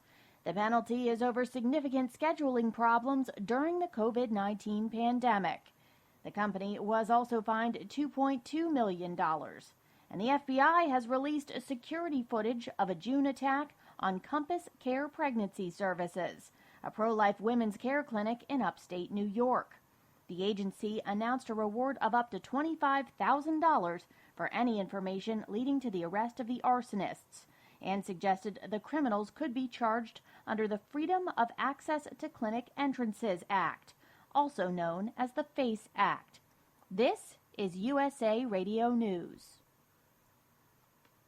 Let's see, if something costs less, but people are happier with it, That sounds like something to look into, and that's Medi-Share. Maybe you've heard switching to Medi-Share to pay for healthcare can save the typical family $500 a month, and that's huge. But it's also true that people are way more satisfied after making the switch, too. The customer satisfaction rate for Medi-Share is double that of the typical health insurance plan.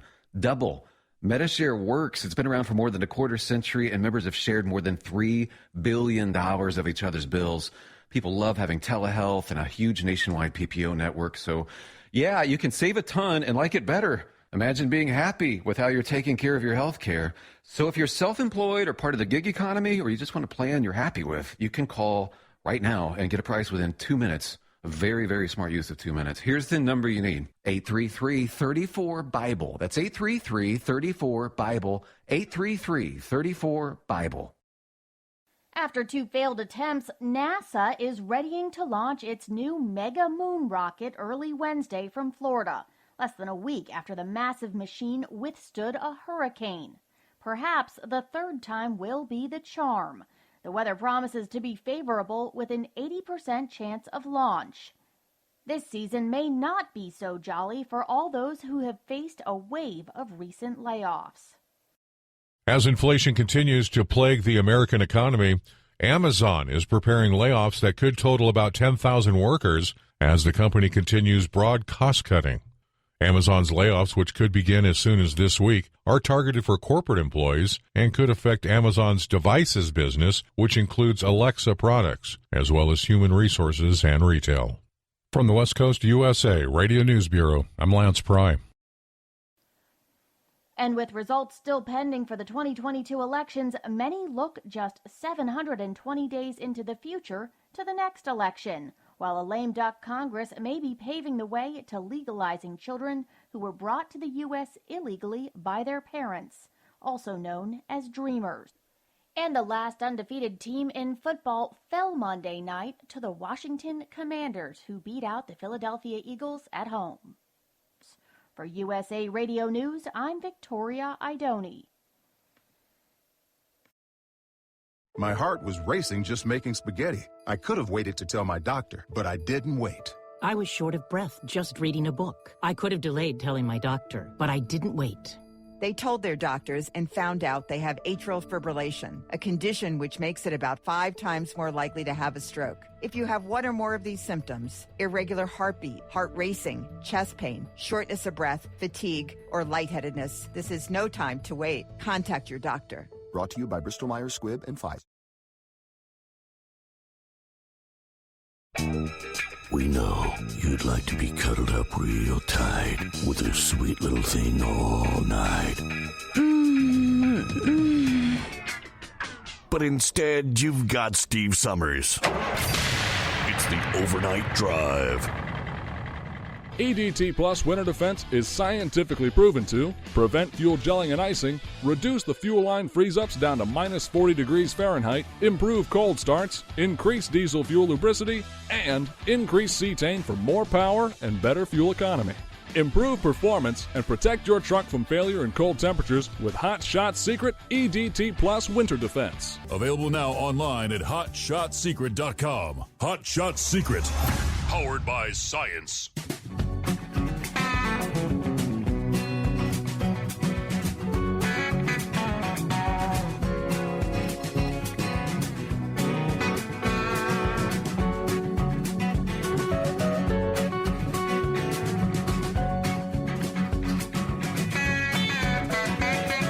I shared the story last evening about the number of drivers that are looking to change jobs. Big survey came back with it was like 40% of drivers said that they want to work for another company or another. And these were, what was it, like 98% company drivers and just a handful of owner-operators, but so there's some companies that are good to work for. Another tidbit out of that story was an overwhelming majority of them did not leave a company that they had worked for one particular reason. There were multiple reasons for their exiting any individual company. thought that was interesting because I got an email from the Carolina ghostwriter who said, there are companies, good companies to work for. I'm fortunate to be employed by one of the best. I've attached a letter from our company. Anyway, hope all is well. I guess he's down at, I'm sending this from Disney. Carolina ghostwriter. So he's down at Disney. I guess he got to witness the launch this morning, if he's still down there. But the letter from his company says, we want to wish everyone a happy Thanksgiving. There are so many things for which we are personally grateful. We're thankful we have a creator who loves us. We're thankful for the family and friends who surround us. We're extremely grateful for each of you, as working for you on this Southeastern team is one of the true joys of our life. We love what we do and who we do it with. As we reflect back on the last 11 months, there's two distinct differences between this year and other years in recent history. One of these differences is a very positive thing. The other has produced a hardship on the American people. The positive thing is 22 has been an exceptionally good year financially for your company. And we will produce one of the best operating ratios we've had in a number of years.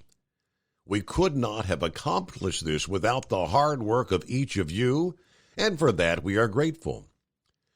But there's something else unique about 2022 that's not been positive. Inflation has been out of control and risen to a level not seen in the last 40 years.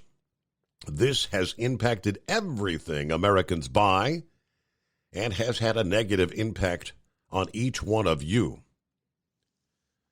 To summarize, 22 has been abnormal in two ways. Number one, we had an abnormally higher profit margin. Number two, we've seen an abnormally higher inflation rate. As we reflect on the above during the season of Thanksgiving, we would like to respond by taking an abnormal action, and that is to give a one-time bonus to all of our people. In your November 18 paycheck, you will receive a one-time bonus before any applicable tax withholdings. So full-time administrative and clerical associates like $1,500. Other full-time associates, $2,000. Part-time associates get a $750 bonus. How about that? And that's something you can say, I'm thankful for. That's very unusual, right? So some companies doing better than others. And this particular company's had apparently a pretty exceptional year. All right, got our final hour underway here, off and rolling on a Wednesday. There you go, hump day, Mike. And we got clear lines at 844-844-3388. Seeing as the email is back up and running this morning. You know, it was about, I guess, 3, 4 o'clock yesterday morning. I constantly kind of go back and forth and check, and I'm always getting stories and things to share with the audience. Like Pappy sending me the photos from the accident on 74, and I said, man, I haven't had an email in like 3 hours, and here we are nearly closing things out at 5 a.m. I said, the last email I got was 12:40 a.m. That's real unusual. And sure enough, the server was down at the headquarters. So got that back up and running. To which, as we got Steve checking in this morning, we're halfway through the week, starting to make our descent toward the weekend. Yeah, I'd say it's time to head into town, get that trash wagon fired up. Looks like we're going to be making a midweek trip to Indianapolis. That's what's in store for us. Everybody enjoy their day, and we'll catch up again soon. So that's kind of that's a long day running from Columbus to Indy and back, right? All right, safe travels along the way there. Steve, good to have you on board. There's Truck and Phil. Happy Wednesday. Coffee up. Good morning, Mr. Summers and the Hot Shot Secret Nation. I heard emails were not going through yesterday morning. Good companies are good companies, and bad companies are bad companies. and extraordinary companies are great. It's all about where you're at and your attitude in life. Looks like some snow again later today in parts of the Midwest, then a big cool down for the rest of the week. Anyway, ready to depart Fort Wayne for Sterling Heights, Michigan, and flip back once again. 39 days till Christmas. There you go. Truck and Phil on board this morning. Semper Fi. Good to have you with us, Truck and Phil. All right. For the car aficionados out there, are you a old classic car nut? Larry Gonzalez. He was your classic car nut. Tampa area man. Actually became a tire shop owner after serving in the Navy during the 50s, eventually expanded his business to 8 stores. He also owned the now defunct Twin City Dragway from 1964 to 1970, where some of the racing legends like Don Garlitz and Shirley Muldowney used to compete. Promoted a well-known annual car show called the World of Wheels that ran into the 1980s. Later became a real estate developer, but never really lost his love for classic American automobiles. He built a collection of cars that numbered 27 by the time he died this past January at the age of 84. No one was sure how many there were until they started looking for him. Turns out some he had purchased went directly into storage on one of his properties, and he pretty much just forgot about them. Yeah, once he owned it, he pretty much just put it away, and that was it, according to his son. All of them are now set to be auctioned in his hometown of Sefner, Florida, on December the 3rd. His son, Robert, says, I want other people to enjoy them. The cars were parked across 7 different properties and included 4 that had been sitting for decades in a barn on a farm that his father owned. Among them, 2 1956 Continental Mark IIs. They're in pretty rough shape. The car could be worth nearly $150,000 today if fully restored. There's also a corroded 64 Ford Galaxy 500 Daytona 500 pace car replica that's missing the hood and the grille. Yeah, parked in front of them near the door was a 1951 Ford Woody wagon with its headlights and a few panels missing. Yeah, not all the cars are in bad shape, though. He kept a few in top shape at his office, which was a converted firehouse. Robert says he loved everything Corvette. 6 are up for sale, including a 58 convertible and a 63 Stingray split-window coupe modified with a 5.7-liter V8, 2-barrel carburetors. Yeah, he drugged me everywhere he went, Robert said, when he'd go out hunting for cars. Yeah, everybody who did business with him loved him. John Harris, who was handling the sale through Harris Auctions, said, I became friends with Gonzalez about 12 years ago through their common interest in cars. Despite his being older than me, we had a lot to talk about. Smart guy. 2 of the non-car items being offered for sale are 14-foot-long fiberglass sharks. Gonzalez used to loan them to car dealers to help advertise his World of Wheels. Now, he told them they were modeled off an actual shark that was harpooned from a helicopter off San Diego. That was a great story, but he really just made it up. Yeah, people would actually pay $1 just to be photographed with the sharks, but well, check that out. Harris Auctions, coming up December the 3rd. He said some of the photographs, some of those cars were in pretty bad shape, but others were not too bad. All right, clear lines at 844-844-3388 as we roll into a hump day, the Steve Summers Overnight Drive. Pure Flow Air Dog your leader in fuel-air separation system technology. Our systems filter out water, particulates down to 2 micron, and remove all of the air out of your diesel fuel. This allows for nothing but pure, clean diesel fuel to reach the expensive injection system equipped in your vehicle. Not only do our fuel systems protect, they also come in a variety of flow rates to meet your performance needs. Our systems are compact and use OEM-style fittings for an easy installation.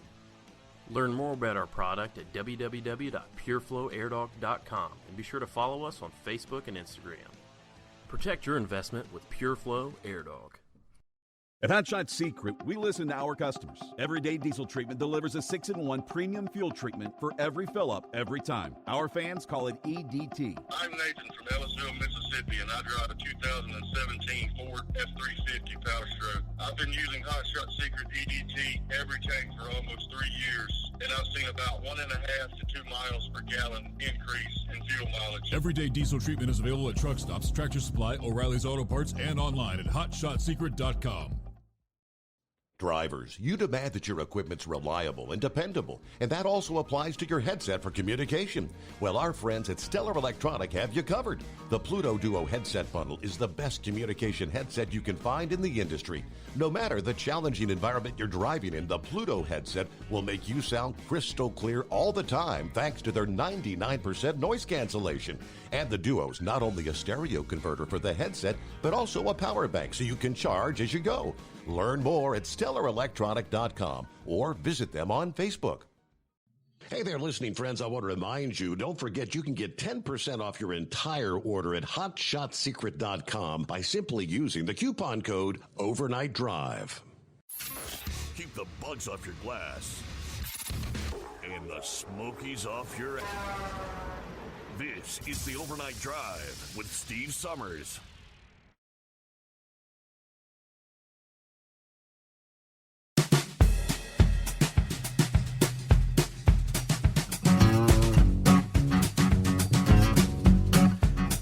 Hey, hadn't had a call from Vic in a few days. I need to get an email. I think this was on Monday.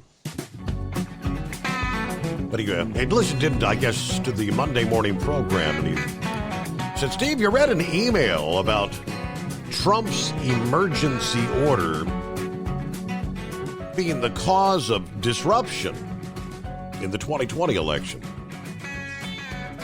I think that was the email we got from Craig at the time, as a matter of fact. He said, that person had a point because a lot of governors around the country overstepped their authority under the emergency powers laws.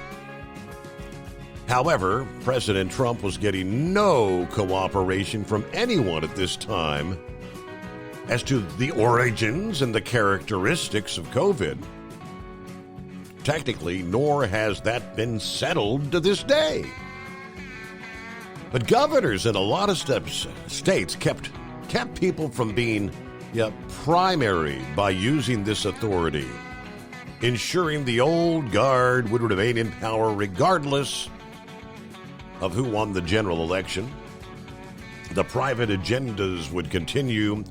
One agenda seems to be doing away with the Jones Act requirement that any transfer from one American port to another American port must be in an American-built vessel.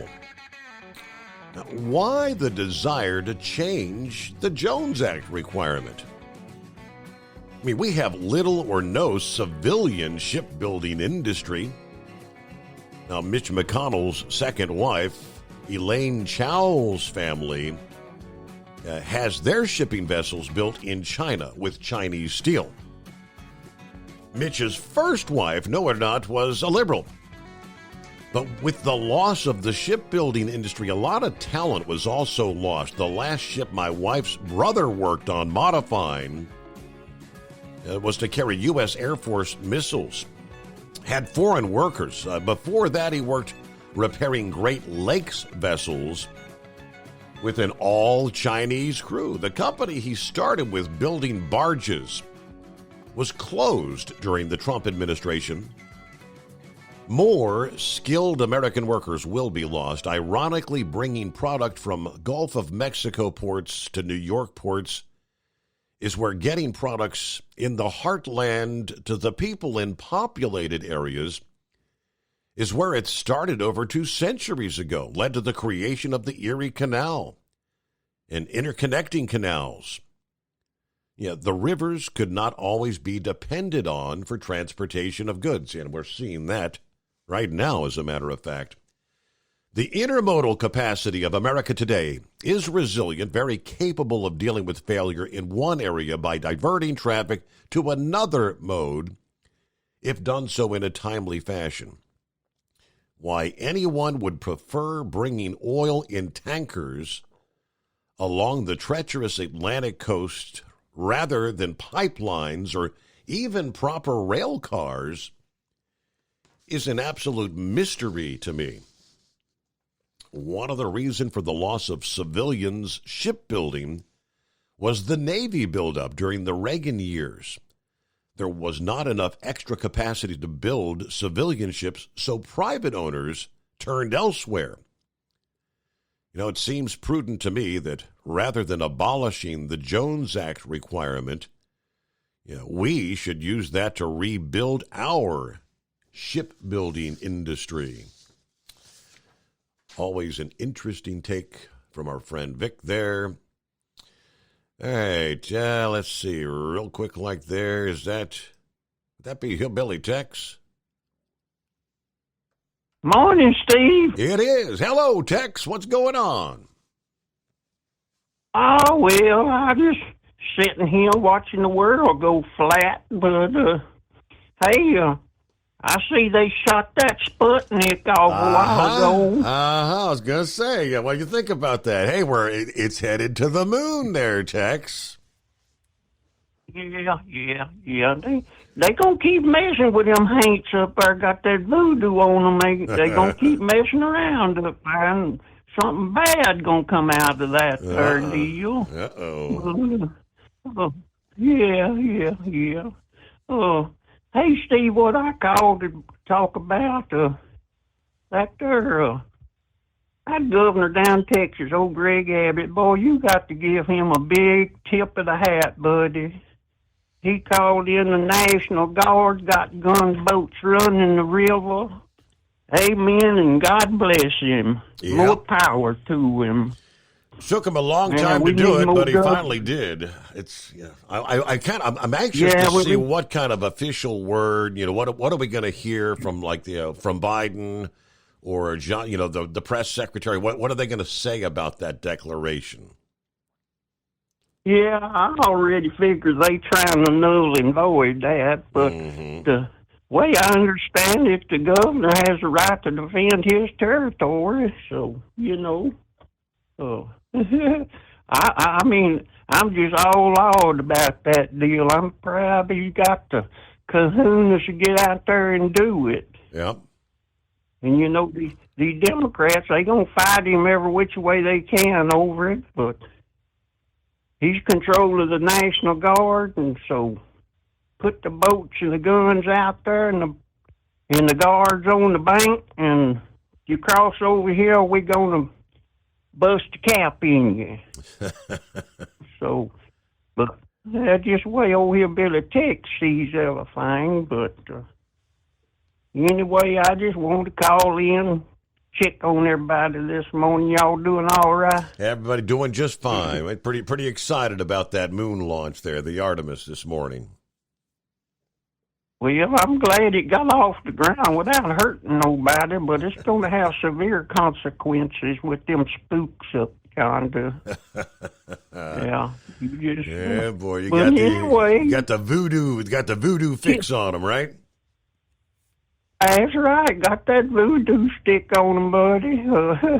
But anyway, tipping the hat and ringing the cowbell, exit 81 off the big 75, everybody. Y'all have a good one. Hillbilly Tex checking in this morning. All right, the official Facebook, or so, I'm sure it's all the social media, from NASA, from the Johnson Space Center. It reads, Artemis 1, you're going to the moon. at 1:47 a.m. Eastern Time. Currently, the world's most powerful rocket, the Space Launch System, launched the Orion spacecraft from Launch Pad 39B in Florida to make its journey to Earth's natural orbiting satellite, the Moon. Artemis 1, of course, is a flight test, an opportunity to better understand the integrated system before we fly astronauts aboard on, this says Artemis 2. I think, I was incorrect when I spoke to the gentleman earlier. I said Artemis 2 would land on the moon. So, Artemis 2, I believe, will be astronauts, but they will not land on the moon. It will have astronauts. They'll orbit the moon. Then I think Artemis 3, as I mentioned, will have astronauts that will actually land on the moon. So let me correct that. The mission has only just begun, though. Through the mission, we will have live coverage of Orion's closest approach to the moon, an inside look of mission control, and so much more.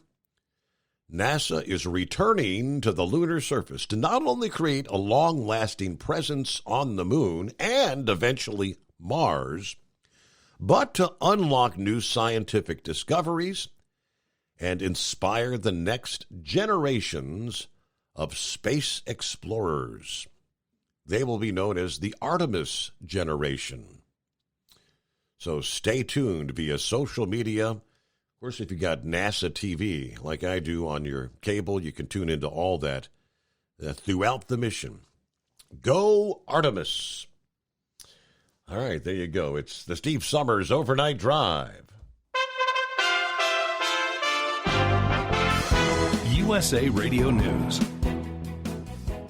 Georgia Democrats on Tuesday filed a lawsuit to open up early voting for the Senate runoff election over the Thanksgiving holiday weekend, despite a state law that prohibits voting within 2 days of a holiday. Republican Secretary of State Brad Raffensperger announced last week that the runoff election would be held on December 6th. House Republicans nominated Minority Leader Kevin McCarthy 188 to 31 to be Speaker in a closed-door conference meeting on Tuesday. A last-minute protest challenge came from Representative Andy Biggs of Arizona, a former chairman of the conservative House Freedom Caucus. Biggs sought to demonstrate that McCarthy lacks the support to seize the gavel when the full House meets to choose the Speaker early next year. This is USA Radio News. Texting enrolls you into reoccurring automated text messages. Message and data rates may apply. Come on, one more rep. You got this. 10. There it is. Nice work, man. You're a beast. Thanks, man. I feel better than I have in years. And I got to tell you, taking Nugenix makes a huge difference for me. Nugenix? That's the testosterone booster with TV ads with Frank Thomas. The big hurt, right? Oh, yeah. The patented key ingredient is Testofen, which helps boost free testosterone levels and increase lean muscle mass. Well, it's clearly working for you. Hey, are they still giving out complimentary bottles for people to try for themselves? Yeah, Nugenix is a great way to increase lean muscle and feel stronger with more energy and endurance. Man, I need to get a complimentary bottle of Nugenix. No problem. You just got to send them a text. Text GRIT to 321-321 right now for your complimentary bottle of Nugenix, the #1 selling free testosterone booster at GNC. Plus, text now and we'll include a bottle of new Nugenix Thermo, our most powerful fat incinerator ever, to help get you back into shape fast, absolutely free. Text GRIT to 321-321. That's GRIT to 321-321. At Hot Shot Secret, we share the science behind common diesel problems. For example, product claims without proof. Every trucker on the road has heard product claims about an additive that simply didn't match their experience. Proof is found from third-party testing by a recognized, credible source. That's proof. Hot Shot Secret's Stiction Eliminator will improve your performance and fuel economy. For proof, we engaged the Ohio State University Center of Automotive Research to conduct an EPA-certified fuel economy test with Stiction Eliminator on a FedEx truck, a 2006 P500 Freightliner with 247,000 miles. The test showed a 3.6% increase in highway driving fuel economy from Stiction Eliminator, an oil additive. The complete report from OSU is available for download at hotshotsecret.com. That's proof. Hot Shot Secret Stiction Eliminator, available at truck stops, Tractor Supply, O'Reilly's Auto Parts, and online at hotshotsecret.com. Hot Shot Secret, powered by science. For anything diesel, take it to Scheid Diesel. They provide a wide variety of services and diagnostics to determine what the problem is with the latest technology. From simple oil changes and preventative maintenance to fuel system diagnostics and repairs, engine rebuilds and cylinder head repairs, and rebuilds with our in-house machine shop. They also have on-site DPF cleaning for exhaust issues and DOT inspections. If your diesel is asking for some attention, Scheid Diesel has the specialist you need for anything diesel. Located in Terre Haute and Lafayette, Indiana, and Effingham, Illinois, Scheid Diesel has you covered. Hey, don't forget, as a listener to this program, you get 10% off your entire order at HotShotSecret.com by using the coupon code Overnight Drive. Attention all truckers, Dean Michael, the tax doctor here. I want to talk to you about those dreaded tax problems. I know you want to keep on trucking and not even think about them. Well, let's face it, they're not going away all on their own. You need professional help. I've been helping truckers put their tax problems in the rearview mirror for years. I can help you too. Call me for a free consultation at 888-632-4506 or go to mytaxhelpmd.com. It's like I always say, keep your eyes on the road, I'll keep mine on the IRS. 888-632-4506. How do you sleep on the road? After downtime, do you wake up well-rested and invigorated or tired, achy, and sore? Well, if it's the latter, you're not sleeping on the Big Rig Mattress. The Big Rig Mattress is a hybrid with an individually pocketed spring core that's engineered to deliver the best restorative sleep for your time on the road. Many drivers have said they sleep better over the road on the Big Rig Mattress than they do at home. Learn more about the Big Rig Mattress at thebigrigmattress.com or call 877-736-4233.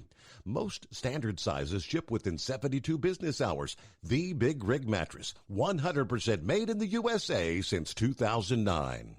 Because Channel 19's a little congested. Call Steve now at 844-844-3388.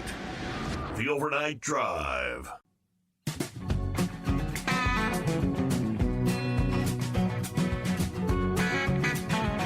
Well, remember the old saying, try, don't succeed. Just try again, right? Hey, Pappy. I think it's the fourth time, Steve. I had to keep hanging up on you. Oh, man, did you get them photos I sent you? Yes. I mean, that's a heck of a mess. What are they going to bring out, a bunch of Dawn dishwashing liquid or what? Man, Steve, this guy was hauling chicken products, byproducts, and it's like grease and chicken guts and, I don't know, all over the highway there. Yep. So, I don't know if you got my first email, but it's shut down. Yep. Totally shut down. Westbound at the Indiana state line. I don't know how that semi just got through. What the heck? Anyway, my partner's going to go chase him down. He ain't supposed to be going through, right? Oh, he went past. Now you're going to probably get a ticket. Anyway, I'm shutting ramp down to New Haven. So you can get off at New Haven and go around, that way. Just follow the GPS is all I can tell you drivers. I wonder if Big Moose is still running this route because he'd be coming through here right about this time. I don't know if he is or not. I'm not sure. Anywho, so, yeah, that's the deal. Hey, do you blame Trump's daughter for not wanting to be involved in all this again? No, I can't. I can't. No, I mean, if you're trying to raise kids, have a family life, it's just, I mean, that's just, she don't want four more years of hell, right? Yeah.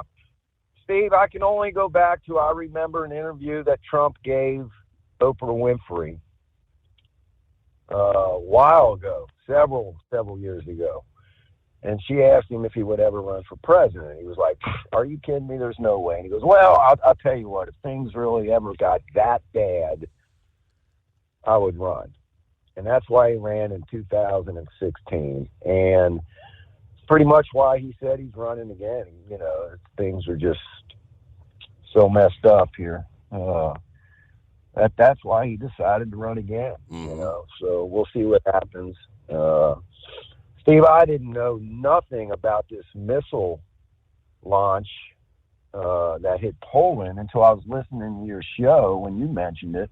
I didn't hear nothing about it, Man, Steve, I mean, let's just hold on to our seats and hope things don't get really, I mean, things are crazy. Let's just hope it don't get really, really crazy. You know what I'm saying? Like I said, I'm hoping it was like an inadvertent thing. The missile was up and maybe a missile defense hit it, and that's what it ended up landing in Poland. But yeah, I mean, things could spiral. I mean, an accident, things like this happen where suddenly NATO gets involved. Look out. We talked about this, Steve, where accidents happen, maybe intentionally, unintentional, and as a result,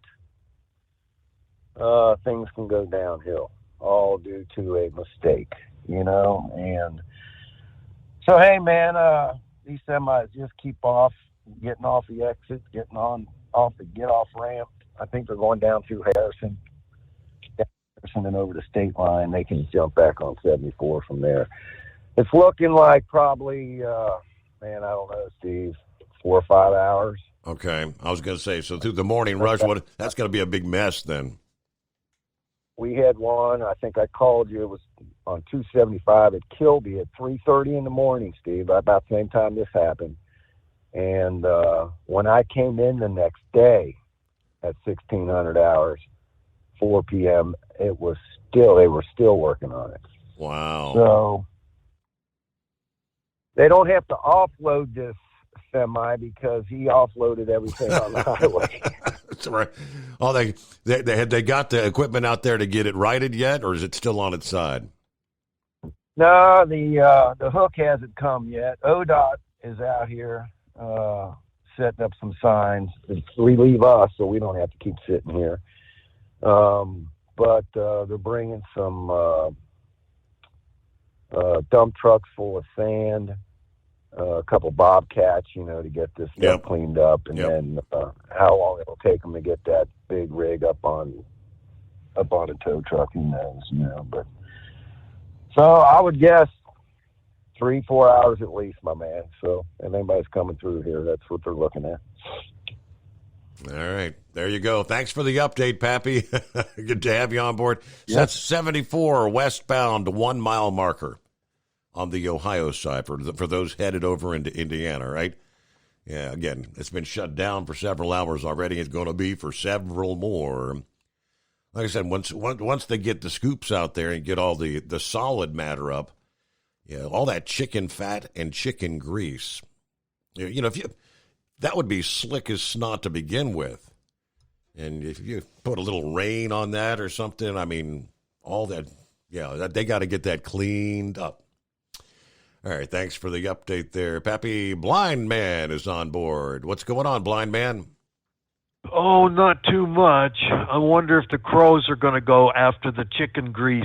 I mean, they love chicken, especially Popeyes. Yeah, right. So anyhow, I'm assuming Trump made his speech last night. I missed it. Yes. Is he running? Oh, yes, absolutely. Yes. Oh, okay. There's a couple of things I wish he would do differently. Number one, I wish he would hold rallies in blue cities such as Baltimore and tell the people there, are you tired of being mugged? Are you tired of being shot at? The crime situation. Are you tired of businesses moving out? And the second thing is, I wish he wouldn't be so negative. We already know how bad things are about the high cost of fuel, the high cost of food, et cetera, et cetera. I want to know what he's going to do on day one. I hope on day one he opens up the Keystone Pipeline. So those are my comments. And I know the left has gone absolutely bat crazy now over this. So it's going to be really interesting. Did we get the House yet? I don't think I mean, it was still 217 last I checked, but yeah, I mean, they're confident that we will have the House. Only other question is here, now that Trump has announced, I mean, all this talk about Mayorkas going to bring down an indictment. Will they still indict Trump? They can try, but that's going to get a lot of people ticked off big time. really ticked off. All right, well, that's where we stand, blind man. Thank you for checking in. So just waking up. And, oh, yeah, by the way, yes, we got the Artemis launch took place at 1:47 this morning, blind man. Just kind of waking up to a new day. You can find out what's going on in the world. Trump's running. Artemis is in the air, headed toward the moon. And it's 844-844-3388. Hey, they did give an update. Yeah, remember after the home invasion, the guy goes into the Pelosi residence. Where's Nancy? Where's Nancy? Yeah, smacks Nancy's husband, Paul, on the head with a hammer and all that good stuff. Remember some of the early reports were the dude was in the house in his underwear. And everybody's questioning, well, what do you mean in his underwear? And yeah, I think that might have been Horse Feathers called in and say, if he was just wearing underwear, you know, where was he hiding the duct tape and the zip ties? Remember, that was kind of funny. New court filings revealing what the suspect was wearing during that early morning assault. San Francisco police arrived at the home about 2:30 a.m., found Pelosi in his pajamas, and the intruder, DePape, wearing shorts, sneakers, and a sweatshirt, according to the superseding indictment. The encounter was about 15 seconds from when Pelosi opened the door for officers when the hammer attack took place, according to the filing, recorded on it was all caught on the body-worn cameras of the two responding officers, which says the two officers opened the door to see the foyer of the Pelosi residence. Mr. Pelosi wearing a long-sleeve shirt, DePape in shorts, running shoes, and a sweatshirt. DePape and Pelosi both with a hand on the hammer. So both have the hammer. One of the officers ordered them to drop the hammer, to which DePape replied, nope. At that point, grabbed it from Pelosi, cracked him on the head, causing the skull fracture and other injuries. Police immediately tackled DePape, called for an ambulance to treat Pelosi, who was bleeding from the head wound. According to the new filings, officers recovered a cell phone, cash, transit passes, and an unidentified card from DePape's right pocket, as well as tape, rope, gloves, and a journal from his bag, among other things. So he was not, according to the court filings, in his underwear. Yes, and he had some sort of, whether it was a backpack, a duffel bag, whatever it was. Maybe it was a man purse. Who knows? But there's the update, 15 before the hour. Is that Gilligan on board? Good morning, Steve. Thank you for taking my call. Yeah, I know there's something awful fishy about that one. You know, Steve, I was listening to the radio the other night. I listen to NPR once in a while just to figure out what they're coming up with, right? Mm-hmm. I got educated on street sports the other night. You know, we kind of all know a little bit about what street sports is. Watch your back, watch this, you know, keep your stuff locked up. Don't keep a honest man honest. I never did believe in that. But did you know street sports literally was put on NPR that you have to learn how to apply for welfare and for food stamp benefits. That's part of street sports. Was you aware of that? I was not, no. You know, I thought a lot of what street sports was just common sense. But, yeah, well, we all scratch our head on some of this stuff. Pappy's talking about that wreck down there on 74 and that chicken guts and all that. Yeah, there's a lot of chicken plants and a lot of chicken houses where I live. And old 5-7 can testify to this. That road over Old 55 in the Moorfield, boy, going into them coming out of them chicken plants, that old raw chicken, then I've hauled it, big tubs full of ice, the water running out, and the grease mixed in. Boy, them roads get awful slick in the summertime, especially, because that chicken grease, especially when it's dry, it's just, we've dealt with that all my life pretty much, that stuff is some slippery stuff. I've had chicken houses around my home pretty much my entire life, Mm-hmm. I hate to think about what that mess is going to be like. Anybody driving out through there for a while, I'd be real careful on that stretch of road, because you know as well as I do no matter how much they clean it, it's still going to be some residue left. That's going to be a treacherous stretch of road for some time, I would think. It's a mess. Absolutely. Well, I know Bold ain't been calling in my daughter, but she's been doing real well with her new job as dispatcher at the West Virginia State Police, and as any of your listeners can pretty well figure, I'm very proud of her. She's been getting off about midnight. She's been working the 4 to 12 shift, and I think she's pretty well tuckered out. And I tell you what, there's a lot of things going on in our area that you really don't realize. She was telling me they have a time getting dispatchers because they think people are just going to come in there and maybe get 1 or 2 calls during the shift. There's not going to be a lot going on, but that dispatch office actually covers 8 different counties there in the entire Eastern Panhandle. That's a lot. That's a lot of area. Mm-hmm. I know that a lot of people are not that familiar with Hampshire County, with West Virginia, but that whole part that sticks out there over top of Northern Virginia, that's what it is. Even down the side there a little bit on the western side of Virginia. Yeah, it's a pretty vast area. The good thing is it's sad, a lot of the calls they get, but that we found out something I wasn't aware of, that the Sheriff's Department actually covered the domestics there in West Virginia. The state police don't handle them. I guess in case of a backup they would or something like that. But that's about all. Well, there ain't much going on in my night. It's clearing out over here a little bit. Roads dried off here on 81. I had some rain when I left out. I had some fog when I come out of Greensboro there a couple hours ago, but about 3 hours ago now.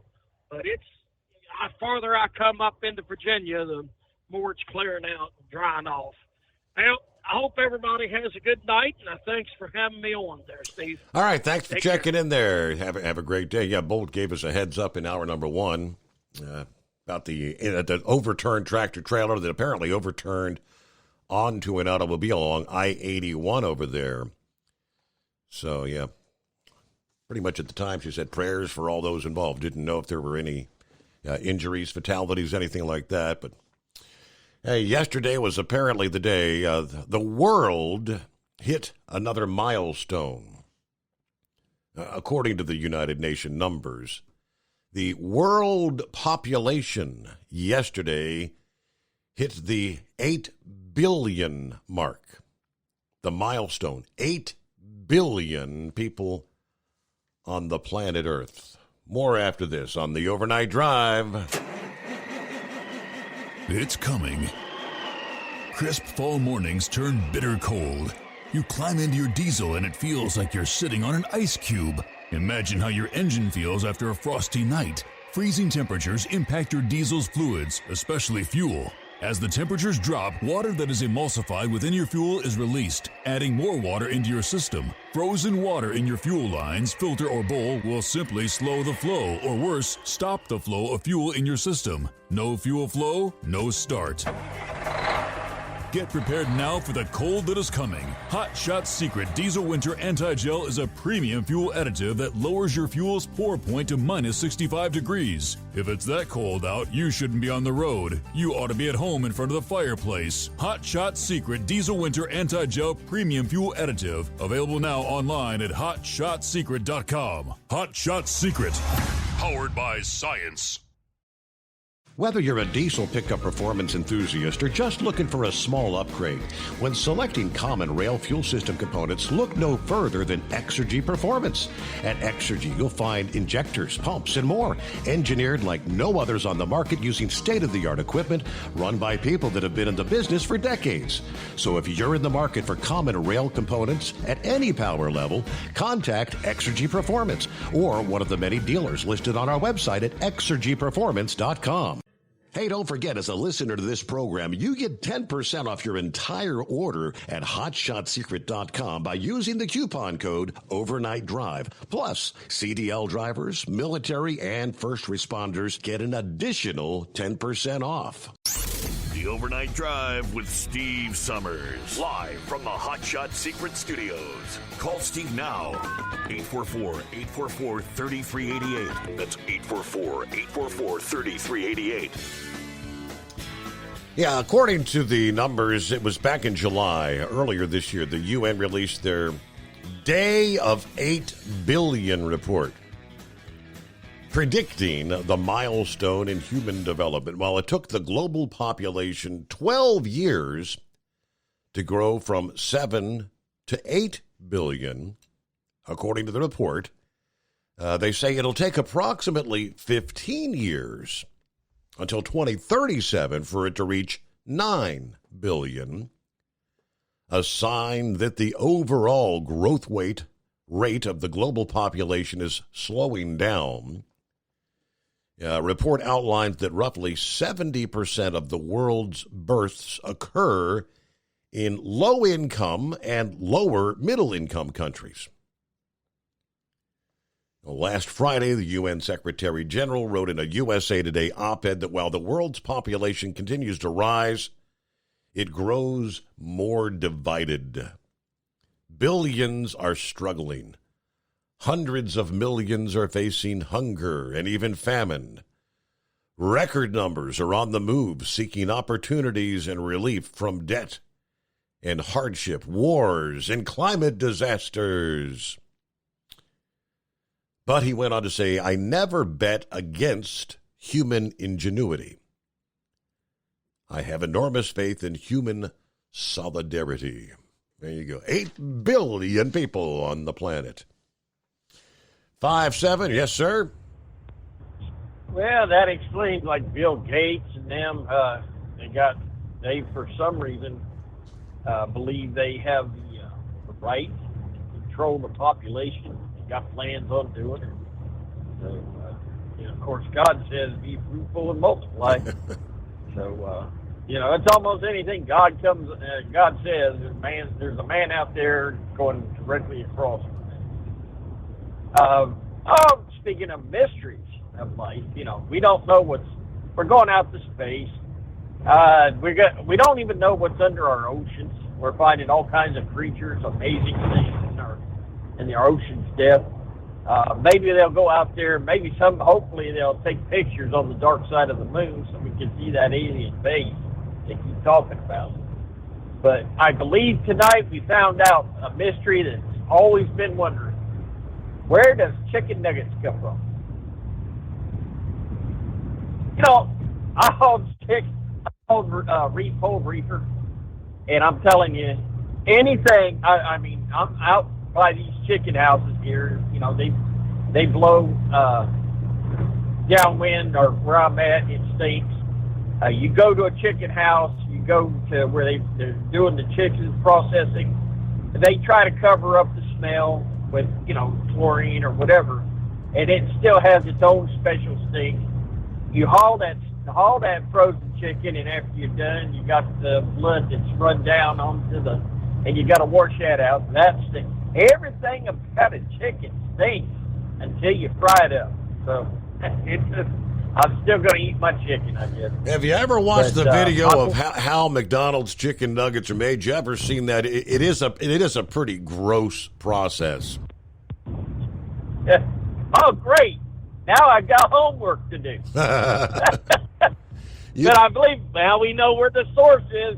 I believe we've had, finally, because my granddaughter, I asked, we were standing there, and she was showing me her, she was 6 and 4 at the time, and she was just so proud because her daddy got her some chicken. And I'm sitting there looking at it, and I looked at her square in the face, that blue-eyed, curly-headed blonde, and I go, what part of the chicken do chicken nuggets come from? And it was just like you could see her little computer working in her brain. And right across the fence where my son was feeding the chickens, he goes, Dad, that's the only thing we can get her to eat. Oh, the joys of being a grandpa. So, other than that, we're going to sit back and copy the mail. We'll be waiting for that notification come Thursday. Can you believe it? Thursday morning already. I cannot believe no. Hump day, here it is. All right, well, you know what? That'll be coming up here before you know it. Yeah, we close things out here on a Wednesday. So, yeah, thanks so much for hanging out with us. Have a safe day out there. And join us back at the midnight hour for our next edition of the Steve Summers Overnight Drive.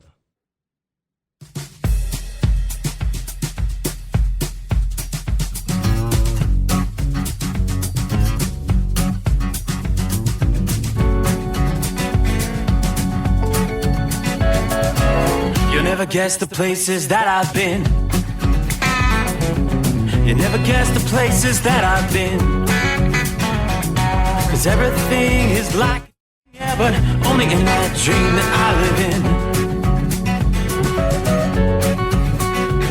I'm never gonna let the day begin. Never gonna let the day begin. 'Cause everything is like a dream, yeah, but only in that dream that I live in. Oh, don't wake me up before you go. And I'll just make this bed my home.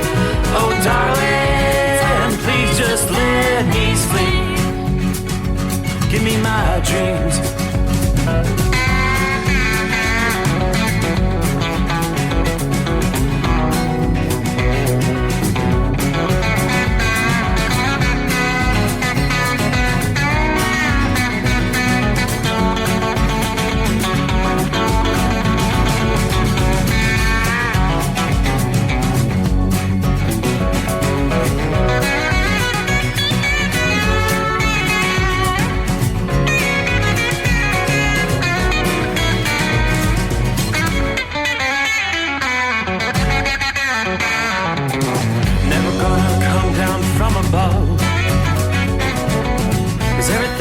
Better from above. Nothing's ever as it seems, yeah, except in that world that I dream of. Never gonna lose the ones I love. Never gonna lose the ones I love. 'Cause everything is like a dream, yeah.